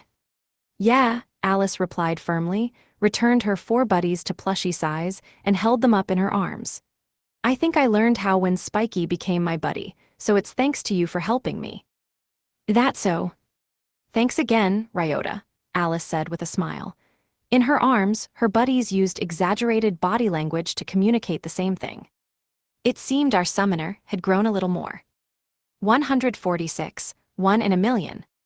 I joined Alice and watched her farm. Spiky, go around behind it. Boomy, stop after you hit it 3 times. Boney, wait there. Under her leadership, her buddies fought a slime. It wasn't an all-out attack like before. They whittled it down slowly, found the right timing, and finished it off as a team. And that wasn't all. Bubbly, melt for now. She gave what sounded to me like a meaningless order. Really, all of it was incomprehensible to me, but that made her drop rate 100%. Whenever she killed a monster, she got drops. It was as if she had an A-rank drop rate. She did this all day, resulting in over 300,000 pyros of earnings. On the outskirts of Cyclo, I tied up an outsider Frankenstein with a restraining round. After gazing at it from point-blank range for over a minute, Alice declared, seems like a no. No matter when, I'd never get a drop from it. Figures. You're really the only person who could get a drop from it. Seems like it. We learned one more thing from this test regarding Alice's ability and the way this world worked. Alice had the ability to know the time when a monster would drop a drop, if it could drop. In dungeons, that was the same as having a 100% drop rate if she stuck to the timing. Outsiders outside of dungeons were a no, though. She could keep winning with a 1% chance, but there was nothing she could do about 0%. That meant that drops in this world were like spinning a roulette wheel. The higher one's drop stats were, the larger the area of their winning color on the wheel. Every monster had a roulette wheel, and outsiders had a winning area of 0 on it. Meanwhile, my out-of-this-world S-rank drops turned the whole roulette into a win. Thanks, I said before killing the Frankenstein with a piercing round headshot. I also picked up the homing round it dropped. No, Ryota, I should be the one to thank you. I got so many drops today because of you. I reached 300,000 pyros. 300,000 pyros, that was what she'd earned. She had 100% drop rates when she did this, but because she had to get the right timing, it took extra time. That was why she'd only gotten 300,000 pyros. Good for you, that makes you a fellow 10 millionaire now. Yeah. Making 300,000 pyros a day worked out to over 10 million pyros per year. That was a simple, symbolic indicator of progress. Of course, Alice was happy to have reached it. It's really all because of you, Ryota. Thank you for letting me join you. It's no problem at all. She thanked me, but really, I was more than happy to help. With a low-level cap of only 2, Alice wasn't accepted into any of the families she'd tried joining. Seeing this poor, shunned girl come so far made me happy. Oh, she gasped. What's up, Alice? You just stopped. There. There, the magical item shop, you mean? I noticed that she was gazing at the magical item shop I always went to. You wanna go in? I proposed. Alice wouldn't focus so intently on something for no reason. Yeah, she quickly headed inside. I followed her. Inside were the familiar Isaac and a customer I didn't know. Ah, Alice piped up when she saw the magic fruit held by the customer. What's wrong? That magic fruit. Do you want it? Yeah, she said quietly, never tearing her eyes away from the magic fruit. The others won't work, I confirmed. They all have different stuff inside. That's the only one that has it. As I knew Alice's ability, I tried to decipher what she was feeling. They were all different. That one had something. Maybe each magic fruit had a lottery box, or maybe they were roulettes too. And only that magic fruit contained the spell that Alice wanted. Sir, I want that, she said to Isaac. I'm sorry, the other customer there has just purchased it. He looked genuinely apologetic. There are other magic fruits over here. I want this one. Alice looked to the customer and said, Hey, sell me that. The customer gazed at her for a moment before saying, Then it'll be 10 million pyros. That was an insane sum. Magic fruit had gone up in price recently, sure, but only to 5 million pyros. He demanded double proof that he could tell she was desperate to have it. Though, the only real proof we needed was the way Isaac's brow twitched the moment he heard it. T10 million, Alice groaned, at a total loss. The look on her face said that she couldn't afford to pay that much, no matter how much she wanted it. We'll pay the 10 mil, I said. Ryota, but. You really want it, right? Yeah, I do, but. Then that's all that matters to me. I looked to the man and confirmed, There you have it, I'll pay 10 million pyros for that fruit, ready to sell. 30. After a beat, he tripled the already outrageous price to 30 million pyros. He's got us eating out of his hands. He raised the price because we were so eager to buy. What now? I can pay 30 million, but if I say that, he'll just raise the price again. In the worst case, he might even stop giving prices and squeeze us for all we've got. What do you do in a situation like this? Sir, Isaac cut in, he said this not to me but to the man who'd bought the fruit. I should warn you about one thing. What? It's not like I'm forcing him to buy it. That's not it. You should know that this man is Ryota Sato. The leader of the Ryota family, Ryota Sato. Consider that well before you take this further. The guy who brought the Clifford family to the brink of bankruptcy, that Ryota Sato. Exactly. If you're well informed, I'm sure you're aware that the problem was of their own making. The man groaned, and Isaac fell silent. His boldness from before had flipped to fear, just like that. I hadn't thought of using my name like that. Taking this opportunity, I cut in, 10 million. You agreed to that price before, so that's good, right? Why, yeah, I'm good with that. The man vigorously nodded, happy to be spared.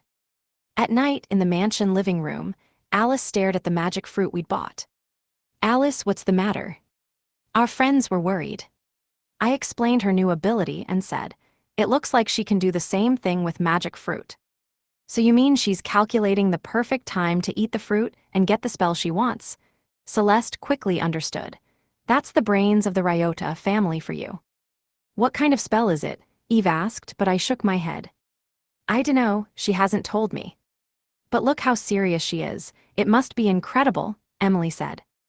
Or maybe it's just something that she wants, I added. Like infinite carat multiplication, Eve chimed in. Yeah, something like that. This time and this time alone, Eve's dumb remark made sense, because that was possible. Given Alice's special abilities, it was genuinely possible. While we talked, Alice continued to gaze at the magic fruit. It was like she was staring at a spinning roulette wheel. Alice, the one who'd solved monster roulettes in seconds, and the outsider's roulette in a minute, kept on staring for what seemed like forever. An hour passed, 2 hours passed, but she kept going. Eventually, when dawn came, Alice took a big bite of the magic fruit. I had to wonder if the probability of her desired magic was 1 in the hundreds of thousands. 147, Ryachin. In the morning, we gathered in the mansion courtyard around Alice. Celeste broke the ice. What kind of magic did you learn? The fact that she looked so excited now despite her usual cool and collected demeanor was probably because she was a mage. It's called omnipotence. Omnipotence? I've never heard of that. Our resident brainiac cocked her head in confusion. Omnipotence, huh? I muttered. Do you know it, Yoda? Only the meaning of the word. It means all-powerful, perfect, invincible, that kind of stuff. You see it sometimes when people talk about God. These days, there's a superhero who uses part of it as part of his name, too. So you mean carrots, Eve said. We thought you'd say that. We all rebutted Eve's joke. Note, she was not joking. If that's true, then it must be incredible. I wonder what it's like. Urza's eyes shone with excitement. Alice's next words only bolstered our excitement. I can only use it once a day. If it has that limitation, then it must really be something.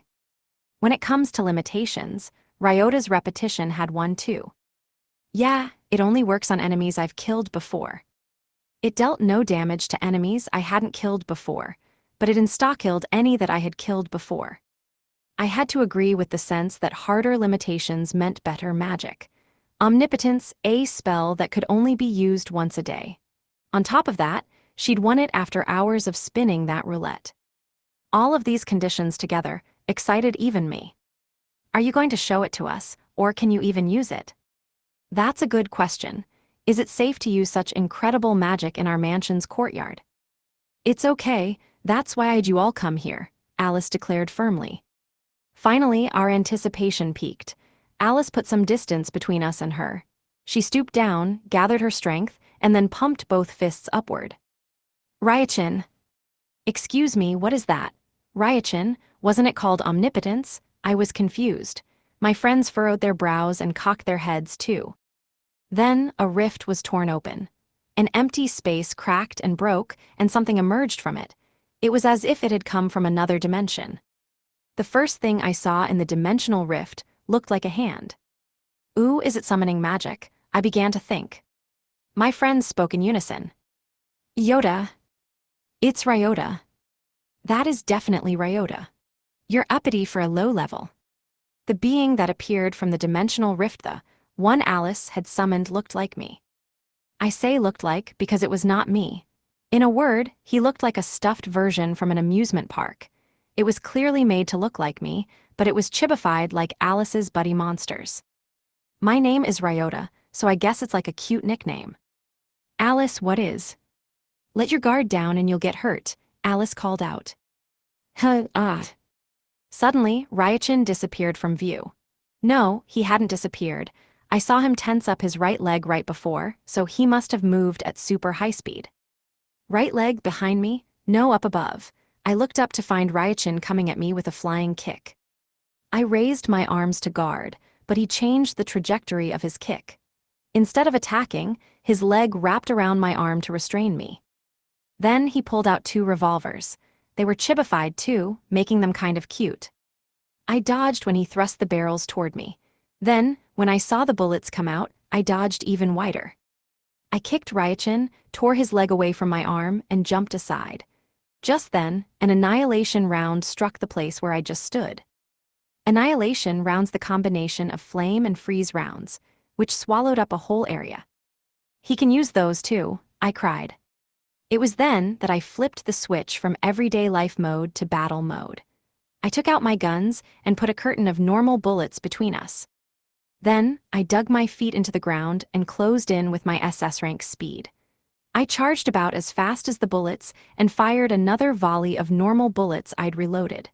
They became a hail of piercing rounds, which I followed as I closed in on Ryachin.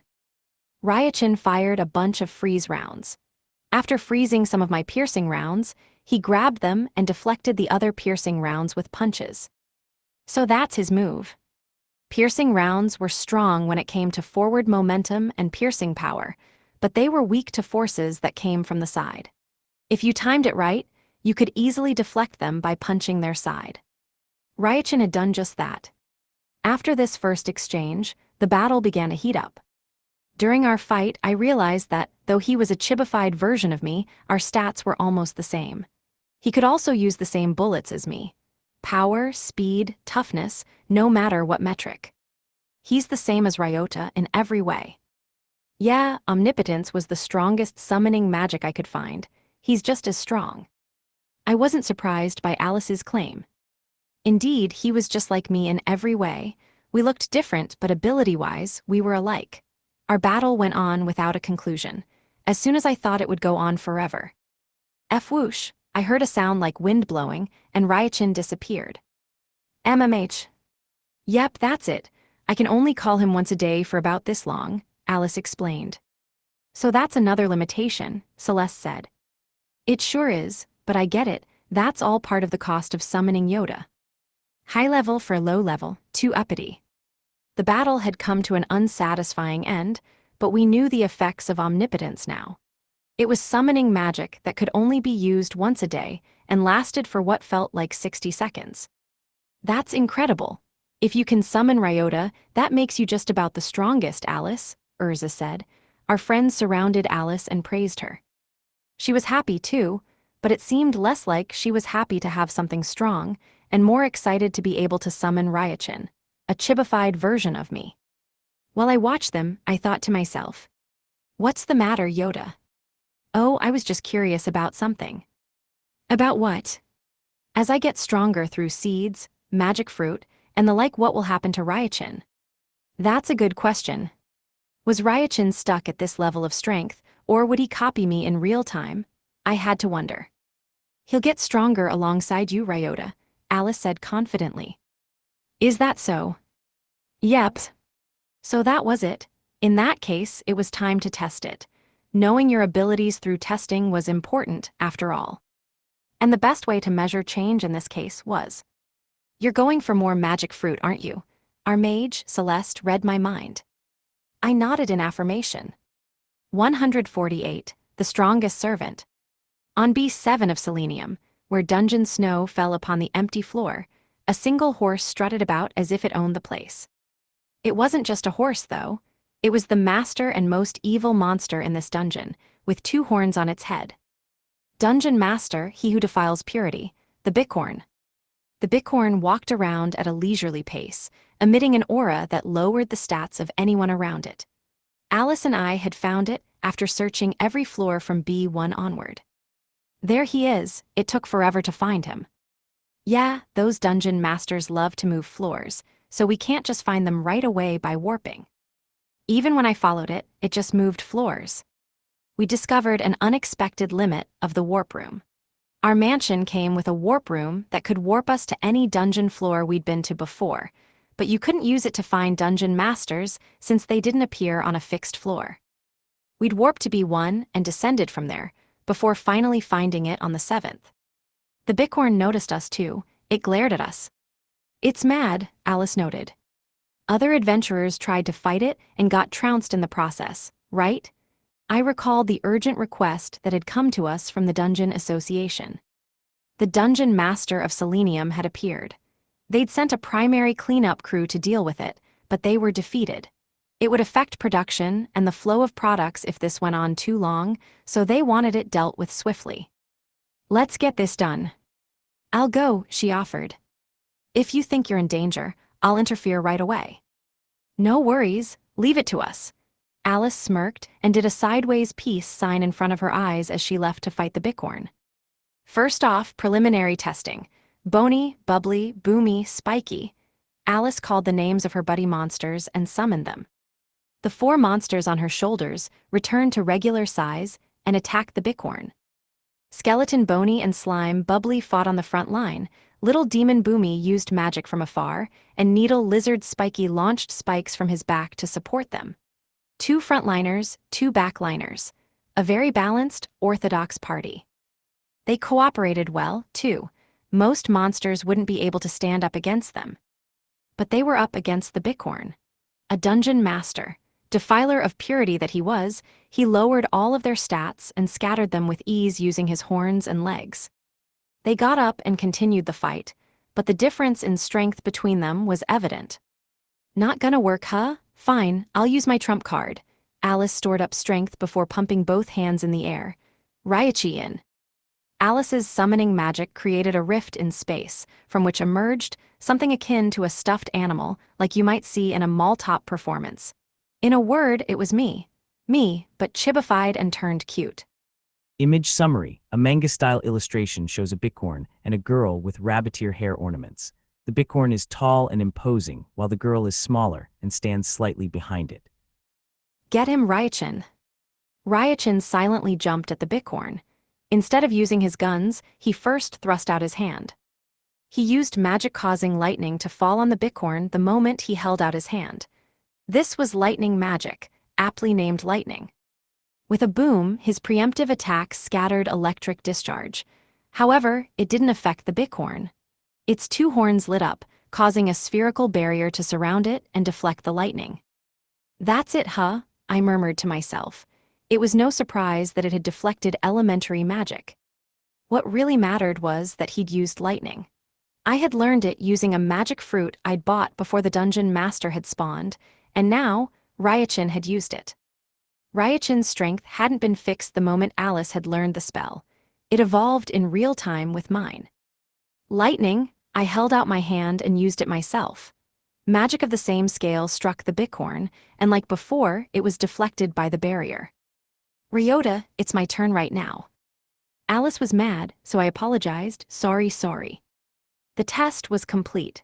My magic was the same strength as Ryachin's, and it was the same as when he wasn't around.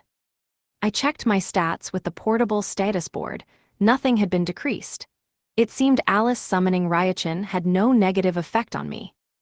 That summoning spell was almost nothing but positives, if there was any negative. Ryachin, use repetition. Ryachin held out his hand and cast the spell repetition, which would defeat any previously defeated monster without question. I'd defeated the bicorn before, so it would work just fine if I'd used it. But even when Ryachin used it, the bicorn was just fine. So it really is a no, huh? Alice had expected as much too. Ryota had defeated the bicorn before, but Ryachin had not. So Ryachin could not use repetition on it. The battle raged on. Even with his stocky form, Ryachin moved like the wind and outmaneuvered the bicorn. Like me, he had SS rank speed overwhelmingly faster than the bicorn. He put up a hail of normal bullets, charged forward, and seized the enemy's neck.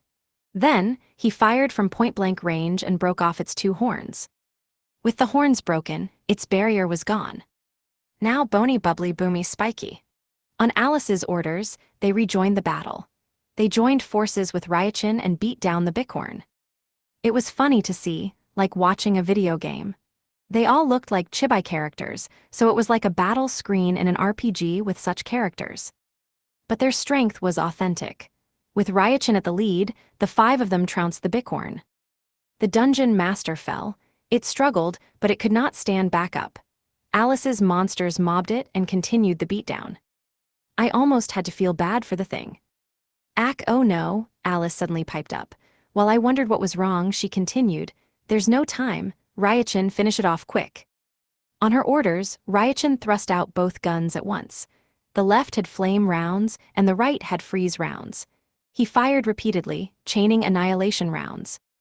Then, with a bang, he burst and disappeared, as if he'd never been there in the first place. And though the bicorn tried desperately to evade the final annihilation round. Nice job, everyone. The remaining four monsters held the thing down to keep it from escaping. It was filled with holes by the annihilation rounds, causing it to be, well, annihilated. I didn't get to wait for the drop timing, Alice said regretfully. That made me realize one more difference between me and Ryachin. He copied the stats that I'd raised in this world, but it seemed it couldn't copy the ones I'd brought from outside of it, my drop stats. Even after making him fight for the entirety of his summoning time, he couldn't get a drop. Well, you won, that's good, right? Yeah, because of you, Ryota, thank you. With that, Alice had cleared the request. defeating the dungeon monster that had stemmed the flow of dungeon drops in Selenium. Rumors of the Ryota family, which now had 2 people who'd solo killed dungeon masters, spread like wildfire. We became even more famous as a result. 149. Breaking 100 million pyros. At night, we gathered in the living room and relaxed together. On top of the table were pancakes with pink cream. The girls ate them together. "These are delicious, Emily," Celeste complimented her. "And they smell sweet, too. That's strawberry, isn't it?" "Yep, I saw strawberries from Sternum, so I decided to buy them," Emily replied. "Sternum? I've never heard of that dungeon." "It's a new dungeon. Its city is close to Cyclo, so we get them fresh." "Wow, no wonder it's so good." Emily and Celeste conversed about the pancakes. Meanwhile, a tail stuck out from under the table in front of Alice. It was wagging madly, with a lot of weight behind it. Kerberos was under the table with only his tail sticking out, as if he'd buried himself in a pit. "Kirby's under the table again," Alice giggled. "I'm always surprised that he fits there." "He likes cramped places, like a cat," Eve said. "No, it's not that he likes it, it's just habit to him." "Habit?" "Yeah, every time lightning strikes, he rushes under a table or bed, so it's like a habit to him. Watch next time, it's crazy how smoothly he slides under the table." "I knew that already. Last time I saw him, he'd fled under a table so smoothly and stylishly that it was like watching 60 FPS video. I found it almost artistic." While I stayed out of the conversation, Urza came over next to me. "Ryota, what are you looking at?" She peeked at what I was holding. "That's your passbook. Is something wrong?" "Just doing some calculations. I had a feeling about something, but I don't have a phone or calculator machine that can do math for me, so it's not going too well." "What are you calculating? I'll help," Urza offered with a smile. "You good at maths?" "When it comes to money, sure." "Then maybe you could help me. See, I wanted to know my total revenue so far. How much I've made in total since I came to this world to Cyclo, that is." She answered immediately, with the most nonchalant look on her face. 98,763,750 pyros. Hi. 98,763,750 pyros. You already knew what I was doing. No, but, oh Ryota, you haven't gotten any income other than through this account, have you? No, I do all of my business through Swallow's returned favor, and my dividends from Orum's taxes come into this account. Then that should be correct, Urza said calmly. Okay, what about Emily? 7,866,754 pyros. Celeste. 4,117,896 pyros. Alice. 1,993,812 pyros. And Eve. With us, 38,983,400 pyros. But Eve is a veteran, so if you added her sales to other shops, I'm sure that would double. Urza rattled off answers the instant I asked her questions. That's awesome. I like calculating these things, so. I had a feeling, but wow. Upon hearing that, Urza asked, a feeling. A feeling that my total earnings would reach 100 million before long. So did I. I'm impressed that you knew, though. When you get to sums this big, it gets difficult to keep up with all of the small numbers adding into it. Well, I stared off into the distance. It's a sense I've cultivated from gacha spending. Spend on gacha, and when your bill comes at the end of the month, you're shocked by how much it is. Eventually, I got a grasp of about how much it was adding to my bills. Oh, I see, not that I know what gacha is. Despite her confusion, Urza didn't question me. What a nice person. But wow, 100 million, 50 million was a lot to me not long ago, but here we were. I didn't have much on hand, since I tended to use money as I earned it, but this made me happy. Let's have a feast tomorrow, Emily cut in. Emily, we should celebrate your earnings reaching 100 million pyros. She was unusually excited. A feast, huh? Yes, Mom always told me that when you're happy, you should have a feast. Yeah, you're right, I agreed before looking around at all of my friends. Wanna go wild tomorrow, everyone? Yeah, everyone readily agreed. The next day, I skipped Nihonium and went to Tellurium in the morning. Everyone was waiting for me, so I fired off repetitions like mad.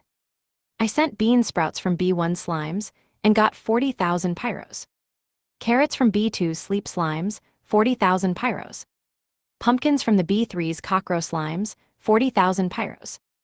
Bamboo shoots from the B4's bat slimes. I farmed at max speed using repetition, sent everything back to the mansion through my magic cart, and counted as I went using the cart's built-in feature. In total, I needed about 1,240,000 pyros. I was emotional. As I farmed, I remembered everything that had happened to this point. When I'd first arrived in this world, I couldn't even make 10,000 pyros a day. It took 3 days to make rent for our cheap, 20,000 pyro apartment. But now, I farmed at blinding speed. I piled up the magic cart's limit of 40,000 pyros. That quickly turned into 80,000, then 120,000. I used my abilities, cultivated bit by bit, to farm now. After 30 carts, when I was up to 1,200,000 pyros, I returned to B1 of Tellurium. It was here, this place and its bean sprouts, it had all started here. When a slime bounced my way, repetition. When a slime tried to flee, repetition. When slimes appeared from the floor, walls, or ceiling, immediate repetition. Every time bean sprouts went into my cart, the counter climbed. Finally, it reached 40,000 pyros again. Phew, I gasped for breath. I pressed the warp button one last time for good measure. 40,000 pyros worth of bean sprouts warped away. With that, today's earnings had reached 1,240,000 pyros. Using the warp gate, I returned to the mansion. When I got back, everyone was waiting for me. Everyone. Emily, Celeste, Alice, Eve, and Kerberos all greeted me. Congratulations. Congrats. Grats. Good job, low level. Congratulations, master. Then, Urza ran over from the other end of the hallway. Congratulations, Ryota, you crossed the 100 million threshold. She came with a bundle of papers chock full of numbers. It seemed she'd recalculated it for me. Everyone's congratulations made my eyes heat up. My chest warmed up too. Thank you all. Everyone celebrated around me, the guy who'd reached 100 million pyros in earnings. We partied and feasted until late at night. Then, the next day, we were shocked to learn that a new dungeon had been born. Extra side story, the family's day off. One morning, on my way to the dining room for breakfast, I noticed Emily receiving something at the front door. Morning, Emily, what you got? Oh, good morning, Yoda. This is Eve's carrot cake. A delivery this early. I gazed at the front door for a moment after the delivery person left. Something wrong, Yoda? Oh no, that delivery just reminded me that I've always wanted to try delivery pizza. Delivery pizza? Yeah, the place I used to live in, pizza delivery was expensive. About this size, I used both arms to form a circle the size of a large pizza. That would have cost 4,000 yen, sorry, pyros. That's really expensive, Emily was stunned. Emily had spent most of her life living in a dungeon. After that, she'd moved into a cheapo apartment with me. Her sense of money was basically between those of a survivalist and a common person. It was natural that she'd be amazed by spending 4,000 pyros on one meal. Yeah, it's expensive. That's why I always wanted it. I've never had delivery pizza ever since I got a job and moved to my own place. Would you like to make pizza? She offered. Make. Flour, vegetables, meat, and cheese. With those things, we should be able to do it. Yeah, I guess you would be able to make it with the right ingredients. Should we try it? While I thought about Emily's proposal, Alice and Celeste suddenly appeared. We heard Emily was making a special dish. Leave gathering ingredients to us. Hey Emily, what veggies and meat do you need? Alice asked. Well, for vegetables, I'd need potatoes and tomatoes. Asparagus would go well too. For meat, bacon would be best. And the cheese? Emily counted ingredients on her fingers, and Celeste and Alice nodded along and memorized them. Okay, leave it to us. We'll gather the ingredients right away. Then, they headed to the back of the mansion toward the warp room. they were probably going to warp to each ingredient's dungeon to collect them. Along the way, they ran into Eve as she exited her room. Alice decided to drag her along. "I'll make sauce," Emily said. "Yoda, can you get flour?" "Oh sure, flour," I searched my memories. As I recalled, it was on a floor in silicon. Time for a quick morning jog. I returned to the mansion with a magic cart full of flour, probably 100 pounds worth, but there didn't seem to be anyone inside. Is everyone else still gone? I wondered. But when I looked out the window, I spotted people outside. When I approached for a better look, I noticed that a few of my friends were standing around something. I strained my eyes to look closer. A brick oven. There, I saw a brick oven with a rounded top. Urza, Alice, and Alice's buddy monsters surrounded it. I left the mansion and headed over to meet them. "Hey, Alice and Urza," I greeted them. "Oh, hi, Ryota." "Welcome back, Ryota." "Thanks, so what's going on here?" "Well, I heard we were making pizza, so I prepared a stone oven," Urza said. "Is this one of the Swallows Returned Favors products?" "Yes, you can have a discount." "I see," I gazed at the brick oven. It was built solid, to the point that you wouldn't think it was put together so quickly. I was certain that it was built well enough for us to leave out and use for many years to come. As steam rose from the top of the brick oven, Emily used a big boss-sized spatula to take the pizza out. Then, she put it on a table we'd brought from inside the mansion. The scent spread all around. Alice and Urza piped up first. "Whoa, smells good." Celeste audibly gulped down saliva. "Incredible, that's Emily for you," I complimented. "Thank you, will this do? I tried sticking to your order, but..." "Yeah, I think that's good." I'd ordered German pizza with a cheese and potato base. It used potatoes from Tellurium's specialty potatoes, sourced from the slime families on B6. Emily skillfully cut and dished out pizza. "Here you go, Yoda." "Thanks," I replied. Then, I picked up the triangular slice and brought it to my mouth. The moment I took a bite, I felt an impact as if I'd been struck upside the head by a hammer. "What's wrong, Ryota, what's up?" Alice asked me. "Take a bite." "Okay, here goes, oh." Like me, the instant she took a bite, Alice's eyes went wide. She was at a loss for words. We looked to each other and nodded. "Delicious," we shouted in unison. "It's good, it's way too good, seriously," I repeated. "So this is pizza?" Alice asked. "Listen, it's not this delicious just because it's pizza. Emily's power is just too great." "That makes sense." Alice and I gazed at Emily. There was a shared flash of inspiration between us before we ran over to Emily and lifted her high up together. Then, we tossed her up into the air in celebration. "Long live Emily, long live Emily." "Whoa, P put me down." "Long live Emily."